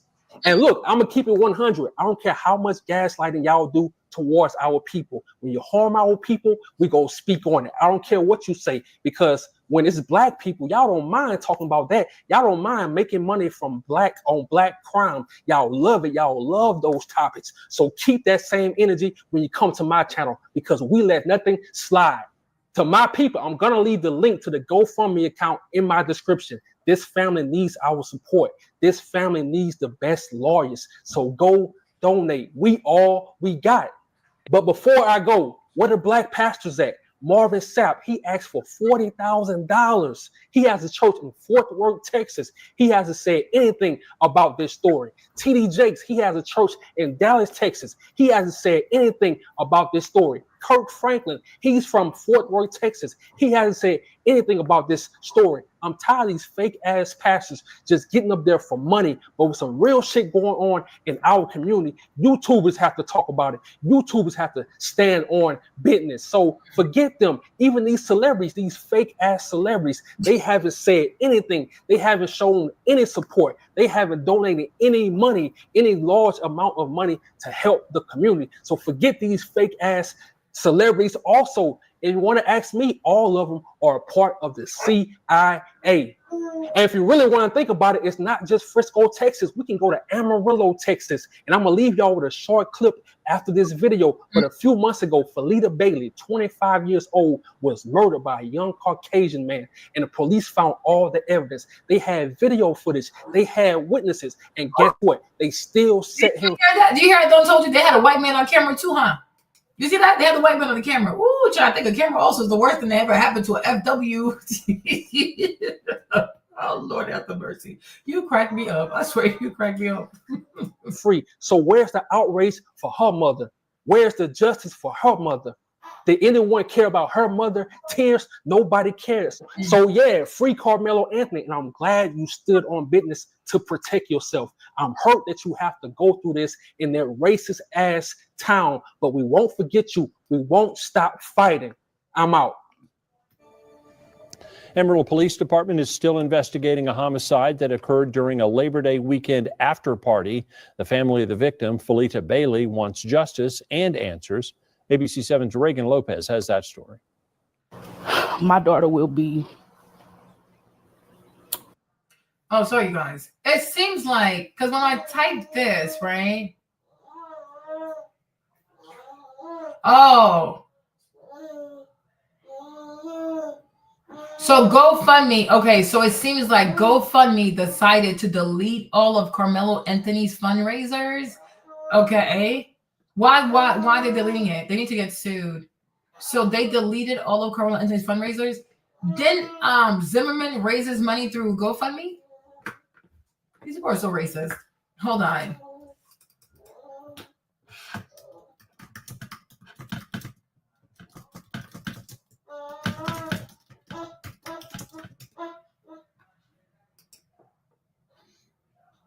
Okay. See, Zimmerman had a GoFundMe, right? So they didn't delete. So when it came to when it came to Zimmerman, they didn't delete the GoFundMe. Oh, but for Zimmerman, they didn't delete the GoFundMe. They need to be sued. This is beautiful. This is beautiful. Me, I love it when racist white people expose themselves. They need to be sued. Discrimination. They need to be sued. Who are they to delete? Is the boy convicted? Has he been convicted? Why did they delete his GoFundMe? You see, this is what I tell you all every single day. White people are racist. I repeat, white people are racist. Let me say it again. White people are racist. And I've said it even more. I said white liberals are racist, right? Karmelo Anthony, has he been convicted of murder?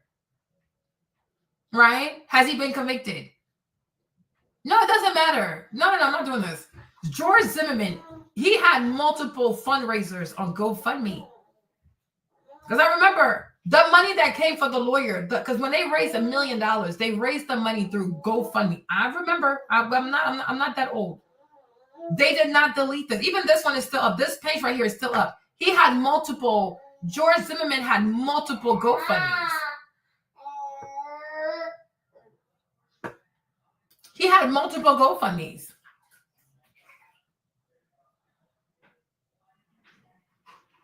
Yeah, he had multiple accounts.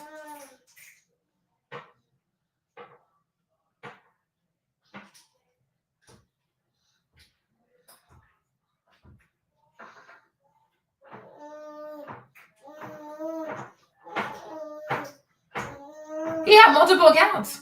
He was raising money. Because also he wasn't found guilty, but he was raising money. So it's like, who are they to delete the stuff? The young man has not been found guilty. He hasn't been found guilty. He's not guilty of murder. And even if he was guilty of murder, what is it to them?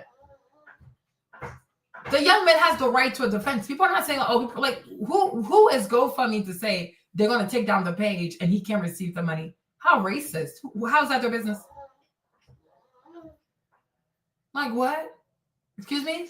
This is a country where women can they can play with their lady parts on OnlyFans and get money, but you can't raise money for a young man to have a lawyer or to make his bail. They're actually okay. But why are they triggered? Why are they triggered? Because like what? White people are gonna come burn their office? They go, oh yeah, you know, it is white people. They're gonna do what? Blow up their offices, blow up their headquarters, set their Teslas on fire. So that we do recognize that white people are terrorists. They're bullies. So if they don't get their way, they will come to your headquarters and start blowing shit up. They fear the Elon treatment. He hasn't been found guilty. And even if he was found guilty, if they want to raise money for him so he can have money behind bars, what is it to these people? What is it to them? That's not their place. This is a lawsuit. They need to be sued. Is he guilty? Was he convicted? They know what happened? Do you not remember the BLM protest? What about the BLM protest? What does that have to do with this? I'm confused. How does BLM relate to this? I'm so confused. Connect the dots for me. I'm what?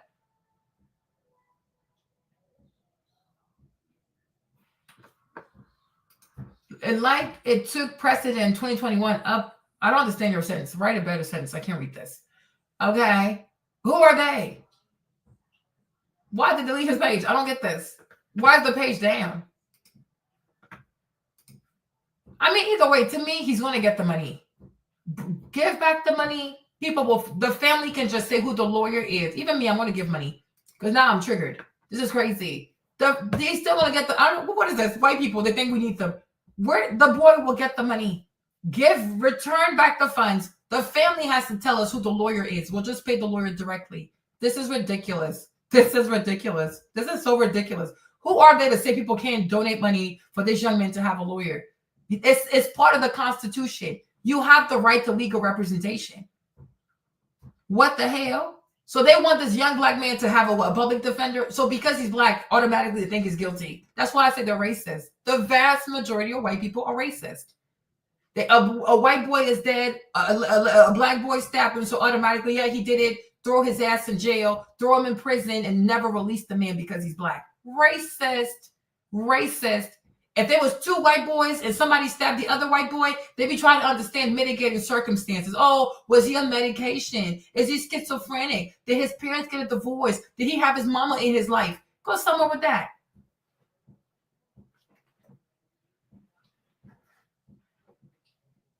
Well, even that too. And I think Kyle Rittenhouse, he went around suing people. No, did he not sue people?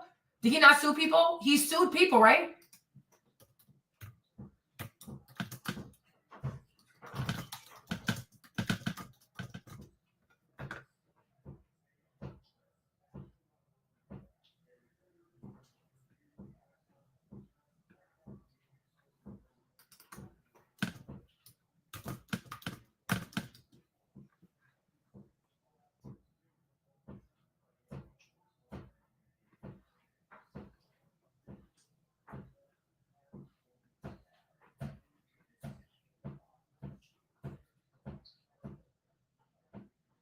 He sued people too. Because he made all kinds of money. Yeah, exactly. You see, he sued the news station after the defamation. Exactly. So it's like, why can't you let people raise the money? People have the right to raise money for defense. Like, who's GoFundMe to say, oh no, you can't use our website to raise money for somebody to get a lawyer? Like, that is the most American thing ever. You can go get a lawyer. We have Miranda rights. You don't have to talk until you have a lawyer. If you can't afford one will be appointed to you. So if he's raising money to afford his own attorney, what's the issue here? Because he's black, he can't have a good attorney? No. No. Like, that's not how it works. This is not how it works. The family needs to just tell us who the attorney is. We'll just give money directly to the lawyer. This is crazy. This is really crazy. Like, what is this? She would be 26. She would have been 26 October 26th of this year. According to police, officers responded after a fight started that spilled into the street where shots were fired. Felita Bailey and another victim were taken to the hospital where Felita died. She's been her last moments fighting men. The first and only known suspect.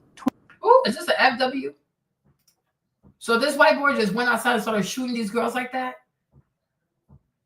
You see? But then make sure that stuff like that is never made news, because if you have to see black boys shooting at people, right? Because America's racist. Like, the lack of content to show white boys who walk outside and start shooting people, it's not, there's no shortage of that. But somehow they don't have a taste for that, right? Because the narrative is white people peaceful, black people violent. No, you have to show these FWs. Like, these FWs, you got to show them too. Like, this is insanity. This is insanity. 22-year-old Dylan Black was arrested and charged with murder, but was later released due to insufficient evidence. Wow. When we spoke with APD Homicide Unit Commander Lieutenant Clements on September 9th, he said they're still waiting on ballistics. But we want to make sure that we know exactly what happened on that scene 100% before we charge anybody with any kind of a charge that we. They want to make sure they know everything that happened 100% before they detain him.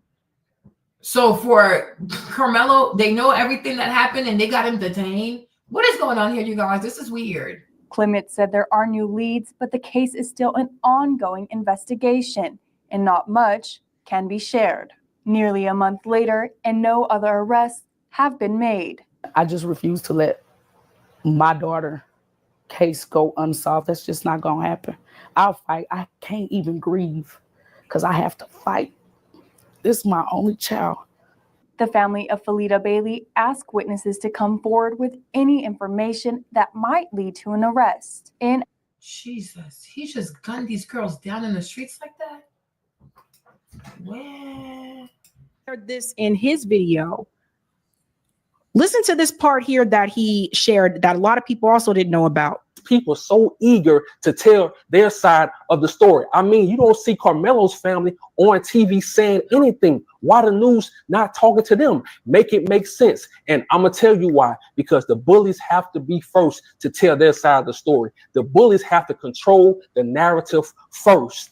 And if you pay attention, ABC and Fox News was coaching this young man to tell his story because he can't lie for shit. And when has news outlets became the courtroom? Make it make sense. And then I said, wait. Pause. This is a part here that I want to bring to everybody's attention. I said the same thing about the Luigi Mangione situation. Why is the media telling you if someone's guilty or not and they haven't even had a trial? Why is the media doing this? You guys don't see what they're trying to do? It's just like, it's so obvious. Why is the media telling you that said person is guilty when people are supposed to be innocent until proven guilty when they have a trial? That's what the trial is for. Yeah. But the media is declaring that people are guilty. I saw people fall for this under Luigi Mangione, and people are falling for it now under this Karmelo situation. So some of you need to get out of your feelings and just look at what the facts show. Let's continue. You had media outlets posting negative pictures of Karmelo Anthony. You even had these type of black people posting those same negative pictures. And like I always tell y'all, in our community, we have some people, So for Luigi, also GoFundMe pulled his GoFundMe. But why are they doing this though? It's so weird. So he had to go to Give, Send, Go. So here he was able to raise $838,000. Sheesh, that is a lot of money.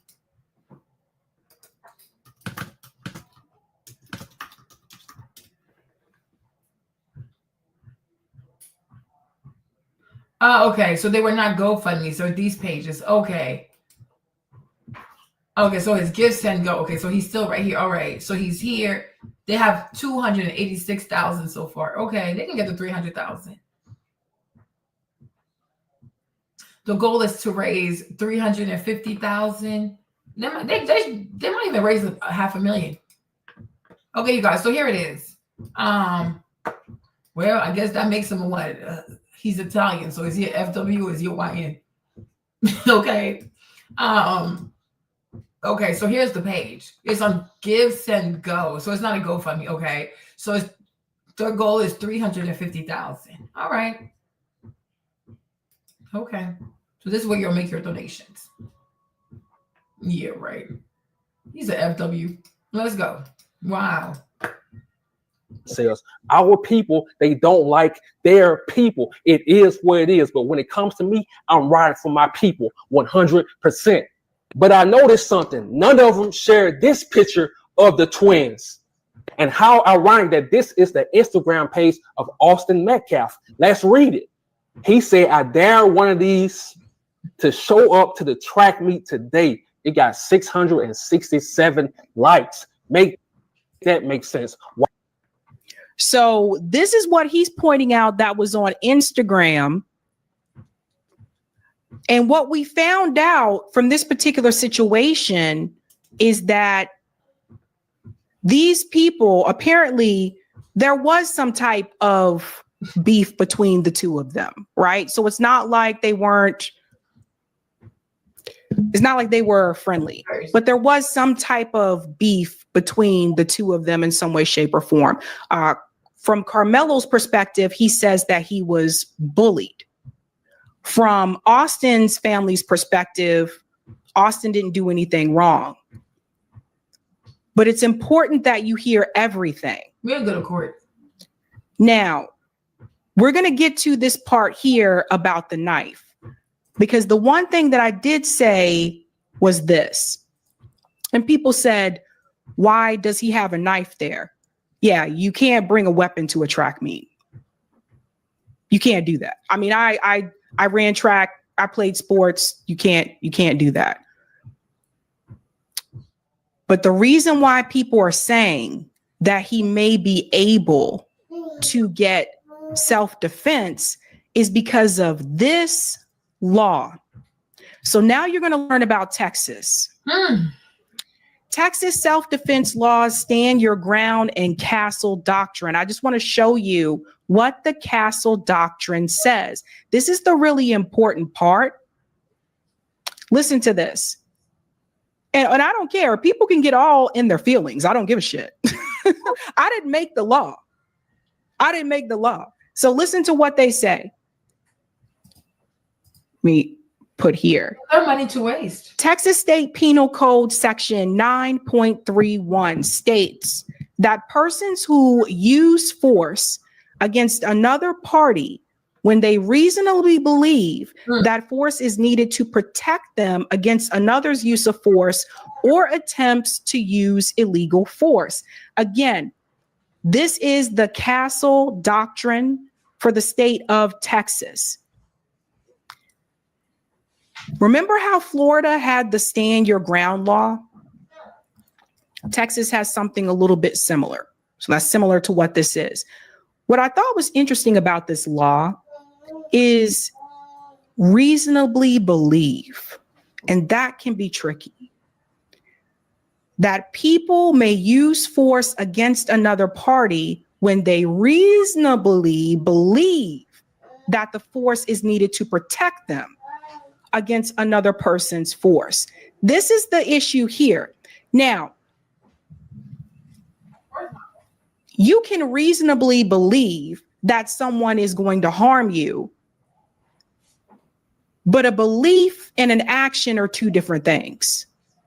And I think this is where it gets kind of murky, because ultimately it comes down to this. People are going to have to decide whether or not the force that Karmelo used matched the force that he received, if they felt like that was necessary force responded to the force that came at him. And at the end of the day, the people who are going to make that decision is a jury.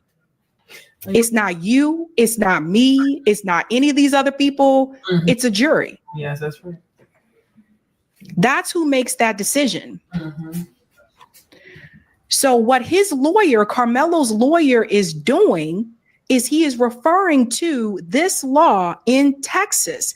Now, I live in Massachusetts. I don't think we have this law. I've never heard this law here, but different states, different things. But his lawyer is pointing to this. The question here is reasonably believe, which can be a little loose, and the type of force that was used. Now, don't get me wrong. There is still going to be that question about the knife. Why was there a knife brought to a track meet? That is still an issue. But what I believe the lawyer is going to try to do is that the lawyer is going to try to prove beyond a reasonable doubt that for whatever reason, Karmelo felt that he had to have that to protect him. But even that too, like when I say, oh, that Karmelo said, touch me and see what happens. It's all hearsay. I wasn't there. How do I know he really said that? I don't know. I wasn't there. And my thing is, whatever you say, because when people say, oh yeah, this is what he said, you have to remember, can you see me? Am I here? Can y'all see me? Right? But if the young man said, oh, touch me and see, I don't know. Maybe he did. Maybe he didn't say it. I wasn't there. I'm in the DMV. I'm not in Texas. I wasn't at the track meet also, right? I was not at the track meet. But touch me and see. Maybe he did say it. Maybe he didn't say it. I don't know. But my thing is, one thing I've come to realize, when people say things like, oh, they're talking to the press, we have to remember people are not under oath. Right? So they could be lying. I don't know. I wasn't there. Right? What you say outside and what you say in the courthouse after you've taken your oath, like, you know what I'm saying? That's a bit different. That's right. Oh, you can give them to me, please. Give them to me. What's up, human child? What's up? I'm good. Really? Did my history readings and there was actually a quiz on it, like I expected. And nobody else was prepared for it except for me. Oh, good job, Trisha. I'm proud of you. You proud of yourself? Yep. That's good. Oh, you guys, I've been waiting for this. I love muumuus. Like, I have a thing for muumuus and robes, if you've noticed. Look, it's Winnie the Pooh. Oh, you guys, I love Temu. It's my Temu about to go up. My price is about to go up. Child, Trump is evil. Trump hates me. But it's like it's all hearsay though. What do I know? I don't know if he really said that. Are you guys still here? Are you here? Can you see me? Let me know if you can hear me. Can you hear me? Do I still have a channel? Hello? You see me? Y'all quiet. That's a lot of packages, child. Am I still on? Child, everybody's quiet. Oh, Lord. Am I still here? Oh, yeah. I mean, okay. Thank you. Thank you. So, I don't know. They need to go to court. This is too much. Or I don't know, maybe there was some threat that was made towards him prior to that event, personally or directly. I don't know. But what I do know is that Texas has that law and the lawyer is looking at that And the lawyer is saying that it was self-defense. The problem that you have with this case is a similar problem that people had with the Daniel Penny and the Jordan Neely situation. People are making it racial.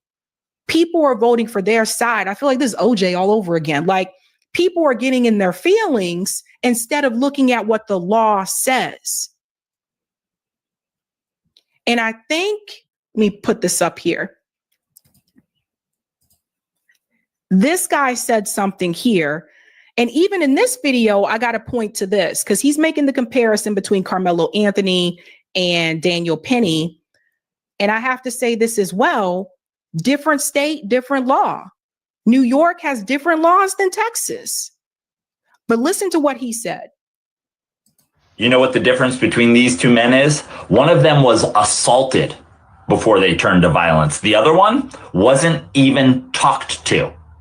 One of them had to tell their assailant, put your hands on me again and find out what happens. The other one had to take his AirPods out, put the Soldier of Fortune magazine he was reading back into his little backpack and walk across a subway car to choke someone out. One of them was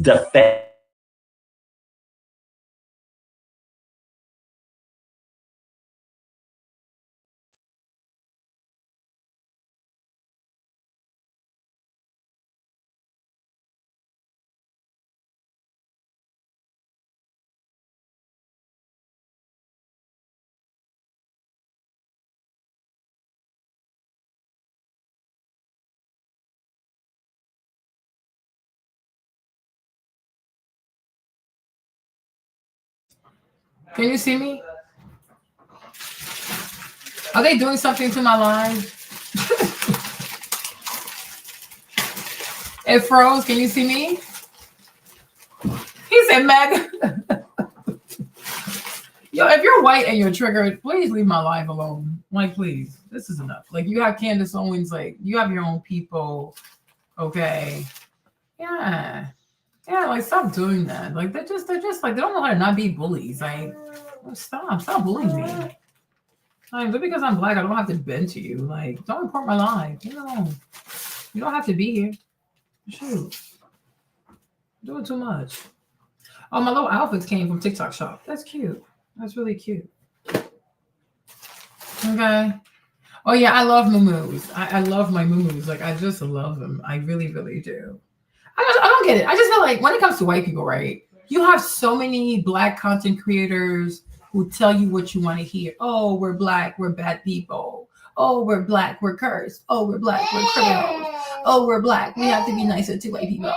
Like, you have so many people. Like, there's Officer Tatum, there's Black Perspective, there's Candace Owens. Like, there are so many black content creators who make the content that says white people are good. We black people, we have to do better, better, better.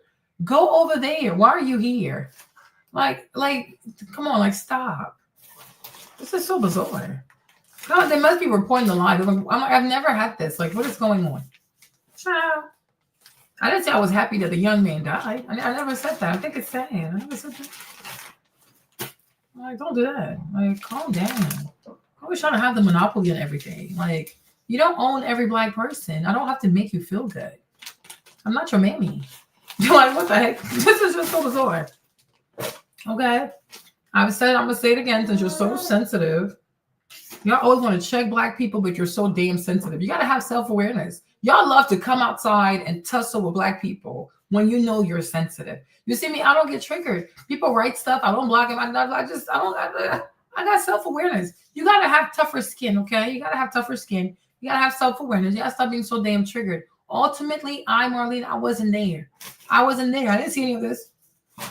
So I wasn't there. But I repeat, though, the young man has the right to have money for a lawyer. That's it. Why are you triggered? Stop being so damn triggered. Leave my life alone. You ain't got to be here. I bought these workout clothes, you guys. Because I'm working out. Did I tell you guys? Oh my gosh, did I tell you? I am 244 pounds, okay? Well, like a few days ago, I was 244 pounds. Now, today I weighed myself. I was 236 pounds. So my fasting is working. I've been fasting, you guys. I am fasting all year long to bring this weight down because it's too much weight. right? But I would say this, right? The Daniel Penny situation, listen, Daniel Penny, whatever his name is, right? This white boy, I do support him. Yeah. This white boy right here, Daniel Penny with the curly hair, the Marine, I support the Marine. I support him. I definitely support him because, listen, that man, that black guy, who knows what he would have done? Because the man was arrested. Yes, Maverick. He had been arrested 40 times. So when you get on the train, underground, and you start saying, yeah, I'm going to kill y'all. I don't care what happens. Today is the day. We can't wait to find out. Okay, so he was restrained. It's unfortunate what happened, but the man did what he had to do because he had to save the people. And everybody on the train, the black woman included, the white woman included, everybody on the train was very grateful that he stepped up because this is what the police should have done in New York City. The heck? So to me, Daniel Penny, it's not, I don't have an issue with him. And I'm glad that they didn't destroy his life because he did the right thing. He did the right thing. So I support him. Was defending strangers against words. No. This is important. Well, not just words. The guy hold on, let me play this. No. This white liberal too, he's pandering and he's about to cause horn.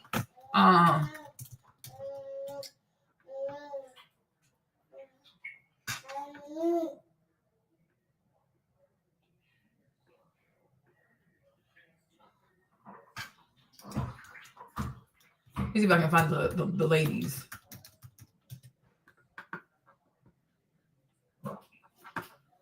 Okay. So here are the ladies here too. Hold on, let me see if I can play it.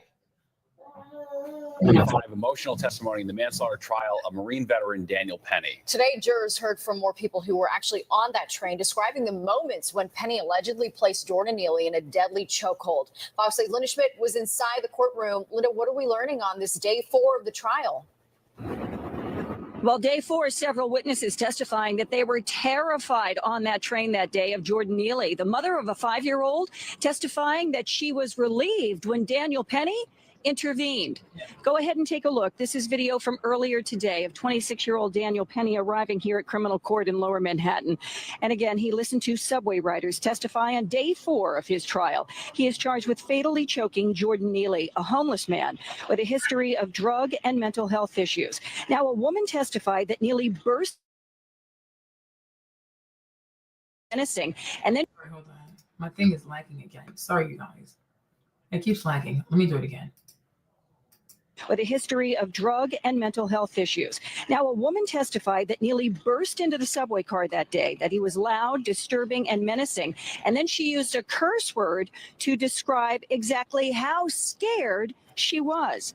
Then there was a mother of a 5-year-old son who demonstrated how Neely was lunging towards some of the passengers that day. She testified that she has been taking the subway for 30 years and she has seen disturbed people before, but she says Neely was a whole new level. He was erratic, unhinged, and screaming, and that she had to barricade her child behind their baby stroller to protect him. She said that she was relieved when Daniel Penny stepped in. Then there was a man from Brooklyn who testified that he was also terrified of Neely. Now, Daniel Penny's lawyers presented police body cam video, and you can see the witnesses telling police on that video just how scared they were, and that Neely acted like he was on drugs. The whole train was freaked out. He was either going to pull a gun at night. And I think this guy was on drugs, because when he came in, he was... Yeah, they were all scared. They were truly, truly scared for their lives. I'm like, Daniel Penny, me, Marlene, I stand with him. I'm glad he did what he did because who knows? It's New York, y'all. It's New York subway. No, they're crazy. This man went in there and he lit a woman on fire. On fire. We have seen people throw poo-poo at people in the New York subway. So, Unbelievably off the charts. He scared the living daylights out of everyone. Now, Penny's lawyers spoke to reporters after court. So did Jordan Neely's uncle. And here's what they had to say. It's hard to argue when you hear from this many individuals, right? Different walks of life, different areas of the city, different genders, different ethnicities, different races, all virtually uniform, saying that, not only was I scared, but I've never been this scared before. I've never seen anything like this. Nothing ever frightened me as much as Jordan Neely frightened me that day. I believe in the justice for Jordan Neely.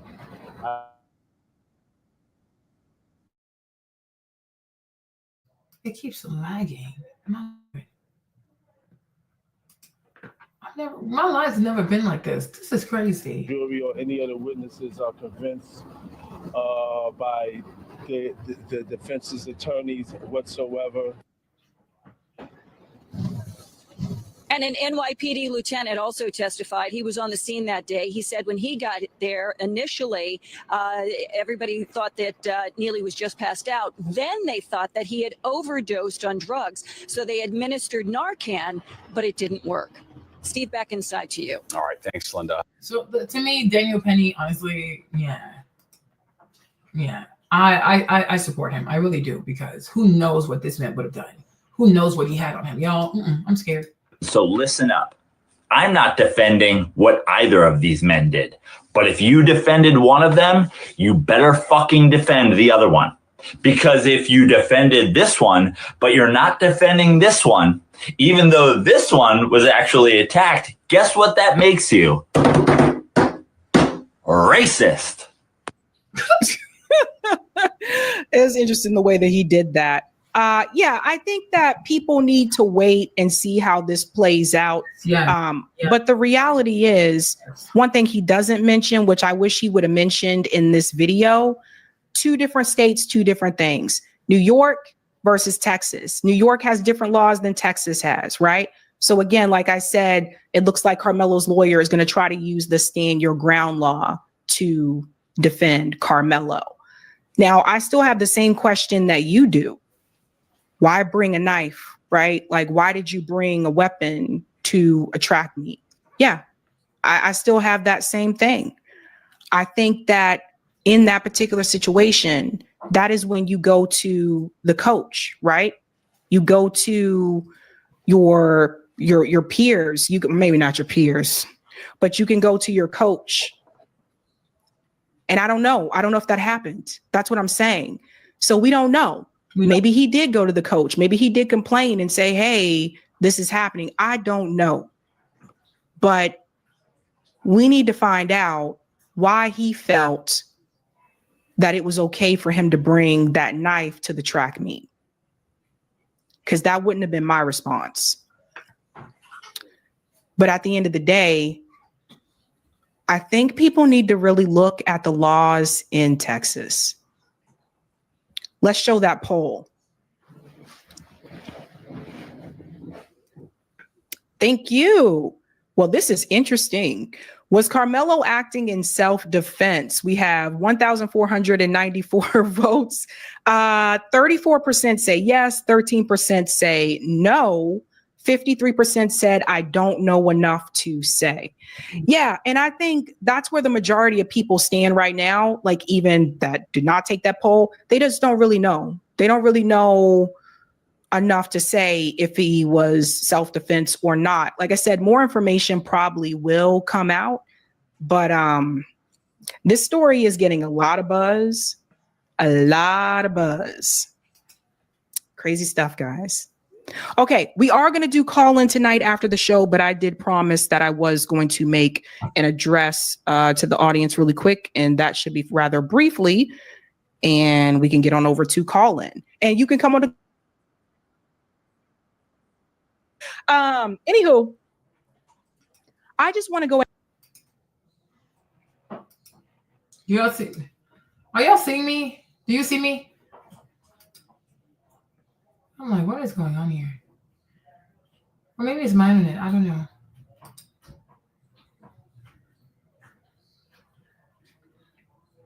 Okay. So Fumi talked about ABL. So let's see what Anthony had to say. Oh no, my thing is just so slow today.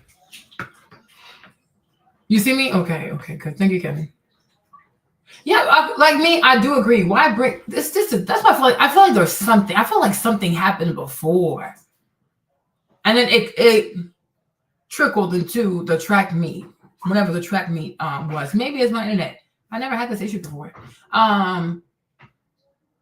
Something had to happen before So I'm like, I do agree with me. I'm like, why would you bring a knife to a track meet? Unless, you know what I'm saying? I don't know. But at the same time, too, I'm like, Austin, like, why do you want this boy to move so badly when it's raining? Like, what's the big deal if he stays under your tent if it's raining? I am confused. Let's go to court, okay? But let's see ABL what he has to say. 17-year-old Austin Metcalf was stabbed by 17-year-old Karmelo Anthony at a high school track meet in Texas. Some call this premeditated murder. Some call it self-defense. Let's talk about it. How's everybody doing? My name is Anthony Brian Logan, and today we got to talk about the tragedy that unfolded in Frisco, Texas at a high school track meet over a seat on the bleachers. 17-year-old Austin Metcalf was stabbed to death by 17-year-old Karmelo Anthony.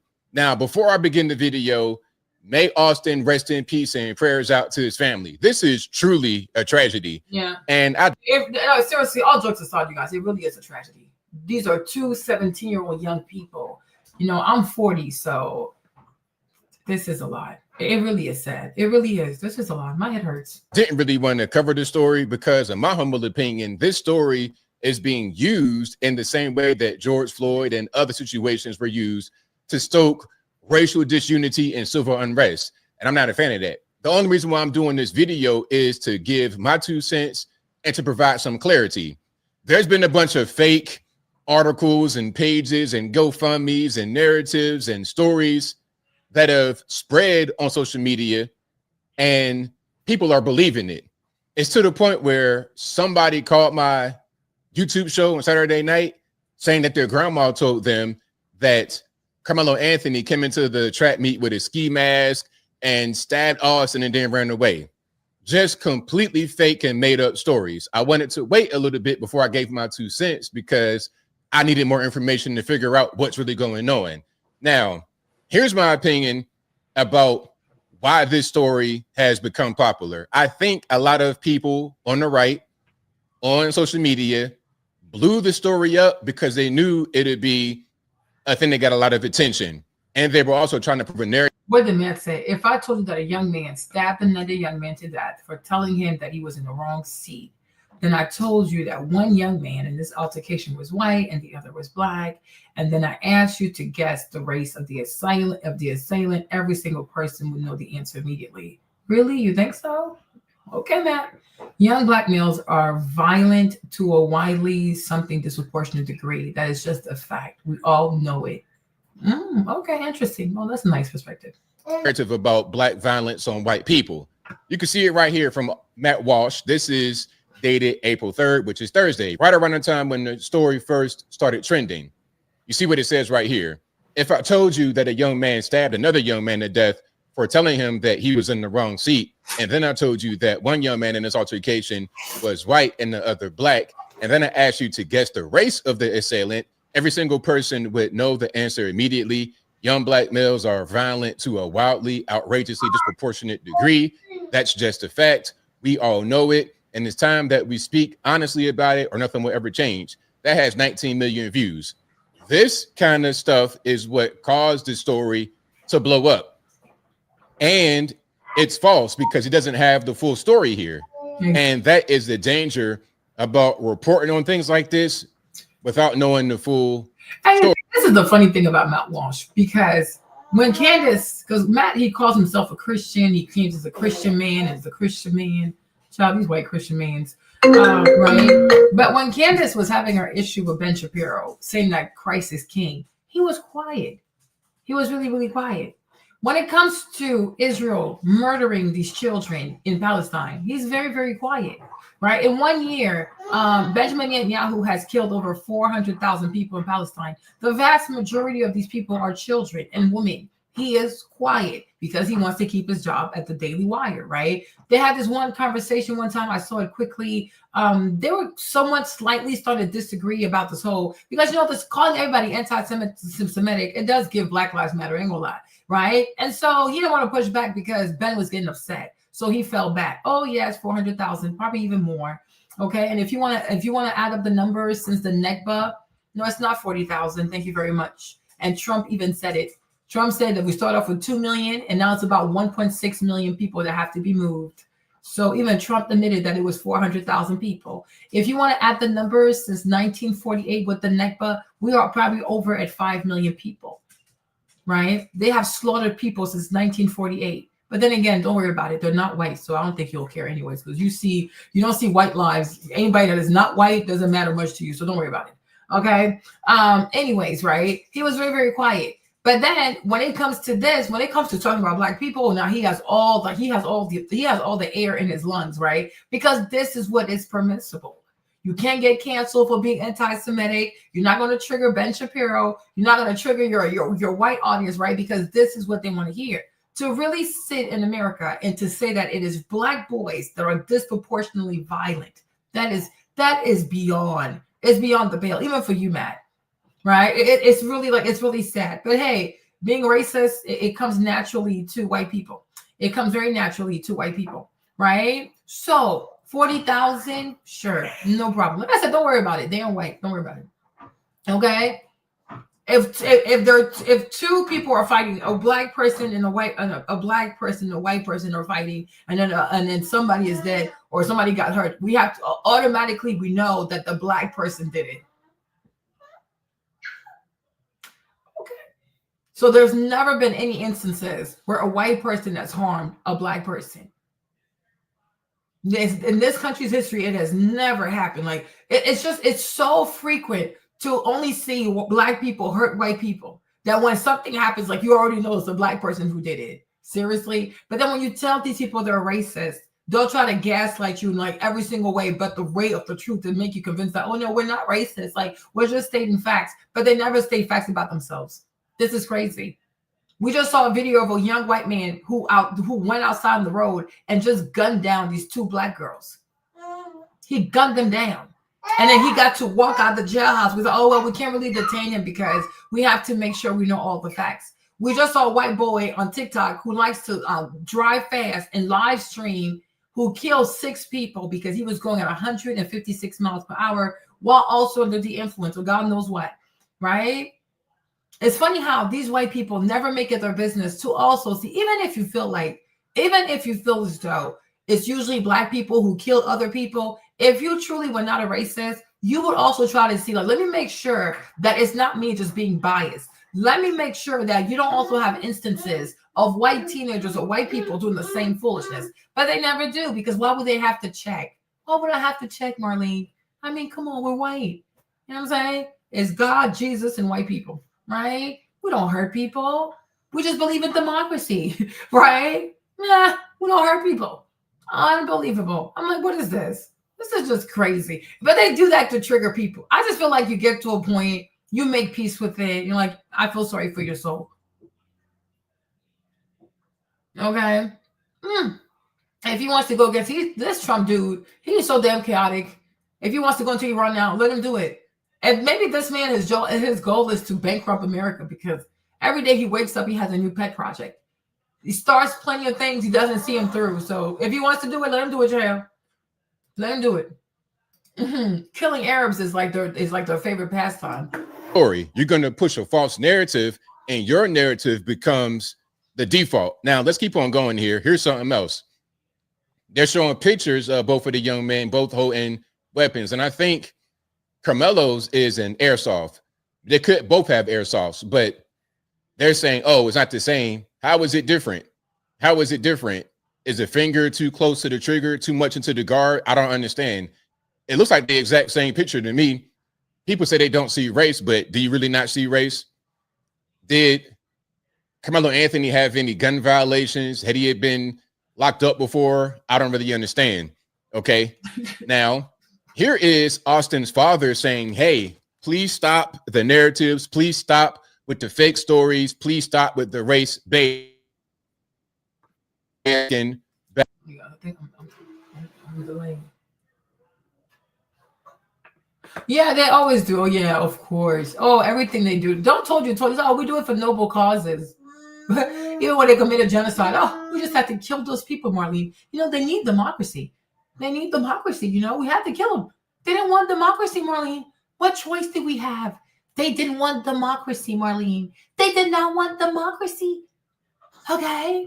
They didn't want democracy. How can they not want democracy? So we had to kill him, but we didn't really want to kill him. We tried to tell him, you need to have democracy.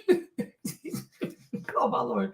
Whatever you said, whatever you said, it's okay. Don't worry about it. Back on April the 3rd, hey, will the father's wishes be respected, or is it more important to score points? Let's watch this, and then we got a lot more videos to get into. This video and everything else will be in the description. If you're on IG, visit a link in the bio, go to the corresponding article on the website. But without further ado, let's go ahead and roll it. I want to clarify something right off the start, because I've already heard some rumors and some gossip. This was not a race thing, and this is not a political thing. Please do not comment if you do not know what happened. Do not turn this into a racial thing. It was not. Do not politicize this. It's not. This is a human being thing. This person made a bad choice, and it affected both his family and my family forever. This is Jeff Metcalf, Austin's father. So are we going to respect his wishes, or? I don't even like his language, because he's saying like, oh, this young person made a bad choice. Sir, your son also made a bad choice. Your son also made a bad choice. He didn't have to put his hands on him, sir. See, white people, like they never see their fault. Your son chose to physically remove him. With what authority? Why? Like, that's crazy. This is really, really crazy. Why? Who does your son think he is to physically remove someone? He also made a bad choice, right? So they both made bad choices. Your son did not have to put hands on that boy. He could have said, "Can you move?" Like I said, to me, it's raining. So why is he so pressed to want this young boy to move? I am confused. So that's number one. Number two, if you ask somebody to move, they don't want to move. You say, okay, if you don't move, I'm gonna call the police. If you don't move, I'm gonna call security. But you call security or you call the police. You don't decide to just grab somebody like the game you be killing every Saturday in your backyard, right? You don't put your hands on people. So your son also made a bad choice. I don't know why he doesn't see that, right? Now, does that mean like if you physically try to remove somebody, you should be stabbed in the heart? I don't think so. I would have bit his hands though. Don't put your hands on me. Don't touch me. I can move my own accord. But if he doesn't want to move, right, you don't touch people. You call the police, and then you get the police to remove the person, right? Don't touch people, because you just never know. People are crazy. People are really, really crazy. Don't put your hands on people. Even honking sometimes. Like, you can honk at a person, and they can have road rage. People today are insane. They are truly insane. So you have to be careful, right? But they both made bad choices. So here we are today, and it's really sad. It's really, really sad. It's sad. Are we going to do whatever because we think we can? Okay, let's keep going here. We got more to get to. This, I believe, is Hunter, Austin's twin brother, who was right there, and unfortunately was. People should not be fighting at that age. Shut up. Well, shut up. Aren't you British? Okay. Aren't you people like the home of like Oliver Twist? Was he like 12, 13 under the bridge fighting people? Oh, be quiet. Young boys fight. That's normal. Now, should it turn deadly? No. But young boys have aggression. They fight. That's like, it's like whatever. They fight. Now, should you stab or kill someone because you got into a little scuffle? Like, now, okay, nobody has to lose their life now, right? But tell them, oh yeah, when we were in high school, like nobody ever fought. People fought. It's they fighting, right? People fight. Mama, did you ever read Oliver Twist? Oh yes, they do. Oh, be quiet. Yes, they do fight. And that's why sometimes to avoid the goofy ass fight, we put the kids in wrestling.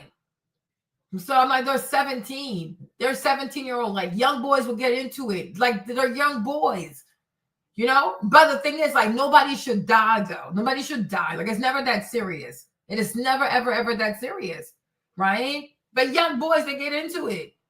Basketball, they have basketball fights. They have this kind of fight. Yeah, it happens. But nobody should die. Nobody should die. No one should die. You know what I mean? That's the thing. With him in his last moments, he held him as he died. So really unfortunate. Let's watch this. There was this kid, before I knew his name now, this kid was sitting under.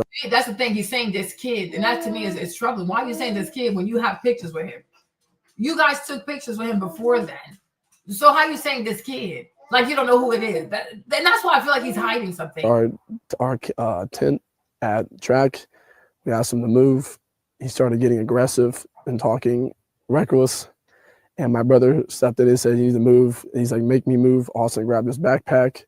The kid, I tried to whip around as fast as I could, but I didn't see the stab. But then I look at my brother, and then I'm not going to talk about the rest. So just that's just what I saw. And I try to help him, but it was just senseless. It was really senseless. Really, I don't know why a person would do that to someone just over that little argument. It's just crazy in this world nowadays how people just up and do that. Like a man has a family. That man has people that care about them all the time, and he did everything for our family too. He was a strong man. He was a strong kid. So really sad. And I didn't even want to talk about the story, but because it's all over the place, I had to give my 2 cents because it's so many false and incendiary narratives out there. I wanted to give my 2 cents on the story. Let's watch this right here. This is local news out there in the Dallas-Fort Worth area. Tonight, we have new information from the deadly stabbing at a high school track meet. Since 5 o'clock, Frisco police released the arrest report that details the moment officers arrived at the scene. The arresting officer writes when he reported he had an alleged suspect. The officer said Karmelo Anthony said he did it. According to the arrest report, the tragic event began with the suspect sitting under another team's tent as rain fell and being told to move. A witness told police. Like, why do you want him to leave if it's raining? I don't get that part. What's the obsession with? Oh, you have to leave right now. Like it's raining. Like you really can't sit under your tent. Like seriously, what? This is just weird. Police Anthony immediately opened his bag and reached in, telling the victim, "Touch me and see what happens." When the victim pushed him, witnesses say Anthony pulled a knife from the bag and stabbed Austin Metcalf in the chest. Let's pause right here. Now, the news, they're not telling the full story. This is pretty much what happened, but there's a little bit more.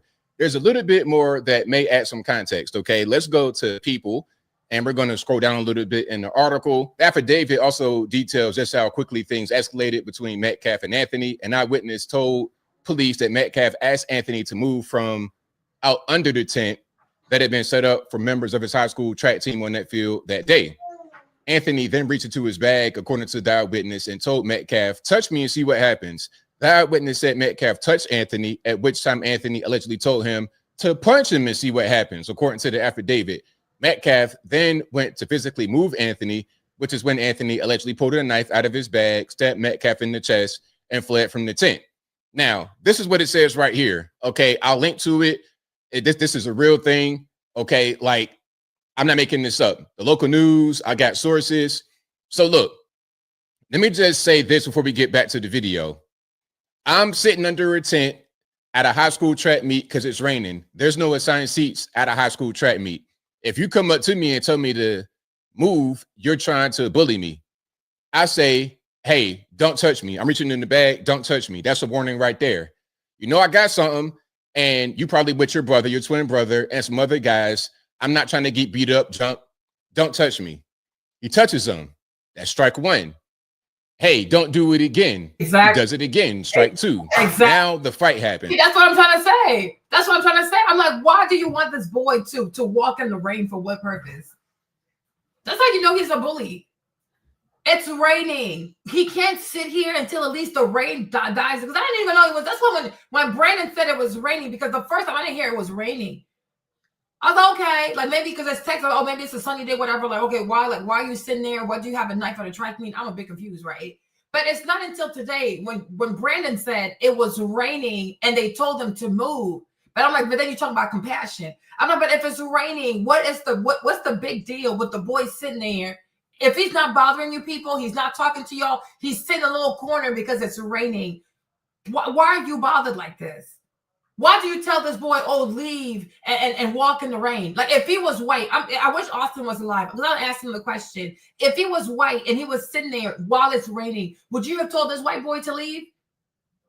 Where's Matt Walsh? I need to ask him a question. How convenient. This is so crazy. Like, oh, and the black boys are physically. Man, shut up, your goofy ass. Shut up with your dying ass Daily Wire. Ain't y'all going bankrupt anyways? Ain't y'all going bankrupt? So much for being a Christian. Go sit down somewhere full of evil prejudice like that, right? Get out of here with that. Why don't you say, okay, like, but why does this boy need to move right now if it's raining? What's the big deal if he sits there? You understand? Well, and you know what, though? You know what this reminds me of? That's why I said they're all racist, okay? They're racist. Do you know what this reminds me of? This reminds me of, like, what started the, hold on. It was Birmingham. Hold on. Let me find out. Hold on. Let me make sure I get my city right.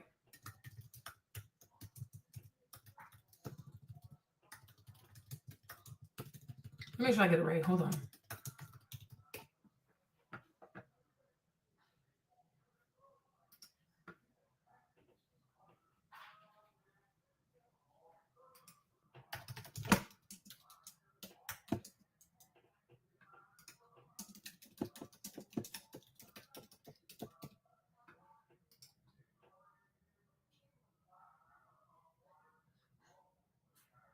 Oh, it was in Memphis, right?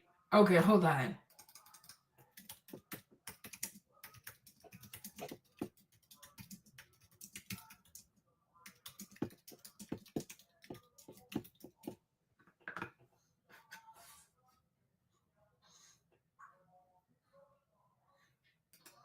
Oh, it was April 4th. Like, it wasn't even like, oh, wow, this is their anniversary.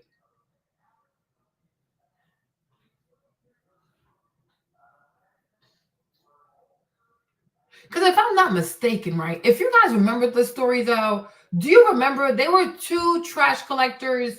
They were black people, right? They were sanitation workers. If I remember, because I saw it in the movie, a documentary, I can't remember. But I know it was in the movie or the documentary, it was raining, right? And so they wanted to come inside because it was raining. And the white people, the white man told them no because they're N-words. They can't come inside to seek shelters. So they went back to the garbage collector truck, right?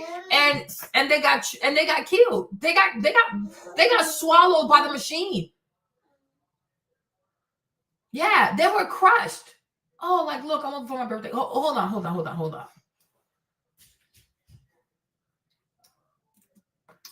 Let me see the story. I'm like, this rain stuff. Like, this is crazy.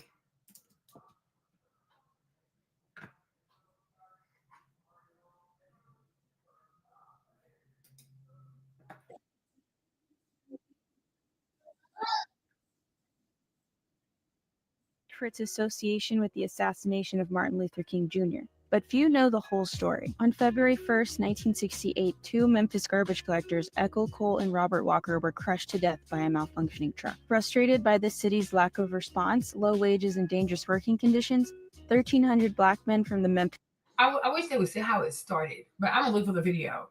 But what had happened was they were trying to go inside to seek shelter, and they told them no because they're white, so black boys can't sit next. These black men couldn't sit next to them. So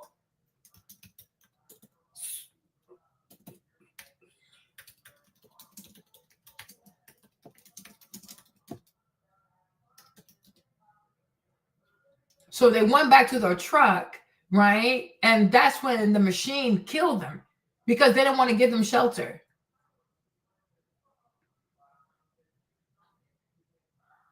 I'll find the video one day. I'm gonna look for it. Okay. But it was raining. Yes, that's what happened. It was raining. They were trying to go inside, to sit inside because it was raining really badly. I remember the story. And then the white people said no. The white man told them no, they can't come in there and sit. I'm like, it's just because it's raining outside. So they had nowhere else to sit. That's why they got chewed up by the machine. So they went there, and I guess somebody hit something by mistake. The machine just crushed them, just murdered them. So like so that's what like this story here, like it triggers that for me because I'm like, if it's raining, why do you as a white person tell a black person, oh, you can't sit here? Leave right now. Go walk in the rain. It's like, to me, it's giving shaming ritual. Like, oh, let's tell this N-word to just leave it. What's the big issue? Because them also, if they were good-hearted people, okay, it's raining. He's a young man, just like us. He can sit here, right? Especially if you have pictures with him.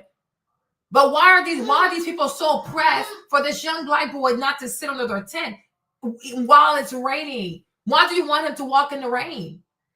He can get tuberculosis. Like, what the heck? He could get pneumonia. Sorry, I meant to say pneumonia. He could get pneumonia. Like, what's the issue? What's the issue? Why are they so pressed for this boy to walk in the rain like this? Right? And I'm like, and I'm also because they want to be all this blackity black, whatever. If it was black people and it was raining, I'm telling you, because I know my people. If it was black people and it was raining and a young white man wanted to sit because it's raining, they were like, oh, it's okay, baby. You can sit here, baby. Ain't no problem. Right? Because black people are very hospitable. Like, what is wrong with these people, man? Like, what is this? Why do you tell this boy he has to leave right now in the rain? Like, it's raining. What's the urge? I thought it was sunny initially. I'm like, oh, maybe it's sunny, like, because it's Texas. So I'm thinking, like, oh, it was hot outside. I didn't know it was raining until this morning. So if it's raining, maybe that's why he's sitting here, because he doesn't want to walk and get wet. I'm like, now it makes sense why he was sitting in the wrong tent, because it was raining. When I heard the story initially, I thought it was like because it's Texas. I'm like, oh, it's 100 degrees in Texas. Like, I was like, yeah, why is he sitting there? Like, why don't you sit with your own people? But now I'm like, okay, it was raining, so maybe that's why he sat under their tent. Not because he's trying to trigger him. Maybe because, oh, it's raining. I don't want to get wet, so let me sit right here for now. And then the boy Austin and his brother, they used that as a reason to do too much. Y'all was doing too much. Let the boys sit there until it stops raining. What's the big deal? Oh, we don't want to steal our stuff. Then hold on to your stuff then. And I think, what is there to steal? They act like they're so rich. What is there to steal? What's going to steal from y'all? Man, please, move around with that. Go catch some migrants or something. Find you something to do. Some are going to say, well, look, ABL, don't you think that was over the top? Shouldn't have just been a regular fist fight? Well, we could say that, sure. We could say it was over the top, absolutely. But guess what? If you don't touch me, if you respect my wishes to not be touched, then this doesn't happen. As simple as that. It's very simple. And you know what? I've said the same thing before. Matter of fact, we get back to the video in a minute, but remember this from 2023? I posted this September 30th, 2023. There was a YouTuber who got shot in the mall by a guy because the guy did not like the prank that he was trying to do on him. Let's watch this right quick, and then we're going to get back to the news out there in Dallas-Fort Worth. And I'm going to cut it right when the actual gun comes out, or when the gunshots ring out. What's that? We're thinking about my twinkle. No. We're thinking about my twinkle. Get out of my business, like outside. Stop. We're thinking about my twinkle. Stop. Now, I cut that part out where the gunshot happened, but you can see right here, there's a gun in this man's hand, and he shoots the YouTuber. Now, the YouTuber did live, so shout out to him. But this man has a gun in a shopping mall and produces it and shoots the man. Now, I'm sure a shopping mall is a gun-free zone, right? The same way that a high school track meet might be a knife-free zone. But the guy who did this, the DoorDasher, minding his business with the gun, he did not get locked up. He beat that case. It was self-defense. And a lot of the comments under this, you can go to my page right now. I'll put it on my website. You can see the comments and what they say. FAFO, don't harass people. But now I think things are just a tad bit different. Just a tad bit different. But let's get back to the video. The murder suspect reportedly asked police on the scene if what happened could be considered self-defense and asking if the victim was going to be okay. Maria Guerrero takes a closer look at the case and the grief in Collin County. Facing 5 to 99 years in prison if convicted, Karmelo Anthony no longer appearing as emotional as he did after being arrested in the stabbing death of 17-year-old Austin Metcalf. They were twins, identical twins, and his brother was holding on to him, trying to make it stop bleeding, and he died in his brother's arms. The horrifying scene playing out Wednesday morning.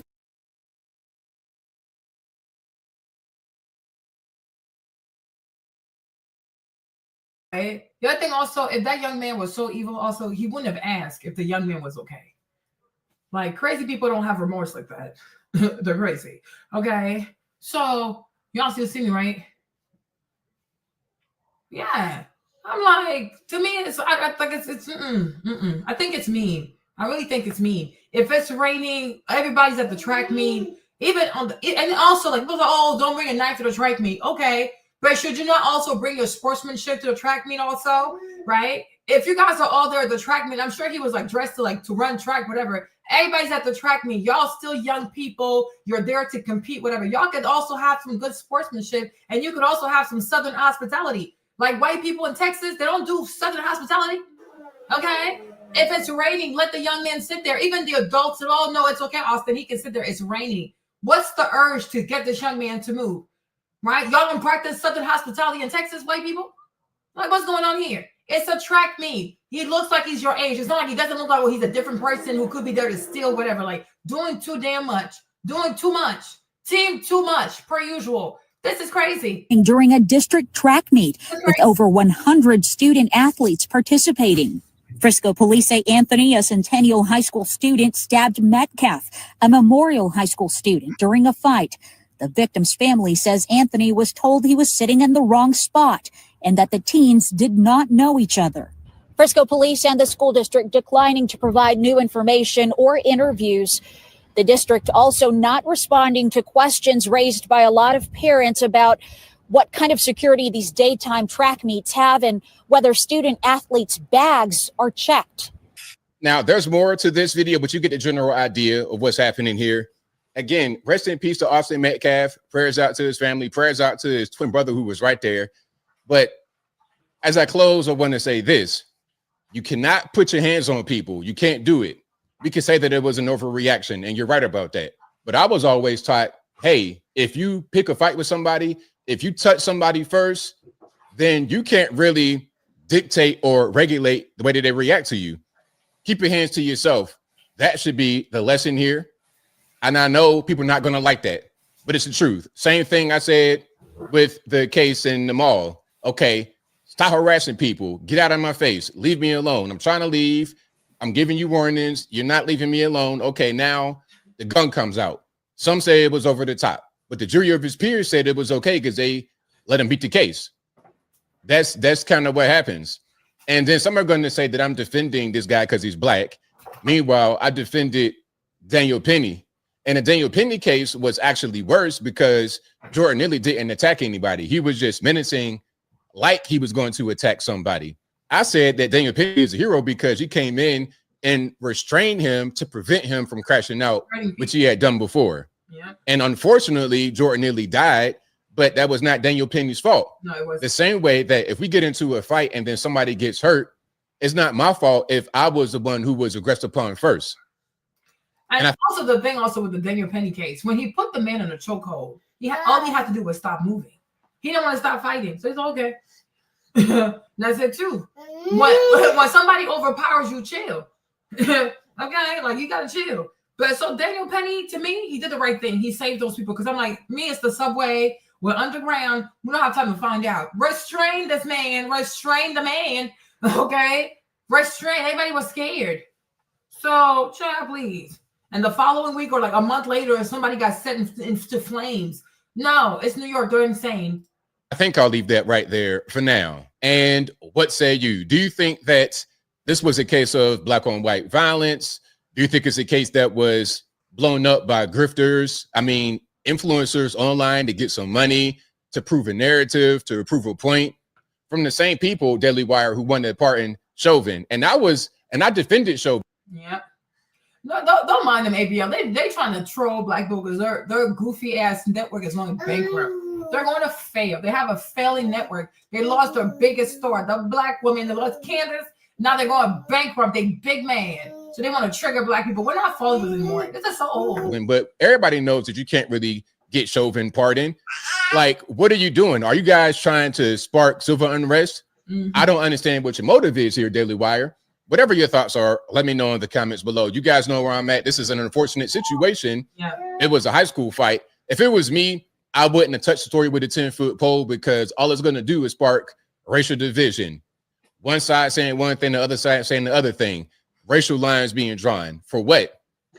Let's just call it what it was, a tragedy. Yeah. Very sad for both sides. Mm-hmm. Both families are going to be changed forever. True.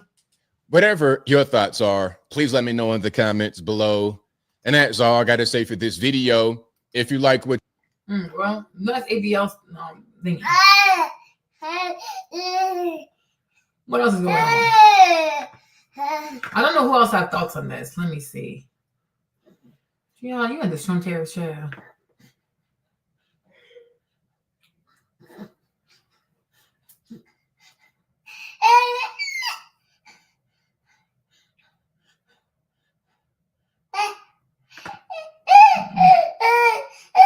What are you saying?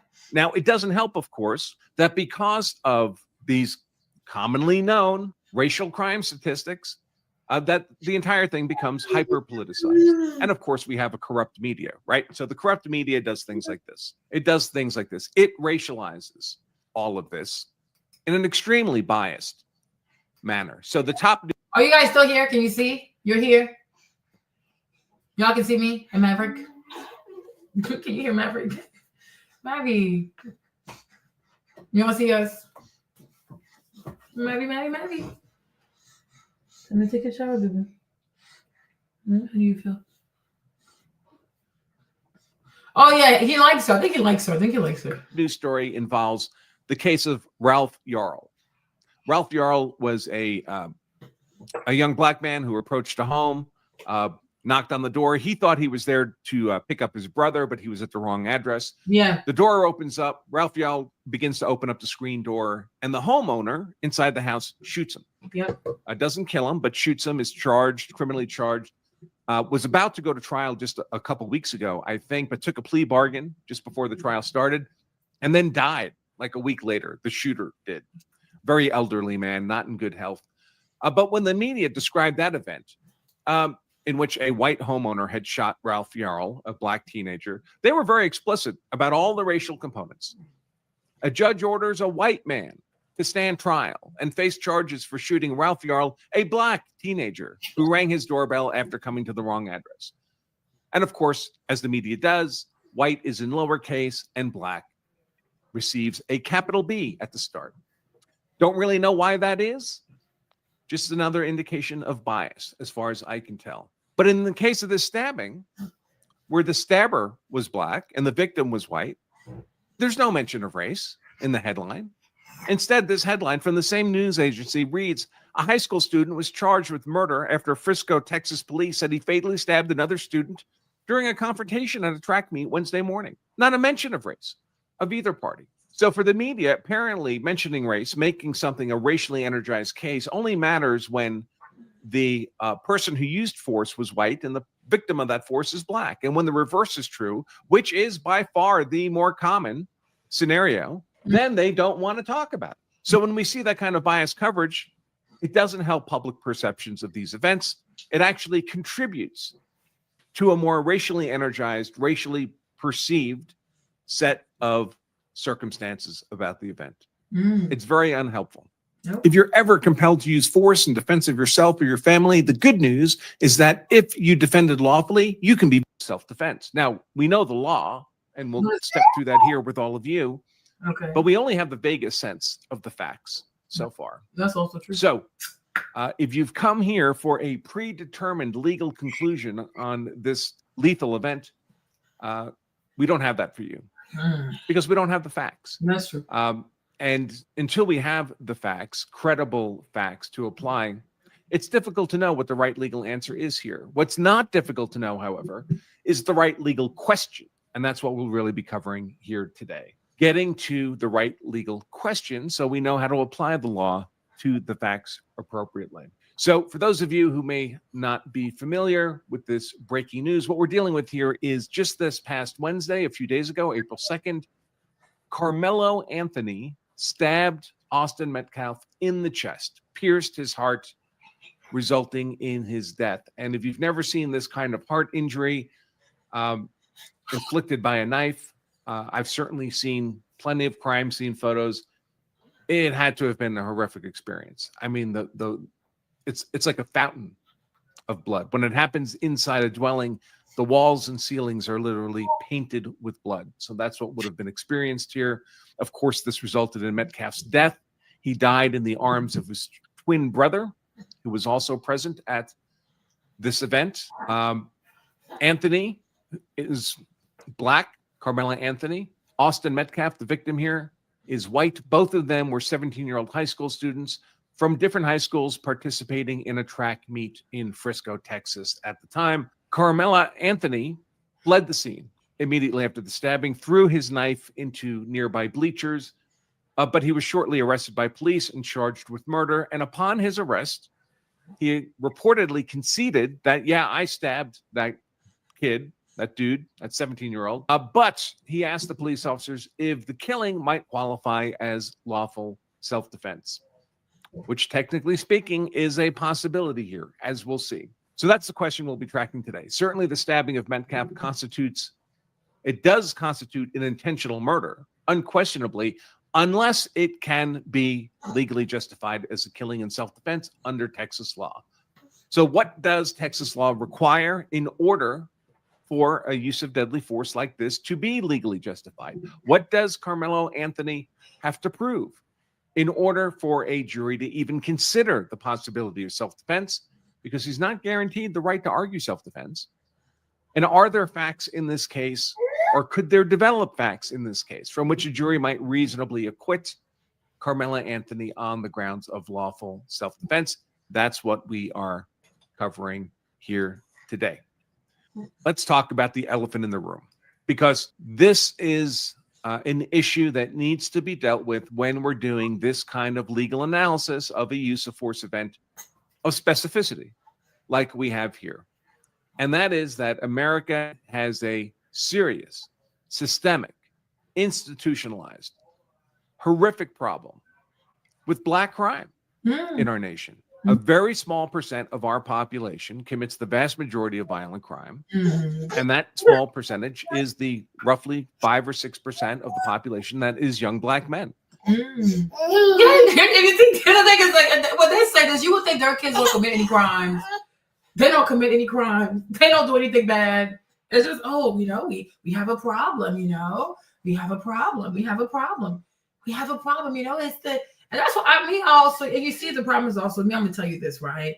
This is why even when it comes to like rap music or like representation in rap, people have to clean it up. Because you might, when you also have images that reinforces what these people want to believe about you, right? It makes it easier, right?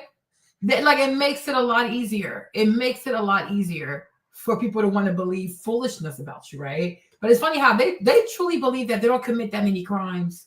It's always like it's other people, right? They have issues with black people. They have issues with Chinese people. They have issues with the Arab people. They have issues with everybody. They're never the problem. These people are never it's always other people. Okay? If it's not black people today, it's Palestinians tomorrow. When they're done with Palestinian, it's the Iranian. When they're done with Iranian people, it's the Chinese people. When they're done with Chinese people, it's the Mexican people. Like, they have, if it's not the Mexican people, it's the people from El Salvador. You know, they have issues with somebody every day. They're never to blame. I'm like, these people are crazy. They are really, let's entertain this man for a little bit. Child, no, they don't commit crimes, right? Like, the vast majority of mass shooters are not white. The vast majority of people who commit white-collar crimes are not white. The vast majority of Ponzi schemes not run by white people. They never, like, they are never in sync. Yes, baby. What's up, my love? What's up? I love you. Love you, my baby. You're so beautiful. Oh, you're so cute. Yeah. Like, they know. They never commit crimes. There's always other people. They have issues with everyone. They have everybody's always the problem. Always the problem. It's like Monday is black people, Tuesday is Palestinians, Wednesday it's Arabs, Thursday it's Iranian, Friday and Saturday it's the Chinese. Who else is on? Who on Monday? I don't know. Give me somebody on Monday. The Mexicans on Monday. No, Sunday, right? I know, Mavi. I know, boo. I know. They always have issues with everybody. This has been true during my entire legal practice. It was true when Barack Obama and Eric Holder ran the Department of Justice and was collecting these kinds of statistics. If anything, it's gotten worse in recent years. Mm-hmm. So he said since he started his legal, that's why I say, like, these stats, like, these are like recent stats, right? Like I said to the other man earlier too, it's like, when do you people start counting crimes, right? Because if we start like at the 1600s all the way to today, who has committed the most killings, right? But they have a way of doing their statistics that they'll make you look crazy. My only thing that I will say, what I will concede to, is that when it comes to the cultural image, we have to clean it up. We got to clean up the brand. Because when you have all these images out there, it makes it a lot easier for people to believe the worst about you. Right? We don't have enough balance between the representation. It skews a little ratchet sometimes, right? You understand? Because, videos, music videos, movies, and stuff like that, it's part of the brand. It's part of the cultural image. Truly is. But then I'm going to mention that they're the ones that have the opioid crisis. All right. But nobody says, oh my gosh, it's so concerning how all these white kids are doing fentanyl. Like, why all these white kids on opioids like this? Yeah, we got to clean that up. Because it makes it easier for people to believe the worst about you. This is how they stigmatize people. Yeah. They're like, no, they never take ownership of their own numbers. Like their crime numbers, their crime statistics, like they never like, ooh, what? Who did that? They're too funny. They crack me up. They're just too funny. Yeah. No, it's for democracy. They do it for democracy, for the sake of democracy. We legitimately saw a white boy murder a CEO right in front of his hotel. Like, just pop. Oh, no. This is crazy. Let's go. And this is a societal problem, and something needs to be done. And it's been going on like this for a very, very long time. Here's a graph. I'm going to mute the music because it has annoying music in the background. And I'll just talk as the graph is running. But it starts about 1999. It continues to the present day, and it shows the murder rate by race. Asian at the bottom, white a little bit above that. Native, I guess, is Native American in the middle. And you'll see the Black murder rate is tenfold higher, sometimes more, in this graph. And that's sustained over a very, very long period of time. And why? It ranges between 20%, 30%. Here, this figure, not 20%, 30%, but 20, 30 out of 100,000 committing murder within this Black demographic. And so we're all aware of this. Everybody's aware of this. Nobody's more aware of this than Black people. Really, they don't like to talk about it. Of course, anybody on the left doesn't like to talk about it. They like to change the subject to something else. Like, why is this happening? Is this nature or nurture? We need, I don't know, more education, whatever it is that they want to talk about. But none of that is helpful in the moment. And it's not just things like murder. And it's not just particular cities or regions. I mean, this is a graph from Chicago, robberies in place of murders. And it shows here the two bars here on the top, the Black percentage of the population, roughly 30%, and the Black rate of commission of robberies, 90%. Oh, yeah, they do. And the reverse ratio is true for every other demographic in Chicago. So we're all aware of this stuff. We're all aware it's a problem. And, trying to deal with root causes doesn't help in the crisis of the moment. When your house is aflame. He said trying to deal with the root cause doesn't help. Of course it doesn't help, because if you go to the root cause, they're to blame. White people are too funny. They're such scammers. These people are just a bunch of scammers. Look at this man. He said, hold on. We're all aware of this stuff. Okay. We're all aware it's a problem. And, trying to deal with root causes doesn't help. He said trying to deal with the root cause is not going to help. Of course not. Because if we look at the root cause, who's to blame? Right? So let's look, Marlene, let's not look at the root cause, Marlene. Let's just look at what's going on. It's the blacks. They're killing. Oh, white people. They're too funny. Yeah, so let's not deal with the root cause. That's not going to help. Because they all make money from Black people killing each other, right? He's a defense attorney. If Black people didn't kill each other, we have business. Okay, shut up. Shut your goofy ears. They are so crazy. These people are crazy. They're unhinged.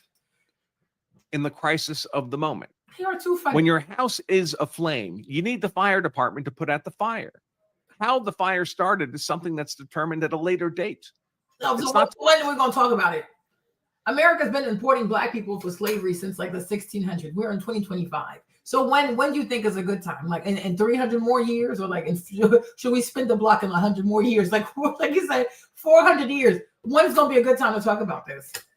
These people are funny. They're too funny. Why people crack me up? That's a question you're asking when the flames are shooting out of the windows. Mm. So it doesn't really matter what the root causes of all this are when we're talking about a specific event of violence. But if we were talking about their white children and their opioid addiction, they would want to know the root cause.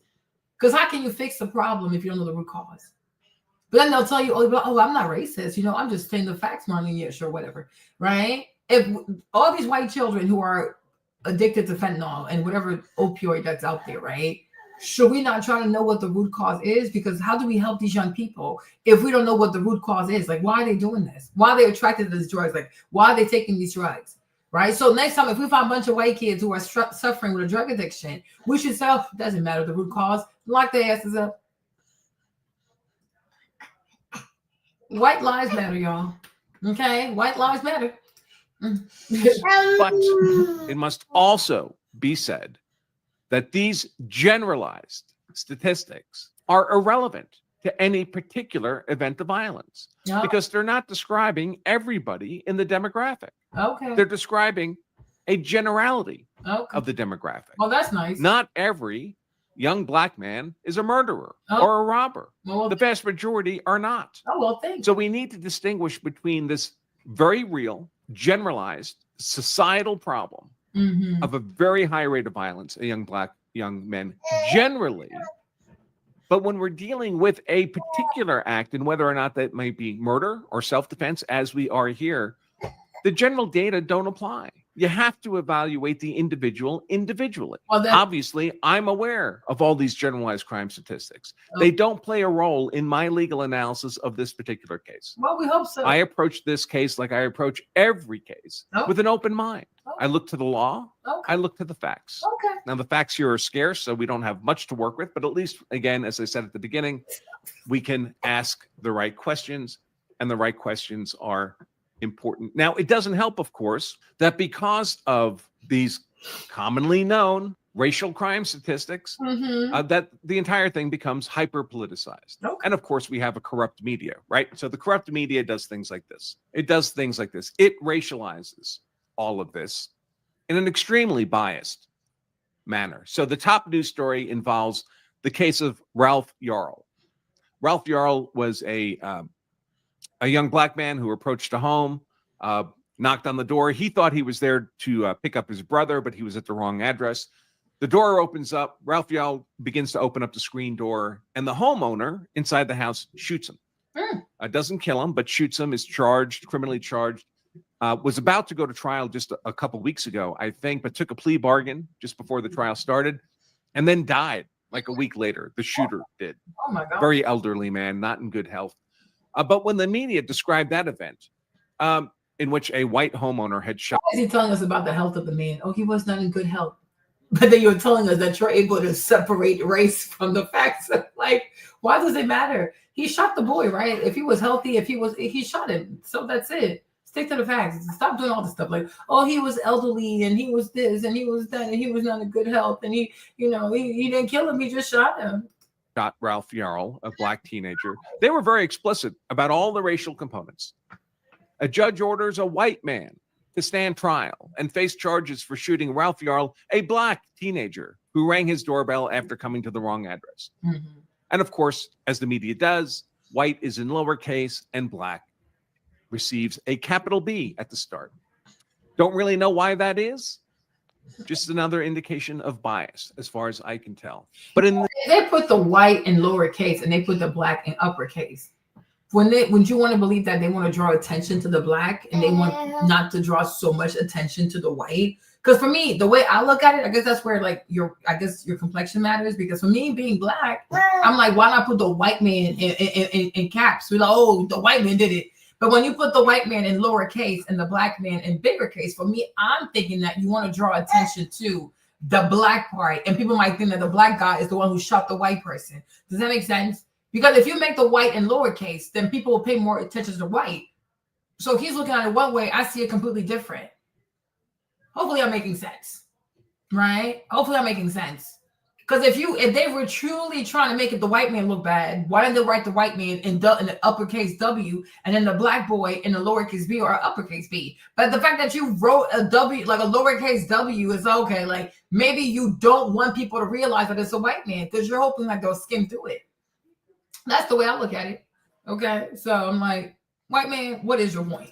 In the case of this stabbing, where the stabber was black and the victim was white, there's no mention of race in the headline. Instead, this headline from the same news agency reads, a high school student was charged with murder after Frisco, Texas police said he fatally stabbed another student during a confrontation at a track meet Wednesday morning. Not a mention of race of either party. So for the media, apparently... My thing is, sir, you just picked one article. If we look at American history and American journalism reporting on crime, how has it always gone now? Right? For the most part, it's always the black person is the victim, is the assailant. White person is innocent. So I don't know, 1 million, 2 million, 10 million pieces that were ever written about crime since the inception of this nation. How often is it that white people are made to look bad and the black person is made to look innocent? Right? Once again, people pick and choose. Like you have to look at everything in the proper context. Like America is not just 2 years old or like 40 years old. This country is 400 years old. So 400 years of journalism reporting on crime. It's funny how you people get a little taste. Yeah, they get a little taste of what they've done for centuries and like they lose their shit. It's like, you've done this for centuries. Like, what's the problem? Okay? You've done this for centuries. Right? So you found one article, woo, one headline, woo. I can show you 10 million headlines. Right? Exactly, Maverick. Wumpty wump wump.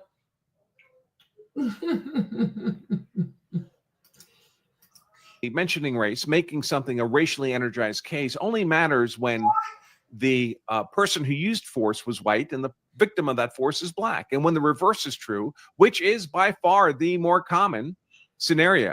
It started being more common when? When did it start being more common?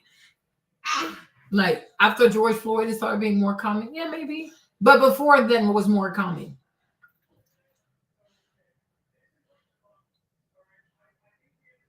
It's like, what the freak? It's common. I think these people, it's okay when they do something to you, you just can't do it to them. That's the thing with these people. Like we have the right to do what we want to do to you. We have the right to write poorly about you. We have the right to make you look crazy in our newspapers, right? Yes, you just can't do that to us.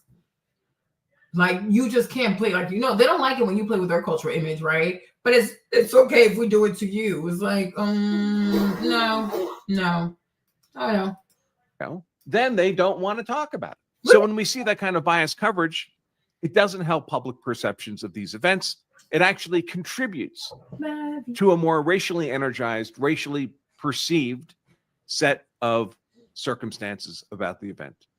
It's very unhelpful, very unhelpful. Now, I did do a poll before we started. Let me pull those up so we can share those. I'll do the Twitter one first. Here we go. So I just talked about the case, describe what we'll be covering, and let's ask, what do you think actually happened here? First choice, first option is only Black Lives Matter. 3% of you picked that. I don't know who these 2 or 3% of you who always pick that first answer. Someday, I suppose, we'll meet in person and you can explain yourselves. The killing was self-defense. Even a smaller percentage chose that, less than 3%. And Austin Metcalf was murdered. 94%, by far the more popular choice. And we have much the same results on our YouTube poll, if anything, even more extreme. Only Black Lives Matter, again, 2%. Metcalf was murdered, 98%. Nobody picked self-defense. Now, there is a hypothetical set of circumstances where this stabbing could have been self-defense. It's important for all of us to acknowledge that we were not there. I was not there. I didn't see what happened. You were not there. You didn't see what happened. You have no personal knowledge of the event. We've heard essentially testimony from the twin brother who described the circumstances. That's evidence, but people might argue the evidence is biased. And in fact, let me play a video of the brother sharing his perception of the events. Let me pull that up. So this is You know what's so funny? And they're funny on his poll because he's white, so most likely his subscribers are white. But they're funny, like on his poll, right? They don't even know. They barely know any of the facts, right? But they said, "Oh, he was murdered," right? Because they're racist. I'm like, how do you know he was murdered? He died. Was he murdered? No, oh, he was murdered. Like, look at the least amount of people who chose, like, what's it called? Self-defense. Or why didn't he also have an option that said, why didn't he have a fourth option that said, well, I wasn't there, so I'll wait until we go to trial to see what it was. Because I wasn't there, right? But people who were not there, they're just seeing black face, white face, somebody, the white boy is dead, and somehow all these white people say, oh yeah, he was murdered. It's only 2% believe that it could be self-defense on Twitter. And then on his YouTube page, 0% believe that it was self-defense because there's no way. Come on, Martin, come on. Like, he's black, they're violent, they don't have fathers in their home, there's no way. There's no world, there's no possibility, like there's no world in which it could have been self-defense. But somehow they're not the problem. Like, they're not racist, they don't have an issue with black people, blah, blah, blah, blah, blah. If you don't really have an issue with black, you see when Sabrina did her stuff, Sabrina's black. Sabrina did her poll and she asked people, okay, do you think it was self-defense? Do you think it was a murder? Or do you not know enough to speak on it, right? Like almost like 30%, like 40% said, oh, well, I don't know enough to speak on it because I wasn't there, right? So you see, it goes to show you, like, Sabrina yeah, exactly. So they're racist. So no, my thing is, let me tell you, don't told you, right? Me, Marlene, I don't have a problem with white people being racist. Exactly. So exactly. I'm glad you said that. Perfect. Why wouldn't they be racist? Me, Marlene, hold on. Just like you, I know you're a racist too, right? Because I've never blocked you. I don't have a problem with somebody being racist. What I have a problem with is somebody being racist telling me they're not racist.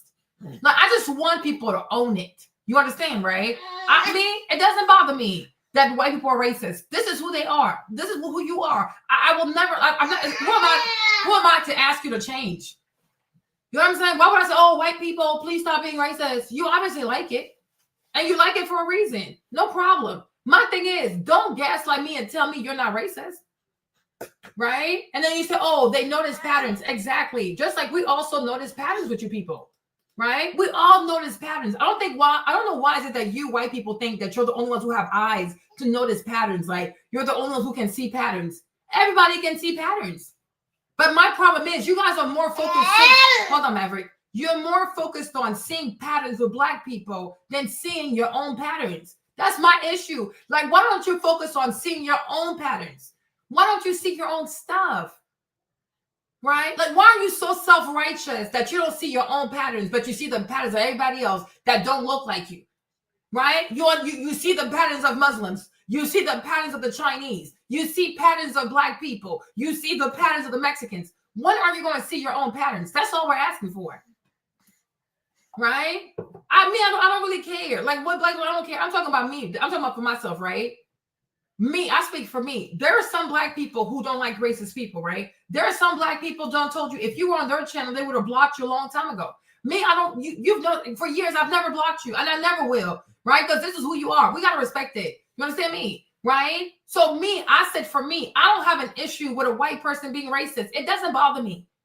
But as long as you don't put your hands on me, I don't really care. You have the choice to see life this way. My only issue is, I have two issues. It's when a racist person, a racist white person wants to gaslight me in that they're not racist and they're just telling me the facts, right? Because then I say, why is it that you only know facts about black people, but you don't know facts about white people? What kind of people is this that's always concerned with what other people are doing, what they're saying and their numbers and their stats? Why don't white people make it their business to also know their own stats, to know their own numbers, right? You say to me, oh, Marlene, they noticed patterns, or we as white people, we have noticed patterns. No problem. But we also as black, I'm black, so we as black people too, we have noticed patterns with you people. Right? Because everybody has a pattern. Everybody does. right? We know how when you want to go steal somebody's oil, you'll start to dehumanize people. We know how every time you want to go steal somebody's natural resources, you claim that you want to help them have democracy. We know how you use democracy to cover your imperialism. We all know this patterns. We ain't stupid, right? But what makes you think that you don't have patterns, or you think everybody else is so damn stupid that we don't see what you're doing? We see it all. In the words of Nini, we see each other. So why don't you also acknowledge your patterns? Especially your weird ass obsession with democracy and democracy for what? Right? Democracy for what? Because you're about to go steal from these innocent people. You're about to go murder children, right? We've noticed that white people love to kill children, right? That's a pattern too. Infanticide, right? We notice that white people love to put abortion clinics in black neighborhoods and they harvest the organs of black people. Why don't you notice these patterns? Because you see, if everybody could have self-awareness and notice their patterns and work on their patterns, we would have a better world. But the problem is, y'all are trying to fix yourselves. You're always concerned with what white black people are doing and what they're not doing. When are you going to focus on yourselves? Like that's the part that just kills me. It really does kill me. Right? This man's like, oh, you don't want to talk about the crime rate. Me, it doesn't bother me. I don't know who, like, he's probably met certain black people, but he hasn't met me. Right? There is no conversation a white person can bring to me, and we're not going to talk about it. My only thing is, if I agree to talk about my stuff, we got to talk about your stuff. And this is where most black white people can't do it. They'll start reporting your life and doing all kinds of funny business, like, right? Because they can't stand when you say, okay, now it's time to talk about your stuff. When are you going to start doing better? Because everybody has patterns. Right? Oh, well, that's quite interesting. Like, everybody has patterns. Everybody has patterns. Well, I'm like, this is a weird obsession. Well, what people you know doesn't have patterns? We all have patterns. I don't know what you are, John. What makes you different? You're not different. You're just like them. You're just like your people. That's how I knew you were white. I've never met you, but I knew you were white. So obviously you're not different. Because you have the patterns of a white man. Like, duh. Like, that's the whole point. Like, hello? Like, what the heck? But it's like, always like, oh, the patterns. What patterns? Like, you don't have patterns too? So it's like, always making it seem like the white people don't have patterns to their criminology. Like, they're criminals too. There are many white criminals. And they come in different forms with different flavors. So it's like, why not acknowledge that you're also a criminal people and a lying people?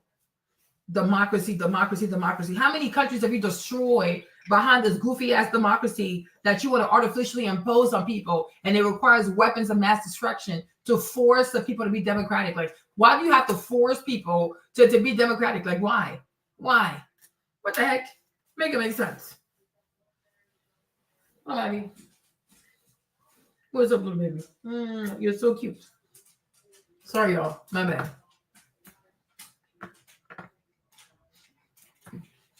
Well, yeah, they don't have self, like they never see themselves. Like they always see other people. Oh, these are their numbers. Like your children are out here struggling with opioids instead of focusing on that. Like you got stuff for everybody else. Like focus on your own stuff. Like when are white people going to actually heal the white community?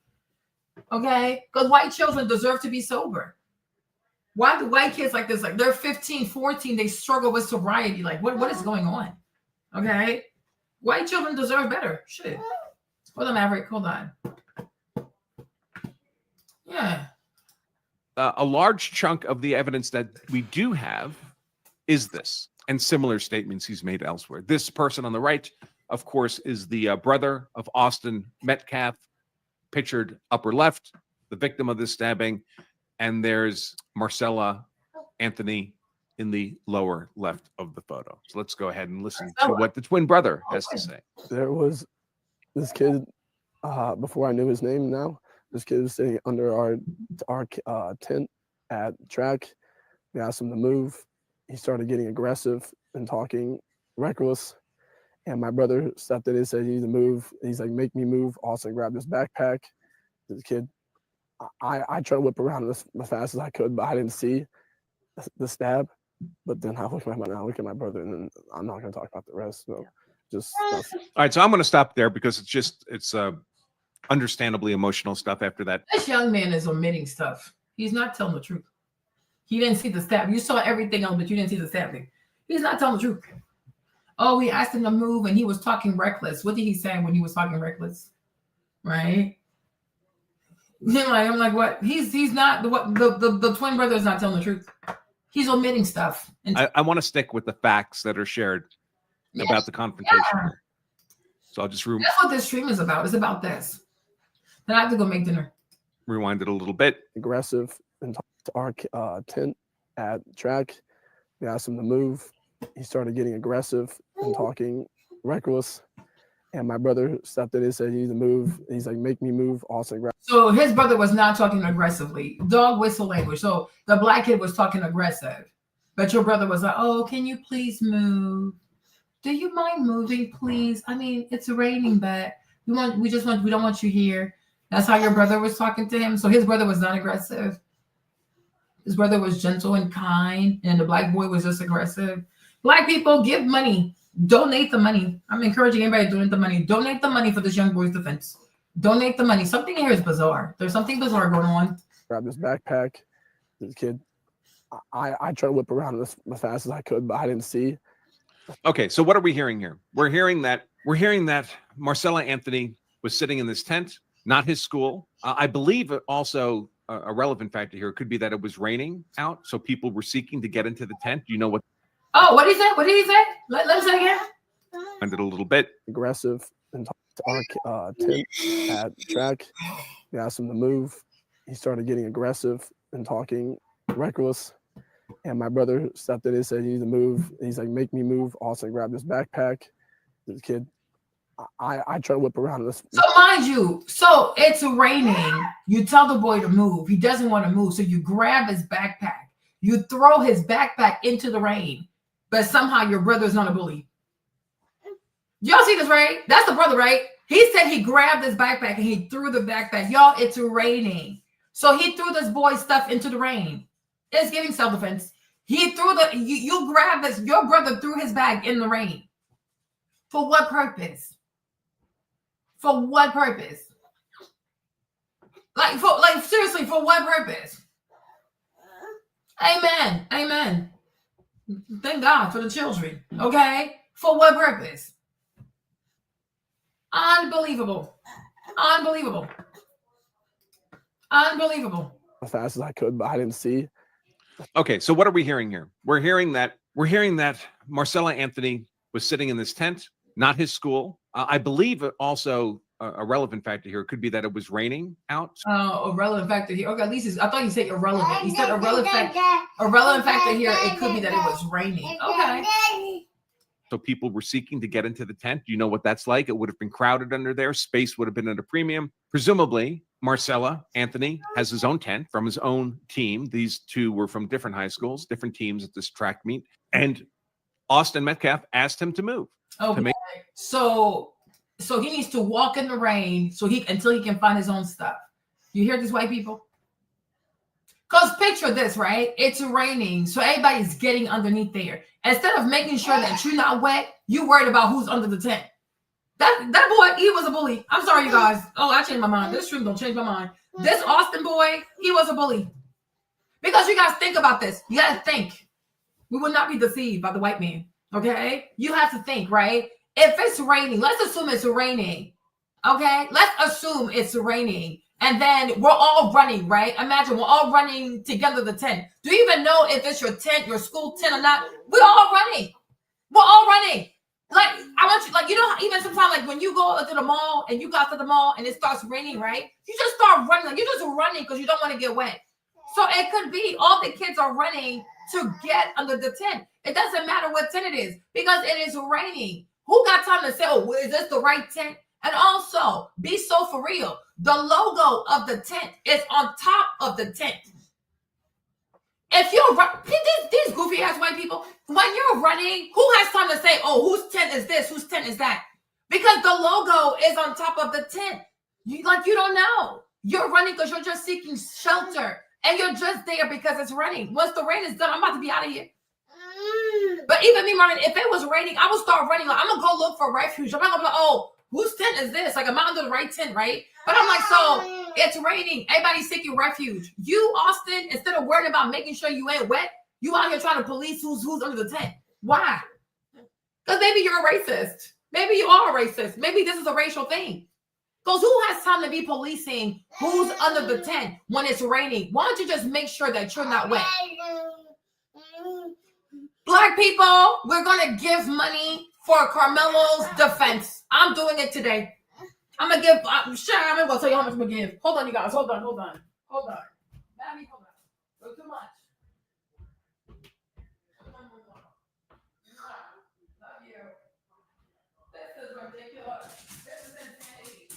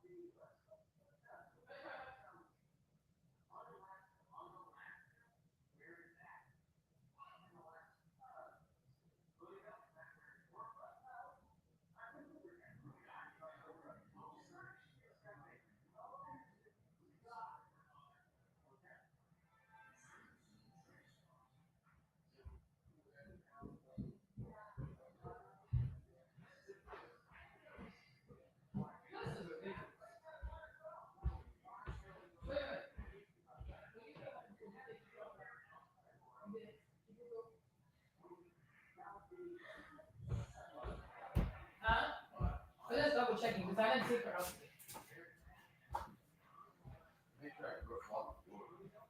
Okay. Yeah, double check. Always double check. Sorry, you guys. My apologies. I had to take care of Maverick. Oh, Lord Jesus. Oh, that's nice. No, Sunday's not adding up. Sorry, are you guys still here? Sorry. I have to put Maverick down real quick. Boy, he's so heavy. Maverick's so big. You know he's 10 months now? He's almost, oh my gosh, he's almost 1. That is crazy. Where does time go? Yo, this is crazy. Where does time go?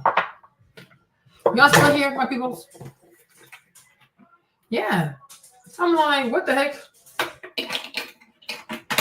Okay. Because when you come, my thing is like when you're running, especially usually when it's raining too. Because when it rains, especially like young people with their hoodies, because I know I did that. When it's raining, you put your hoodie on like this and you run like this. Nobody runs like this. Like nobody runs straight. Nobody runs like this. When it rains, people are like, oh my gosh, it's raining. Oh my goodness, it's raining. This is how people usually run when it's raining. So I'm not looking at the logo, because the logo of the tent, you all see the video, maybe they'll play it again. But I'm like, yeah, the logo of a tent is on top of the tent. It's not inside the tent. When it rains, people find plastic bags, people use towels, people use their hoodies. They put the hoodie on and you run like this. Like nobody runs like this. Nobody runs like this, right? So maybe by the time you get into the tent, like, oh, I don't know these people, Chad. But it's like you're not there because you're trying to bother the people. It's raining. You're just seeking refuge until the rain dies down. So my thing is, why is he so pressed though? Why is this Austin boy team too much? Why is he doing too much?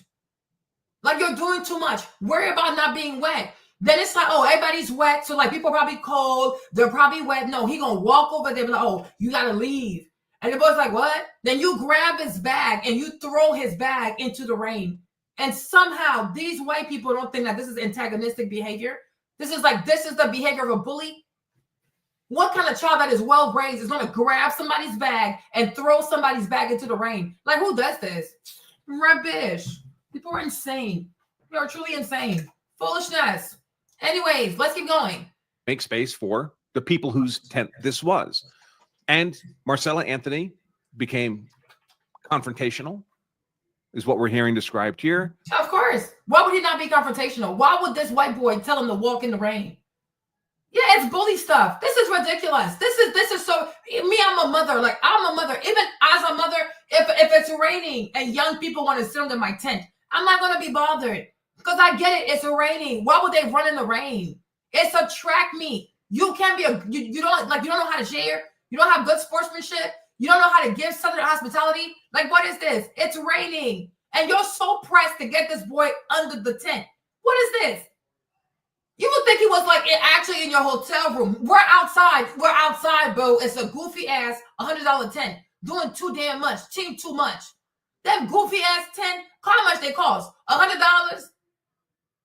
Acting like he out there like on some like in like a $2 million RV or some crazy stuff. Like, it's never that serious. Worry about your damn self. No, you gotta go. You gotta leave. Then you grab his bag and you toss his bag into the rain. Man, I would have smacked that boy. Don't throw my stuff in the rain. Are you stupid? Do you know what's in there? You idiot. Who raised you? Who raises these people? Unbelievable. Even if Trey did that, if my son did that to another child, he would have to hear from me. Why you throw his stuff in the rain? If my son did that, I promise you, if Trey told another child, even Stephon or Maverick, whenever he gets old, but if any of my sons tell another boy, I don't care what he is, black, Latino, white, I don't give a fuck. If a young man is seeking refuge because it's raining, let him be. That could be Jesus. I don't know. Why do you want this boy to leave? Mind your own damn business. Why would you grab his bag and throw his bag into the rain? What if he has his phone in there, a computer in there? If you break his stuff, you got money to fix it? You grab somebody's bag and you throw it into the rain because these white people think we're animals. Like, what is this? Imagine if I grabbed somebody's bag and I threw their book bag into the rain. He could have his computer in there. He could have his clothes in there. Do you even know if he's homeless? Do you even know if he's homeless? And that's all he has? And you throw his stuff out there in the rain? Like, who behaves like this? Who does this? Because somebody stood under your goofy ass $100 Walmart tent for a few minutes because it was raining? You're racist. Oh, you jokes. What is this foolishness? Rubbish. Make me move. Does that sound like a invitation to mutual combat? Does that sound like provocation? Maybe. It could be. What the heck? Why are you so pressed for it? What the heck? Provocation with intent. We'll get to more of that in a moment. On the part of. Then what was his intent? What was the white boy's intent when he's asking this black boy to move into the rain? Why don't you worry about that with your funny shit head? Why don't you ask the white boy, what is your intent when you tell this young boy to move and to leave in the rain when all you people are sheltered, right? What exactly is this? No, Kevin, we are giving the money to the young boy. He gonna get the best lawyer money he can buy. Okay? And we're gonna keep giving money to his legal defense because this is ridiculous. This is ridiculous. I didn't know all this. So you saw your brother grab somebody's bag and throw somebody's book bag into the rain. You didn't tell your brother, okay, that's you doing too much. That's doing too much. Like, you ain't got to do all this. It's raining. You take his bag and you throw his bag into the rain. And like, is that how you people are raised? Is that how you're raised in Texas? Like, is that how white people raise their kids? Is that how your parents raised y'all? Goofy shit. They're not raised right. I keep telling y'all this. White people don't raise their kids right. Unbelievable. I've never grabbed anybody's stuff and threw their stuff in the rain. What the hell? NBC. It's ridiculous. Like, or he might even walk. Foolishness. Unbelievable. Marcella Anthony. It's not Then we're hearing that Austin Metcalf didn't touch Marcella Anthony, but touched his backpack to move his backpack out from under the tent, presumably. Oh, remove his backpack from under the tent. And he put the backpack where white people, lying ass people. Oh, he removed his backpack and put it where? You just said it was raining, so he put the book bag where? Out there for the rain to hit the stuff? You see how they are? Passive aggressive. This is microaggression. You out your damn mind. I wish I was a lawyer. I would defend this little boy for free. Okay? And all the best black lawyers, best black criminal lawyers, you better get on this case. Okay? We're gonna do it for free.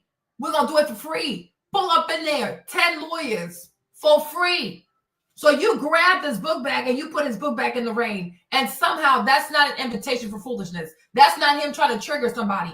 Like, this white man, if I came to him, if I took his computer, if I took his property and I put his property under the rain, he would not get upset. He wouldn't get triggered.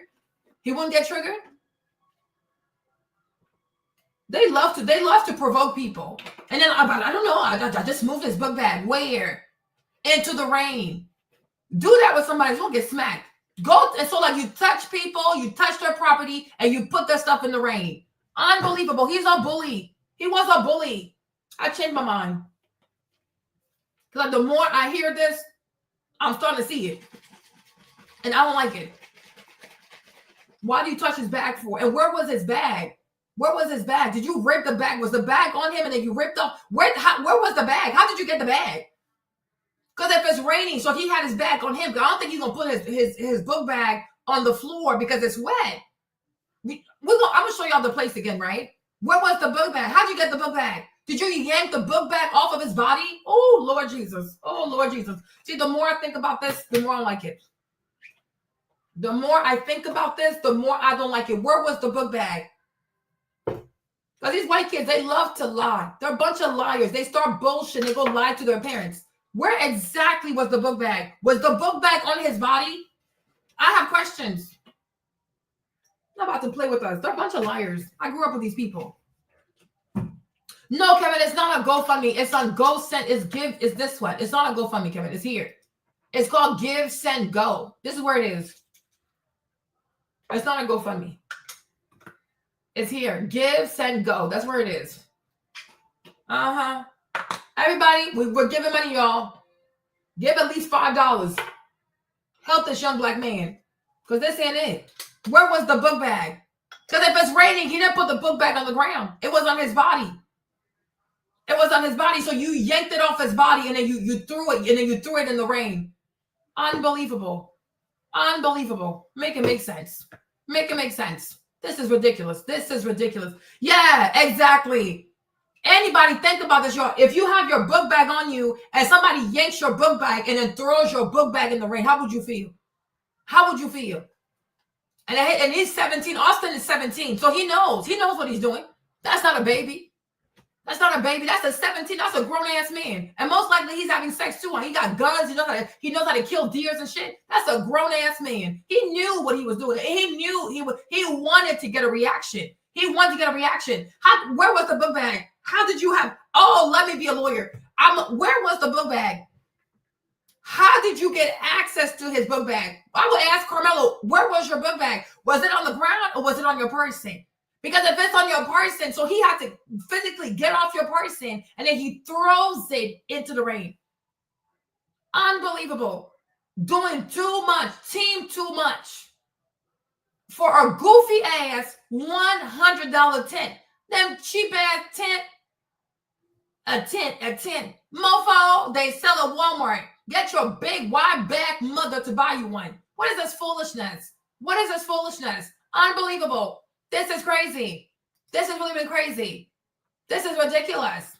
What is this? And that's when he got stabbed. Those are facts in evidence. No, they're not facts. These are your narratives. You're just skipping through stuff to make it interesting. Shut up, white man. You're a liar. You may contest how credible they are because they're coming from the victim's twin brother, but nevertheless, they are facts in evidence that they're not facts. We will go through this in court to see if they're facts. Right now, they're narratives. He could be lying to protect his brother because he knew his brother was a bully, because maybe they're both bullies. We have to work with. I hear with this. Now, there is a lot of misinformation also being promulgated. Some of it is just pure nonsense. Let me share some of that. Nonsense. So we have to be very careful about what we hear on the media about this. You have to look for corroboration, authenticity, provenance. Where is this information coming from? Here's a post on X about this. Someone trying to spin supposed evidence that's favorable to the narrative of self-defense. I'll blow this up a little bit so we can see it better, but I'm not going to read all this text because it turns out to be utter nonsense. But it describes a very different scenario. It describes a scenario in which Austin Metcalf puts his hands on Karmelo Anthony, breaks his phone, becomes physical, is the physical violent aggressor in this country. But sir, did you not just tell us he grabbed his book bag and he put his book bag in the rain? White people, it's like, I don't understand this. They can, we don't do violence. Did you not tell us that the boy, he grabbed the book? Did his brother say he grabbed the book bag and he threw the book bag in the rain? If he threw the book bag outside of the tent, then he threw it in the rain. So that does not make him an aggressor? You want us to believe that this boy, instead of worrying about keeping himself dry, he's out here worried about who should be here, who should not be here for $100 tent. Team too much, doing too much. So he just strolls over like, oh, could you please? Could you please? Even if he said in a sweet voice, right? Asking somebody who's not bothering you to remove themselves while it's raining outside the tent. To me, Marlene, that's a form of microaggression. It's raining. What is the problem? Good job, Kev. Everything counts. Make it make sense. Like seriously, when I'm done, I'm gonna do it too. Make it make sense. What are we even saying here? What are we saying? Okay, we're gonna donate to this young man. What are we saying? Everybody seeking refuge. Worry about yourself. Now, if the sun comes out and he's still there, I kind of get that part. Okay, can you leave now because it's not raining anymore? Cool. That's more understandable. But no, it's still raining and you want this boy to be gone. And because he's not moving or he's not moving fast enough for you, you proceed to grab his book bag, either from the ground or from his person, and you throw his book bag into the rain. Sir, are you all the way there? Like, seriously? These people are crazy. They're truly crazy. Confrontation. Well, that would certainly sound more like self-defense, wouldn't it? Not a lock, of course, because it's hard to see the deadly force here that would justify Marcella Anthony going to a knife. But we don't have to worry about the details of this because it turns out, supposedly, this was posted by the chief of police of the relevant police department, the Frisco Police Department. Except it wasn't. It's all nonsense. It was totally fabricated. The Frisco PD, the actual official account, posted they're aware of a post from a fake account on social media purporting to belong to Chief David Shilson. This post is not from an official source and may contain information that is false. I think we have to presume that the information is false. And of course, because the event is racially energized, because disparate races were involved, we have a lot of people on X posting more nonsense. More nonsense. They tried to jump him. The twin brothers tried to jump Marcella Anthony. I don't even know what that means. I guess they're trying to say they tried to beat up Marcella Anthony, and that was. So you don't know what that means, but now you go. I don't. It's nonsense. I don't even know what it means, but you know it's not. I know it's nonsense. What makes it implausible to believe that two brothers, especially if they're twins, right? If somebody's a twin, what makes it impossible to say they try to jump him? Like, me too. If that's my twin, I got his back. What the heck? If she's my twin, I got her back. They're twins. So if his brother goes this way, he's gonna go this way because that's his brother, and we get that part. Just like Andrew Cuomo, when Andrew Cuomo, when the governor got in problems, right? When Chris was at CNN, he tried to help his brother. He was doing things to help his brother. And you're like, okay, we get it. That's his brother. Like, he's not about to sit here and let the network just say all kinds of things about his brother and this, and that. He was trying to get involved because he wanted to know, because he wanted to protect his brother. That makes sense, though. Is it right? Maybe, maybe not. I don't know. It depends how you look at it, right? But you understand why Chris Cuomo would be trying to protect Andrew at CNN, because that's his brother. That's his brother, right? If they're twin brothers, if you see your brother walking this way and that's your twin, you're going to start walking this way too. I would do the same. I'm not mad at that. So to make it seem, oh my gosh, it's just so far-fetched that they could have tried to, even if they didn't try to jump him, you can see how if he's by himself and he sees two twins looking like walk up to him, okay, maybe they want that action. Once again, I repeat though, I don't understand what the pressure is. What is the rush to get this young man under your tent when it's raining? What is the big deal? Why he can't sit there until at least it clears up? And then you can say, okay, do you mind leaving because we got to talk, or we got to talk on strategy and things like that? Of course, you deserve your privacy. But if it's raining and everybody's running, seeking shelter, right? You will have different people from different schools under there. Because like I said, if it's raining, most people who run, they put something on their heads and they run down. Nobody has time to be checking up, oh, which tent is this? What tent is this? The whole point of running is to not get wet. What is the problem? Then you walk over there, you grab his book bag, and then you throw his book bag into the rain. Why are you doing this? What's the point of all this? Okay. No, Gary. We can see everything, Gary. It's not a problem, Gary. We can see it all. We can see it all. If a black person does something wrong, Gary, we're gonna talk about it. It's not a problem, right? But my thing also, if a white person does something wrong, people have to say, at least people should say, Austin, the way you went about it is not okay, right? Because if it's raining, Gary, what's the rush to tell this kid to leave? What is the rush? Explain that to me, right? If you have a tent, Gary, like you have a tent. If it's raining and a bunch of children say, oh, they want to come under your tent, Gary. Oh, y'all got to leave, y'all got to leave. For what reason? It's raining. Let the kids stay here. As long as they're not acting a fool. Like, what's the rush? What's the rush? No, you got to leave. Grab the book bag, the ground or his body, and then you throw the stuff into the rain. That could trigger anybody. Right? No, Gary can speak his mind. Gary can speak his mind. Anybody can speak their mind. Right? But I'm saying, like, we also got to talk about that part too.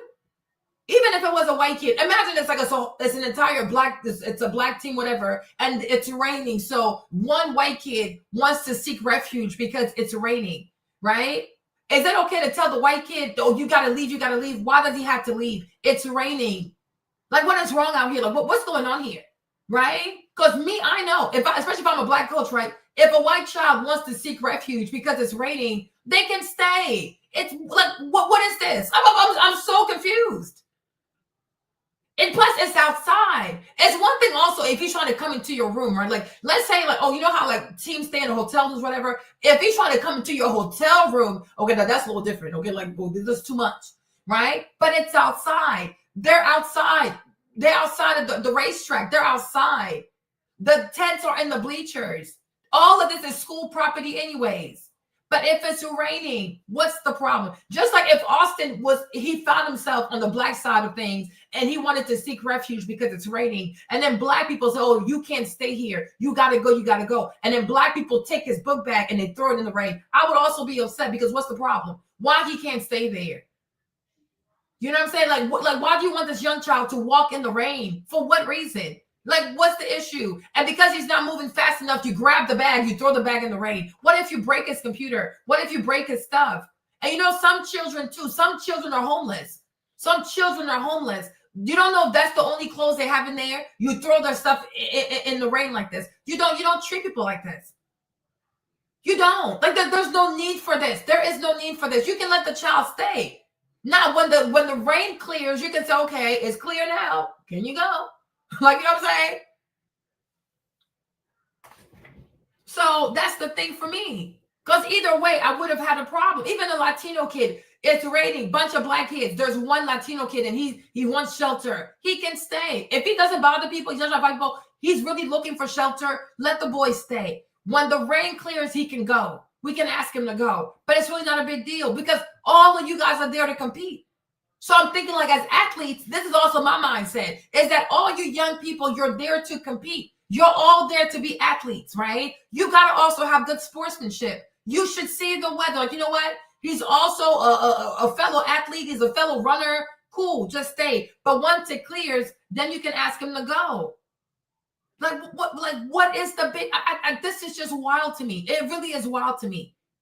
Because I'm like, this is a track meet. Everybody should have some measure of sportsmanship. It's never that serious. A tent outside. What is this?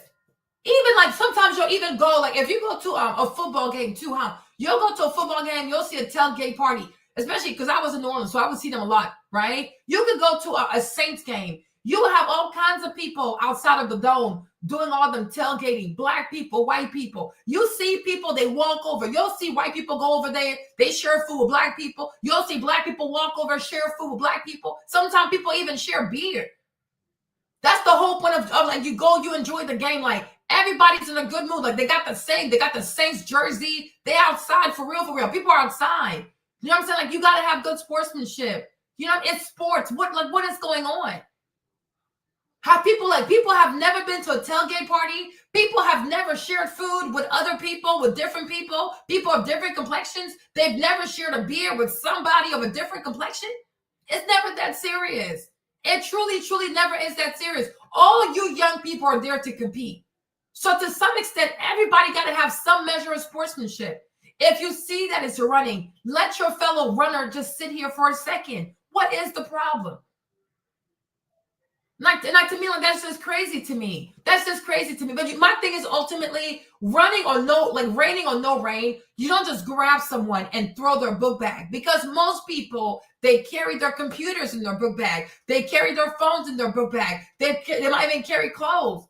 You grab somebody's stuff and then you just throw it like this. You throw it into the pavement. You could break their stuff. You can break their stuff. There's no reason to grab somebody's stuff and just throw their stuff in there. You don't know what's in there. There's no need for that. Let the people take their stuff. Don't take somebody's stuff and just throw them. Even your own children. Like, you know, sometimes like you'll have kids, like when they don't clean the room, the parents go in there with a trash bag and they start putting their stuff in the trash bag. I'm like, okay, come on, you're doing too much, right? That's still the child's property. You even have some parents, when they get upset, they break computers, they'll break a PS5, they'll break a Nintendo Switch. Like, you're doing too much. It is not your property. You can't just break people's stuff. You know, and I know people like the parents got upset, and when they were kids, the parent got upset, and the parent broke the PlayStation, they broke the Switch, they broke the TV. This is not how you discipline people. What are you trying to teach the child, right? If you're upset, you take the stream. My son has he has a stream deck. When I'm upset, I'll take it, but I've never broken his stream deck. That's his stream deck. He just can't have it. But I'm not about to go break it. You know, like you can't do stuff like this. Like to me, you truly cannot behave like this. You cannot behave like this. Like that's just crazy to me. That's just crazy to me. That's just crazy. It's not that deep. Everybody got to have, you're on a track field. You're here to compete. Everybody got to have a certain level of sportsmanship. That's why we had an issue with the black girl who hit the other black girl. You can't just grab your baton and then like pow over somebody's head. Like, who does this? What is this? And then you hit the girl. She falls to the wayside. At least go and see if she's okay. Nope. She leaves the girl right there. Like, are you okay? She doesn't apologize. How exactly are you an athlete if you don't have good sportsmanship? But even boxing, Gary, like even boxing, sometimes people even feel bad. Like, I think I hit him too hard. You know, that's why in boxing too, people try not to hit certain places because they don't want to kill people. Because the goal is not to kill your opponent. I mean, you want to win. You know what I'm saying? But you're trying to kill people. Right? But even what's his name? Even Mike Tyson. When Mike Tyson chewed up Evander Holyfield's ear, right? Eventually he apologized. They became friends. Because that right there, it was a horrible moment. Like, you got to have sportsmanship because he was losing. Like, Mike Tyson was losing. So he decided to chew the man's ear off. Like, who does this? You know? And people were so disgusted. Like, how can you do something like that? How can you bite somebody's ear off? Like, that's just so weird. You weirdo. You know? But eventually he apologized because you don't do stuff like this. Like, you got to have good sportsmanship. You can't just be biting people's ears off, grabbing a baton and hit somebody upside the head, or you box somebody in the, you can't just keep hitting somebody in their head. You're going to kill the person. You don't have to hit someone in the head to be a great boxer. You're a murderer. What are you doing? So that's my thing. It's like, y'all, some young people, you're all athletes, because it seems like they play track and they run track and they play football, right? Because it happens sometimes, right? Some people do that. They play football and then they run track because they run fast, right? So y'all, you play two sports. So I'm like, people should have more sportsmanship than this. Seriously, people should have more sportsmanship than this. And also, given the fact that it's Texas, I expect more Southern hospitality. I sure do. And it's Texas. Y'all got to have more Southern hospitality. Okay? Make it make sense. And now look at this. Like I said, like even ABL said, like this is just all tragic. People got to learn to be a little more friendly. Be more compassionate. Just extend grace to people. But like I said, once it clears up, then you can ask him to leave. You know what I mean? So that's the way I feel. And it goes for everybody.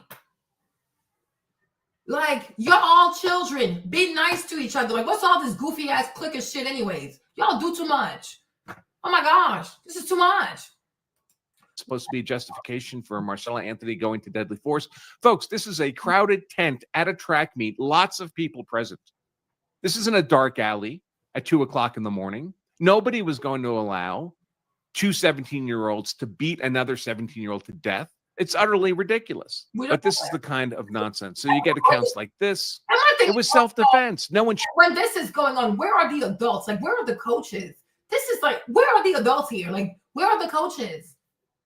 Where are the adults in the like? Where are the adults that distract me? I am just so confused. Like, how fast did all of this happen? I'm just so confused. Like, I am just so confused. Where are the adults? Like, where are the coaches? Where are the coaches when all this is going on? Where are the coaches? Where are the adults? Where's the supervision? Like, this is crazy. This is crazy. Should have died. But if you're hitting me because I wouldn't listen to you and I stab you and you die, oh well. Well, first of all, there's no evidence that anybody was hitting Marcella Anthony. And it's not the law that you can stab someone simply because they put their hands on you. More nonsense from the same account. They bullied him. They broke his phone. They called him racial slurs. Inevitably, we had to hear that one, right? As if the magic evil word, the N word, justifies killing someone. I've never seen that in any self-defense. But you say that because nobody's ever called you a racial slur to your face, sir. So you can't say what the N word should or should not cause somebody to do. Right? That's very rich for a white person, okay? If there was a racial slur for white people and somebody called you a racial slur, you don't know how you would react. So I'm just saying, like, this is like, it's all a racial slur doesn't justify, you don't know this. And my thing is also, we don't know if Anthony really, what's his name again, Karmelo? You don't know if he meant to hit the boy in his heart. Maybe he did, maybe he didn't. I don't know. I wasn't there. I'm confused, right? But it's like, I mean, yeah, they can claim that, whatever. But I'm saying, like, he can't say, oh, well, as if that justifies. Oh, well, he should at least say, you know what? I don't know what it is to be called a racial slur. I don't think it should, but maybe, right? Because if you call something to the Ashkenazi Jews, right? They say, oh, you're anti-Semitic. You're anti-Semitic. You can't say this, right? Like, what did I say again? I don't know. Christ is king, right? You know, there are certain things like if you say it's a problem. But there are other, like, especially even like with trans women too, if you say certain things about the trans people or you don't use their proper pronouns, like the preferred pronouns, they treat it as if you said a racial slur, and you can get canceled behind that, right? But when it comes to the N-word, it's like, oh, you know, well, I don't think that should. You don't know what it feels like to get called the N-word. You're not black. So you can't tell a black person how they should react. Like, once again, I don't think, me personally, I don't like violence. I really don't like violence. I really don't. So me, I'm not gonna have a knife on me. No, I'm not gonna stab somebody. No, but I would have chewed his hand. I would have bit him. I ain't gonna lie. I would have bit him. It would have been a problem. Okay. I'm definitely calling the police. I'm calling the police. You know. But it's like this, man. Where are the adults? Where are the adults? Statute I've looked at, folks, and I've looked at pretty much all of them, at least in every American jurisdiction. I've definitely looked at all of them. So we have to watch out for that. Of course, there is other stuff going on. Naturally, there are parties who want to present Karmelo Anthony in as favorable a light as possible. This is an image of him going around social media. Nice, clean-cut young man. The kind of photos we've come to expect in these cases. But of course, there's another reality too. Here's a post that's going around, popular at the moment, and it purports to show Austin Metcalf here at the top and Karmelo Anthony at the bottom. And they're trying to say that because this bottom right photo had gone around, that's Karmelo Anthony on the left of the bottom right photo holding the AK-like weapon. I don't believe it's an actual AK. I think it's an airsoft gun. But obviously, it looked. What's an airsoft gun? What does that do? It's not a real one. What is what's an airsoft gun? I don't know. Y'all, I don't like guns, so what do I know? Okay. It's kind of gangsta, right? Not favorable. Certainly not like this image. Quite different. So someone posted this to say, hey, just because Marcella Anthony is holding what appears to be an AK and making funny hand gestures in that bottom right photo, don't use that to demonize him. Here's a photo of Austin Metcalf holding a gun too. Well, there's nothing wrong with anybody holding a gun, folks. I've been handling guns since I was 9 years old. But well, that's crazy. Since you were 9? What the freak? Since you were 9 years old, your parents let you play with guns at the age of 9? This is crazy. This is insane. What? You were 9? What'd you grow up, sir? This is crazy. This is crazy. By myself. It's fine. But I would suggest these two pictures top and bottom are not the same. What? The top is people holding guns, and they're on a hunt. They're shooting at. The white man said it's not the same because they're about to go hunting. Oh, okay. Oh, you are crazy. Outdoors. A lawful purpose. The bottom right photo looks to me rather different. It communicates a different message to me, especially when Karmelo Anthony appears to be throwing gang signs. But so you don't see these other white boys? So that's not a white boy. So they have gang signs. That's okay. So what about these white boys right here? They're not doing gang signs. This is crazy. This is crazy. So these white kids, they're not doing gang signs. It's just the black boys doing gang signs. What? Oh, so are these white boys also thugs or they're not thugs? This is crazy. This is really, really crazy. This is so crazy. This is unbelievable. This is too funny. This is funny. This is what? The white boys are not thugs. It's just the black boys. Oh my gosh. This is funny. You can't make this up. Gangs, are they well known for engaging in the lawful use of guns or for the unlawful use of guns? For violence and mayhem and murder. Okay, you say that, but does Anthony have a record? Does he have a record? Has he ever been arrested? So why are we talking about this? Has he ever been arrested? Do you know that he belongs to a gang? Has any gang ever claimed him? Has he ever been arrested? Does he have a rap sheet? Does he have felonies? Does he have previous arrests for guns? For unlawful guns? Like, what are we talking about? What are we talking about? Does this young man have a record? What are we even talking about? This is crazy. Not that I expect any of that would make it into this is too funny. A prosecution, but it's the kind of thing we've said before. This kind of attempt to bias perceptions of the events with photographs. So you're not attempting to bias perception. When you say that, oh no, this is a rightful usage of a gun because they're about to go hunting. How do you know they're not about to go hunting too? Because they're not dressed in a way that you think is appropriate to go hunting. Does Karmelo have a record? Does he have a rap sheet? Does he have previous arrests for unlawful usage or possession of a gun? Like, what are we even talking about? You're just as biased, sir. You have a problem. I think that, and it's the thing. We have to also say this, like, you have some white people, if they don't see black people a certain way, it makes them extremely nervous. Like, you got to wear a suit, you got to be this and that, well put together, like maybe like dressed like him and stuff. You know what I mean? Yeah, exactly. I mean, he should go. He's a defense attorney. He should look into it. He knows how to get to the system. They have, like, when you're a lawyer, there's a way for you to look like all these record stuff. He should look into it, right? He's a lawyer. He's a defense lawyer. He's a criminal defense lawyer. So he should look into it, right? Exactly. And I'm sure they would have released that by now. He's like, oh, this is giving gang, it's giving lawful usage of guns and things like that. I'm like, sir, what? Yeah, I'm like, I don't know. But like, he's like, I said, airsoft. What is the airsoft again? I don't even know what that is. Like, what does it do? It's not a real gun. Like, what is it? I don't know. But I'm like, they could have gone hunting. I don't know. I really don't know. But either way, plus it's Texas. So I'm like, I feel like certain places, young people at a certain age are like, they're used to seeing guns though. Like, they just do. But just going like this is a simulated stuff. Like, so it's not real. Can it kill the person or like, what is it? Oh, it's play fighting. It's not a real gun.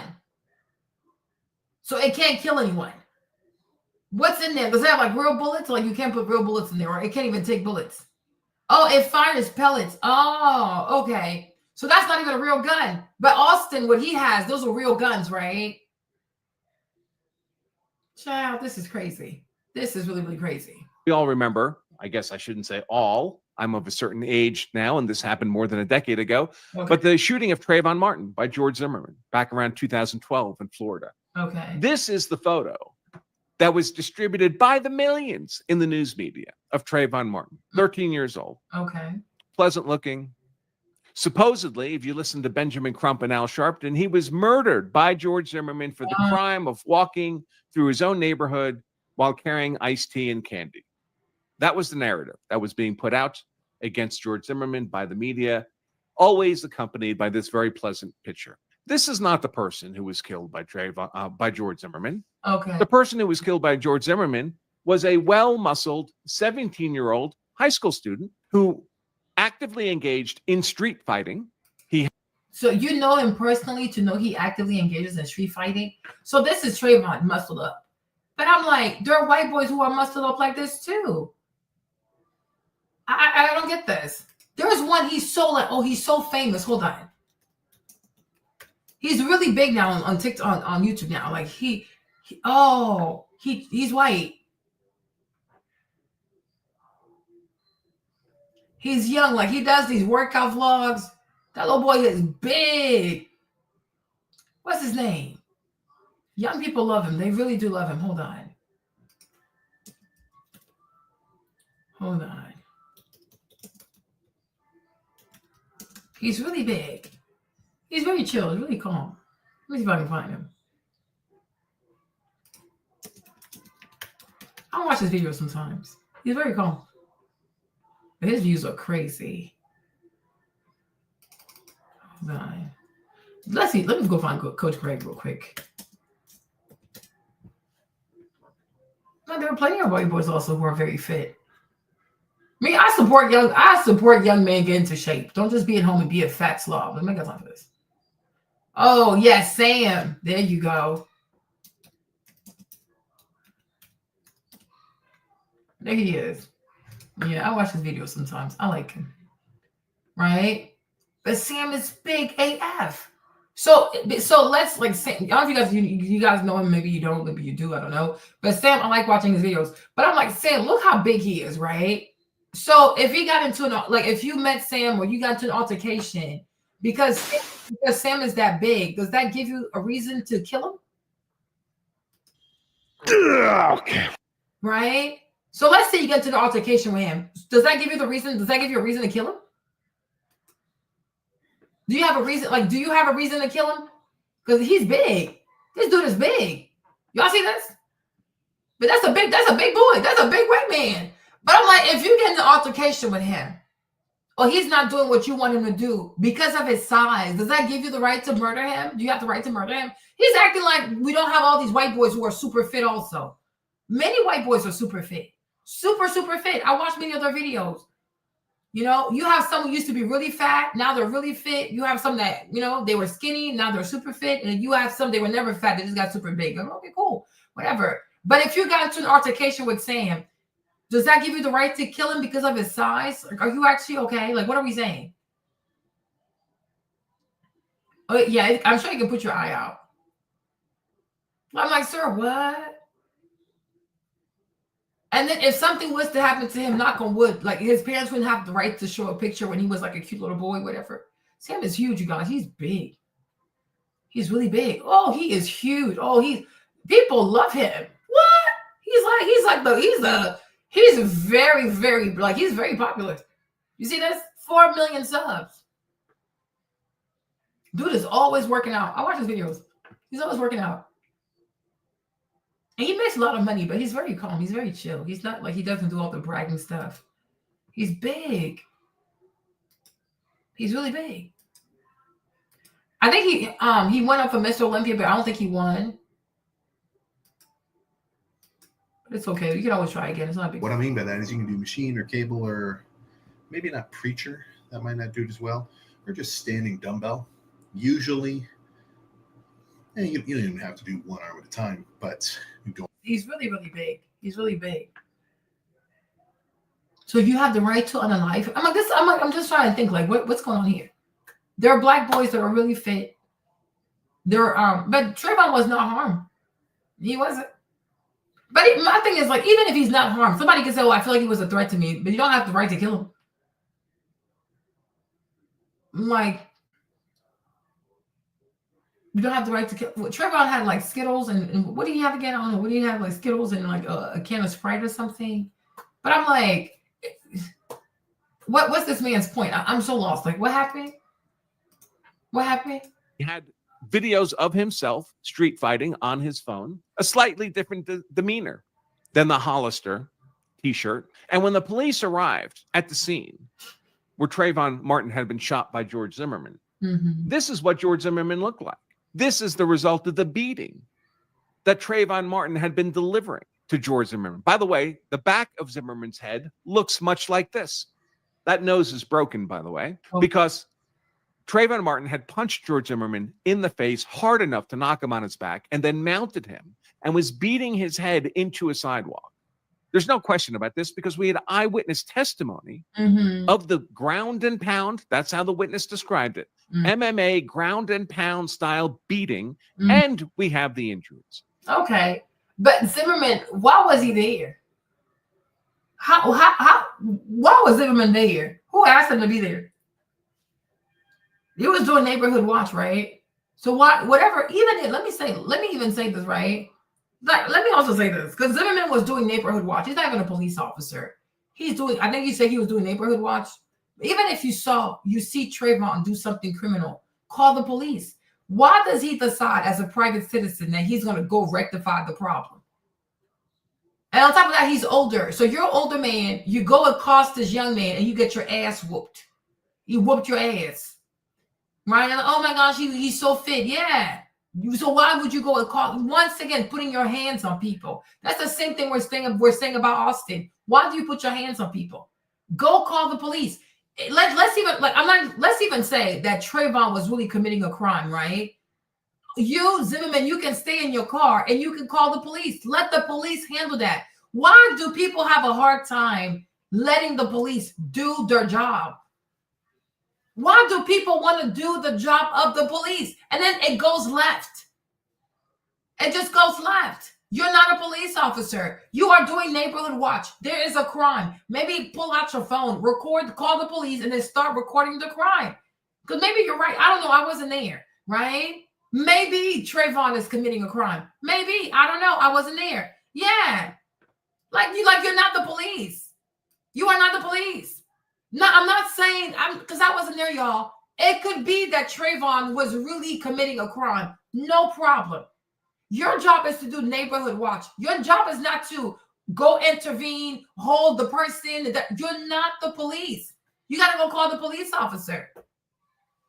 You know what I mean? Call the police. Let them do it because they're trained. They know the law. And if they have to use force, they are protected to use force. They have the right to use force. You're a private citizen doing, what is it called? Neighborhood watch. So honestly, also the boy, you don't have to respect your authority because you don't really have an authority because you're not a police officer. You're not a sheriff. You're not a deputy. You're not a district attorney. You're not the FBI. You're not the CIA. You have no legal authority to stop whatever he's doing.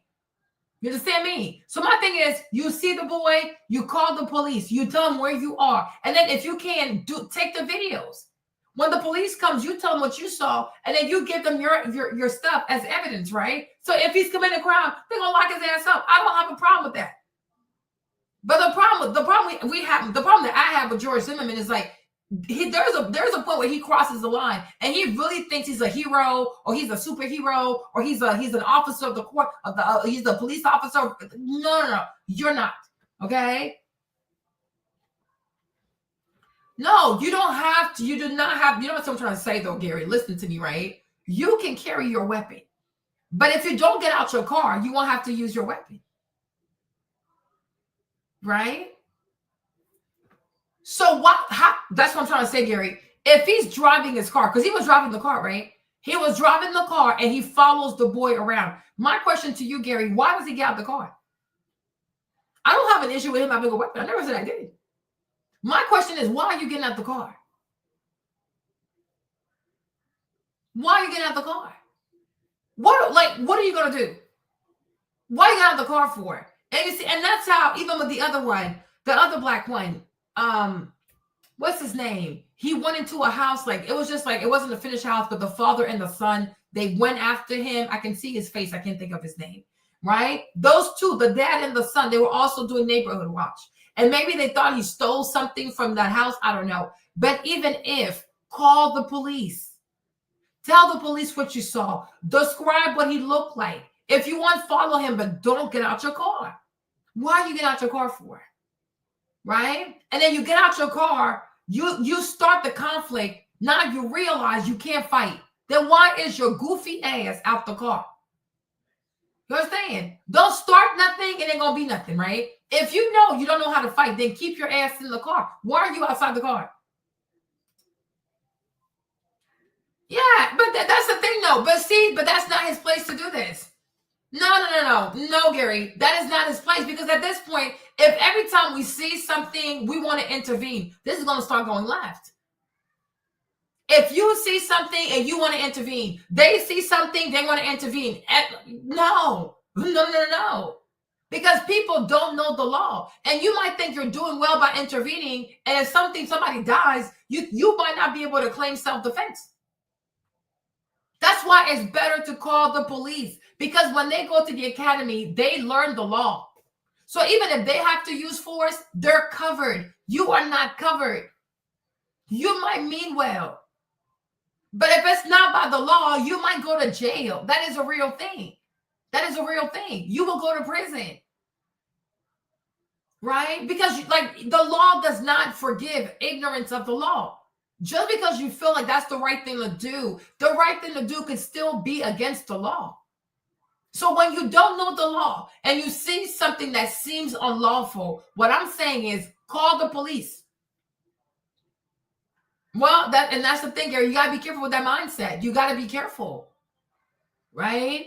Because the law is a real thing. It is a real thing. Oh, correct. I got to go. The law is a real thing. And that's why we don't want private citizens to take the law into their hands, because at this point, people are going to turn into some vigilantes. We can't live like this. We can't live like this, because it's like, oh, this seems unlawful to me. Well, that seems lawful to me. Who gets to decide what is lawful, what's unlawful? At this point, it's crazy. So we can't do that. We can't live like this. We cannot live like this. We cannot live like this. People see something they don't like. You see something that looks unlawful, right? Call the police. Call 911. Sometimes you can't even call 911 and ask, okay, what should I do? They'll tell you what to do, right? But you can't decide, okay, I'm going to do this because it looks unlawful to me, and that's how I want to handle the matter. Child, what if you find out the law's not on your side? You understand? Look at what happened to that guy. What's his name? The Penny guy, the Nick, whatever, Penny from New York, the white boy with the curly hair, right? What if the law had not been on his side? He could have gone to prison for murder. So it's a real thing. It's a real thing when the law's on your side and it works out. But I'm gonna say this, black, white, whatever. We all have to be very careful taking the law into our own hands, because you don't know the law. And it might seem like self-defense, but it also could not be self-defense because you didn't study the law. You don't really know what self-defense is. Just like this whole like stand your ground stuff, right? People just say, oh, I'm standing my ground. Did you study this? You went to law school? Everybody thinks they know what self-defense is, like what the proper self-defense is, like argument is. Did you go to law school? That's why I'm like, I'm not listening to people on social media or in the comment section, because self-defense is something very, very specific. You can't just harm someone. Oh, I was just doing self-defense. Oh, well, good luck with that one, right? Yeah, you can do a citizen's.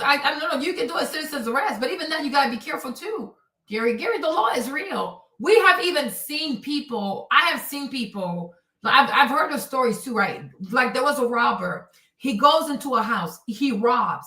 The owner of the house shot the robber. They shot the robber in the leg, right? Robber gets arrested. Robber is convicted for stealing. However, when the thief was in prison, Gary, the thief filed a lawsuit against the homeowner for having shot them in the leg. And you will think to yourself, well, I have the right to shoot somebody in the leg because you're robbing me. It makes perfect sense to me. However, the robber won. He won the lawsuit. You see what I'm saying? Right? Because you would think if somebody's coming to rob you, like you see a thief, he's trying to rob you. The person is jumping the fence, so I'm gonna shoot them in the leg because they try to rob me. The person goes to jail. The person got convicted. They got convicted of the robbery. However, when the person was in the jailhouse, they filed a lawsuit against the homeowner and they won. So now you even start to realize, okay, I'm a homeowner. If I get robbed, do I automatically have the right to shoot an intruder? Right? You can get out of your car if you want, but do you have the right to accost people? You got your car, but do you have the right to walk up to people? Do you have the right to put your hands on people? I like you know what I'm saying? Do you have the right to somebody else's body? Right?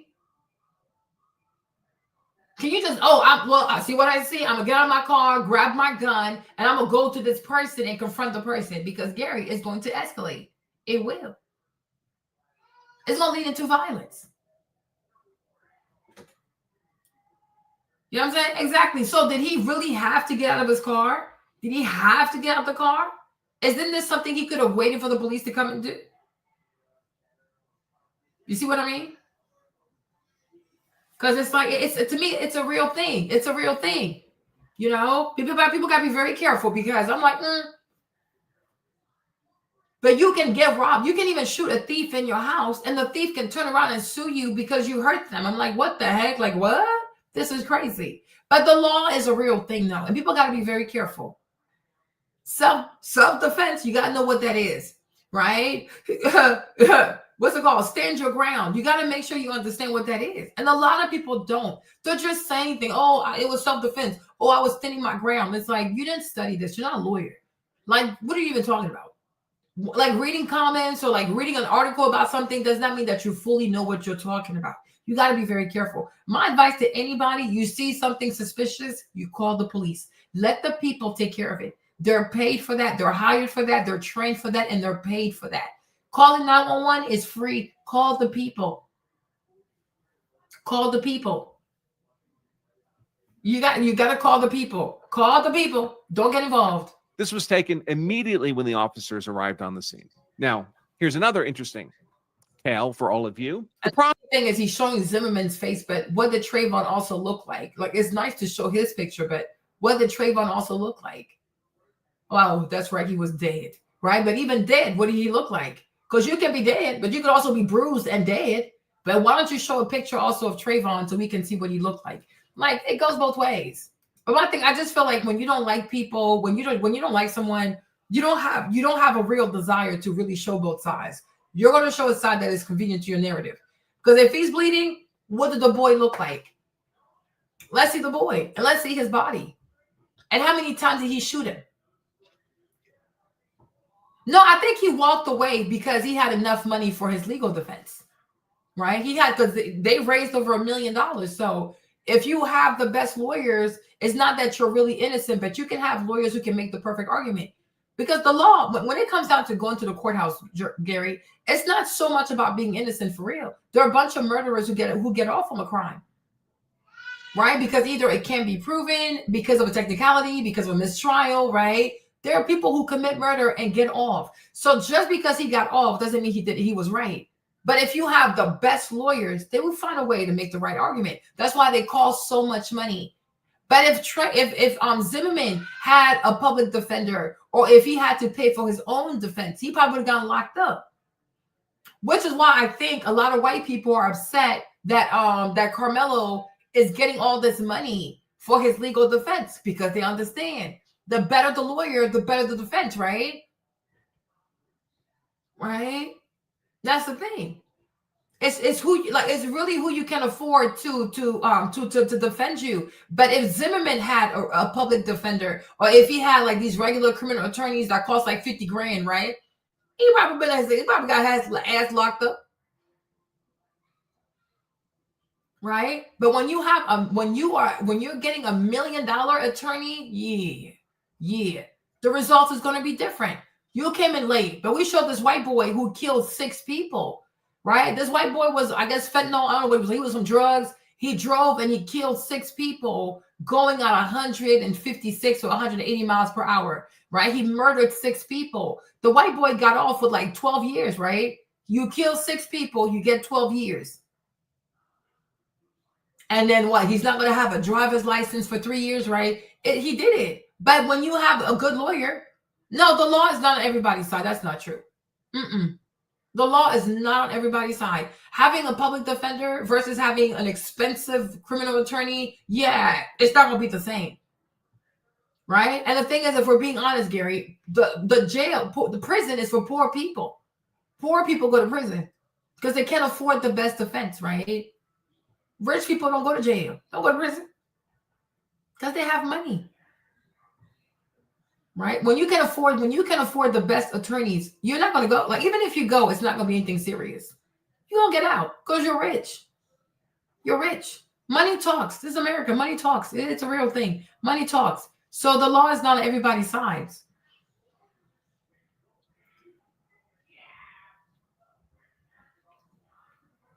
Well, Gary said, no, I'm saying, like, Gary, if you hear somebody bring it to my house, Gary, you better come help me out.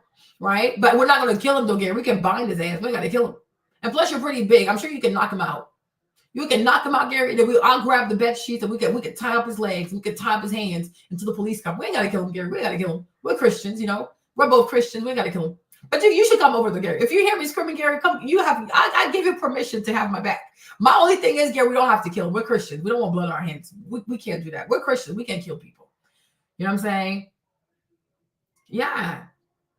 Yeah, it's like poor people. It's anybody poor white people, poor black people, poor Latino people, poor like anybody poor. When you're poor, child, good luck to you. You gonna rot in prison. You gonna rot in there because you know because the more money you pay, the more people will take your case seriously. We would. I promise you, we would. We would. I promise you, we would. Because I wouldn't have liked it if a young black. I said it earlier, and I mean that. I really do. You should know me, right? If a young white boy was seeking refuge under a tent and this was happening to me, I wouldn't have liked it. You know, I mean, I don't like foolishness, Gary. I don't like foolishness. I really do not like. I don't like racism. I don't like xenophobia. I don't like any of this stuff. Yeah, you had your fair share of arrests, Gary. You're crazy. Yeah, you know, but I'm just saying, like, you have the experience of somebody who's not wealthy. If you were wealthy, Gary, would they have even locked you up or would they have let you go? Right? If you had a lot of money, Gary, do you think they would have detained you or you think they would let you go? Right? Would they have given you like community service, something like that? Right? But it's like, it's a real thing. And we see it all the time. Like, rich people, they don't really face consequences like that. Because they got too much money. They have too much money. But Zimmerman, if he didn't have $1 million attorney, he'd be going to jail. He would have been in prison right now. Now, Gary is crazy. You can tell Gary has a little temper on him. You know, but it's like my thing is you gotta be very careful because listen, the law is real. And a lot of people think they know the law because they watch SVU on Special Victims Unit on NBC. Like, child, that's a movie. That ain't real life. Okay? Just because, like, they watch How to Get Away with Murder. They watch whatever kind of legal show we have on TV. So now people think, oh, they know the law. You're not a lawyer. So to me, it's like, do not take the law into your own hands because you're not a lawyer. You don't know the law. Like, you might want to chill. Okay? Call the police. Do you have the right to attack anyone? I don't think you do. No, you don't. Gary, you gotta calm down, Gary. You got a little temper on you, chair, right? No, you don't. And I also believe, Gary, that no matter what, people should try to de-escalate the situation. Whenever possible, bring it down. Okay? Like, because you just never know. But I'm like, once again, before I leave, because I gotta go now, right? I can finish this tomorrow. But my thing is, no matter what, when you can, de-escalate the problem. Don't increase the pressure. Don't make it worse than what it is, right? Right? You got to de-escalate the problem. And I'm like, unfortunately, today we have too many people who rather hype it up than to say, you know what, bring it down. Let's calm down. Let's calm down. We got to de-escalate the situation. We really have to. You know, a lot of people today have mental health issues. A lot of people today are trigger happy. A lot of people today are just insane, especially coming out of COVID. A lot of people they're just different. They are truly, truly different. So for me, I really do feel as though even if you do believe, oh yeah, I can whoop your ass. I got what it takes to whoop your ass. Whenever possible, de-escalate the situation, right? Let violence be the last resort, please. It should never be the first thing to do. It really shouldn't be, right? So here we are with this tragedy. It's really, really sad. It's at a freaking track meet. Why all these tempers? Like why all this energy anyways at a track meet? Y'all a bunch of kids. Like, be nice to each other. Like, it's not that deep. You're a bunch of athletes. Practice good sportsmanship, right? Be kind to each other. Be hospitable. Have southern hospitality. Be nice to each other. Like, it's just crazy to me. It really is it is violent. It really is. F around and find out. It can be a lot. It's true, right? But you guys, I gotta go now because it's almost 8 o'clock. Love y'all very much. I'll be outside tomorrow. Hope you enjoyed this live. I might take it down and re-upload it because when I leave my stuff on the as a live stream, I don't get that many views. So we'll see. Okay. But yeah, love y'all. Thank you for spending time with me. But yeah, donate to Karmelo's defense. Because he needs to have a great attorney. Because it's a lot. Okay. Love y'all. Tomorrow we might talk about the tariffs tomorrow. I'll see. Ooh, child, these tariffs are, this is, I mean, how can you put 104% tariff on a country? Like, how does that even work? This is crazy. All right. Talk to you later. Love y'all. See you tomorrow. Bisous. She gotta go. Bye, my peoples.